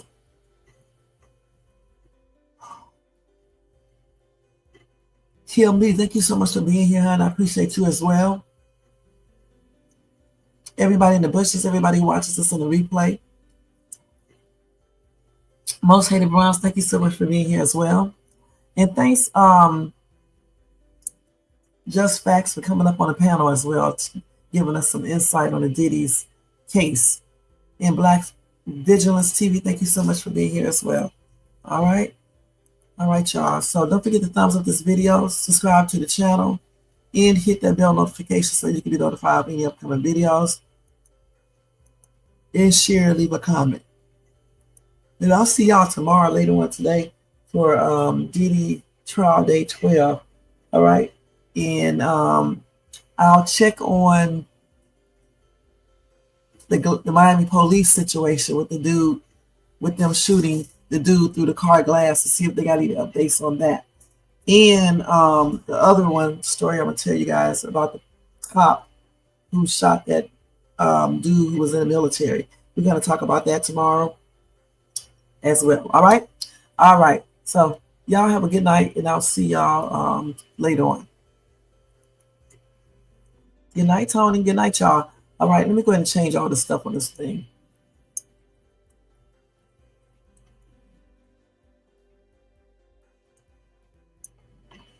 Let's see here.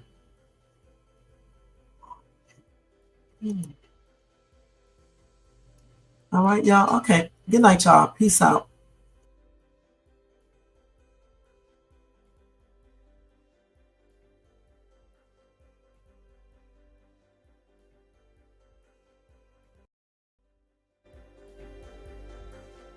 Yo, turn the lights down low and the drama up. She's late, she's loud, and she live. Woo! You already know who it is. Shades 2, baby. She back again.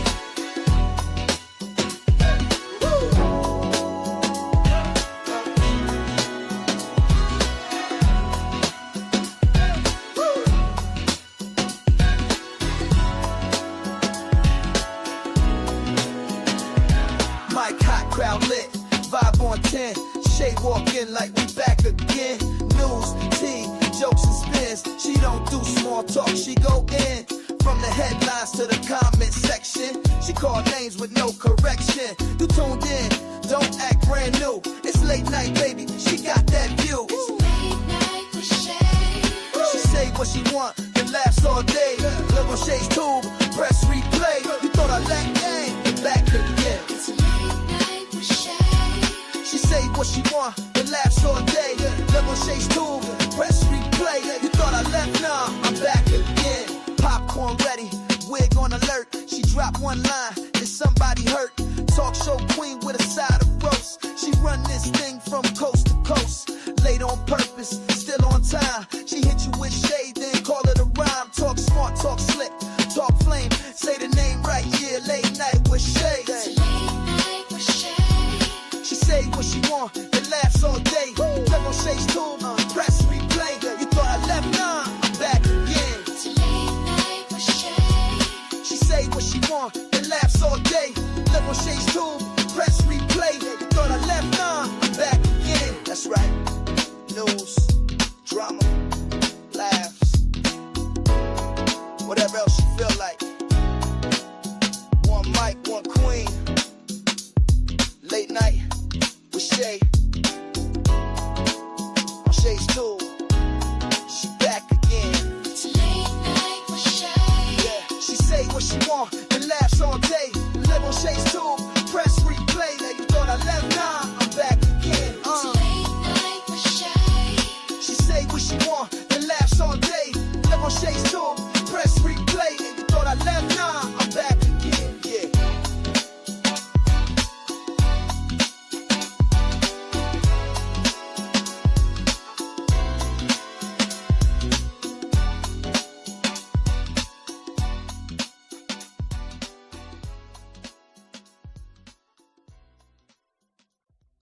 Yo, turn the lights down low and the drama up. She's late, she's loud, she live. Woo! You already know who it is. Shades 2, baby.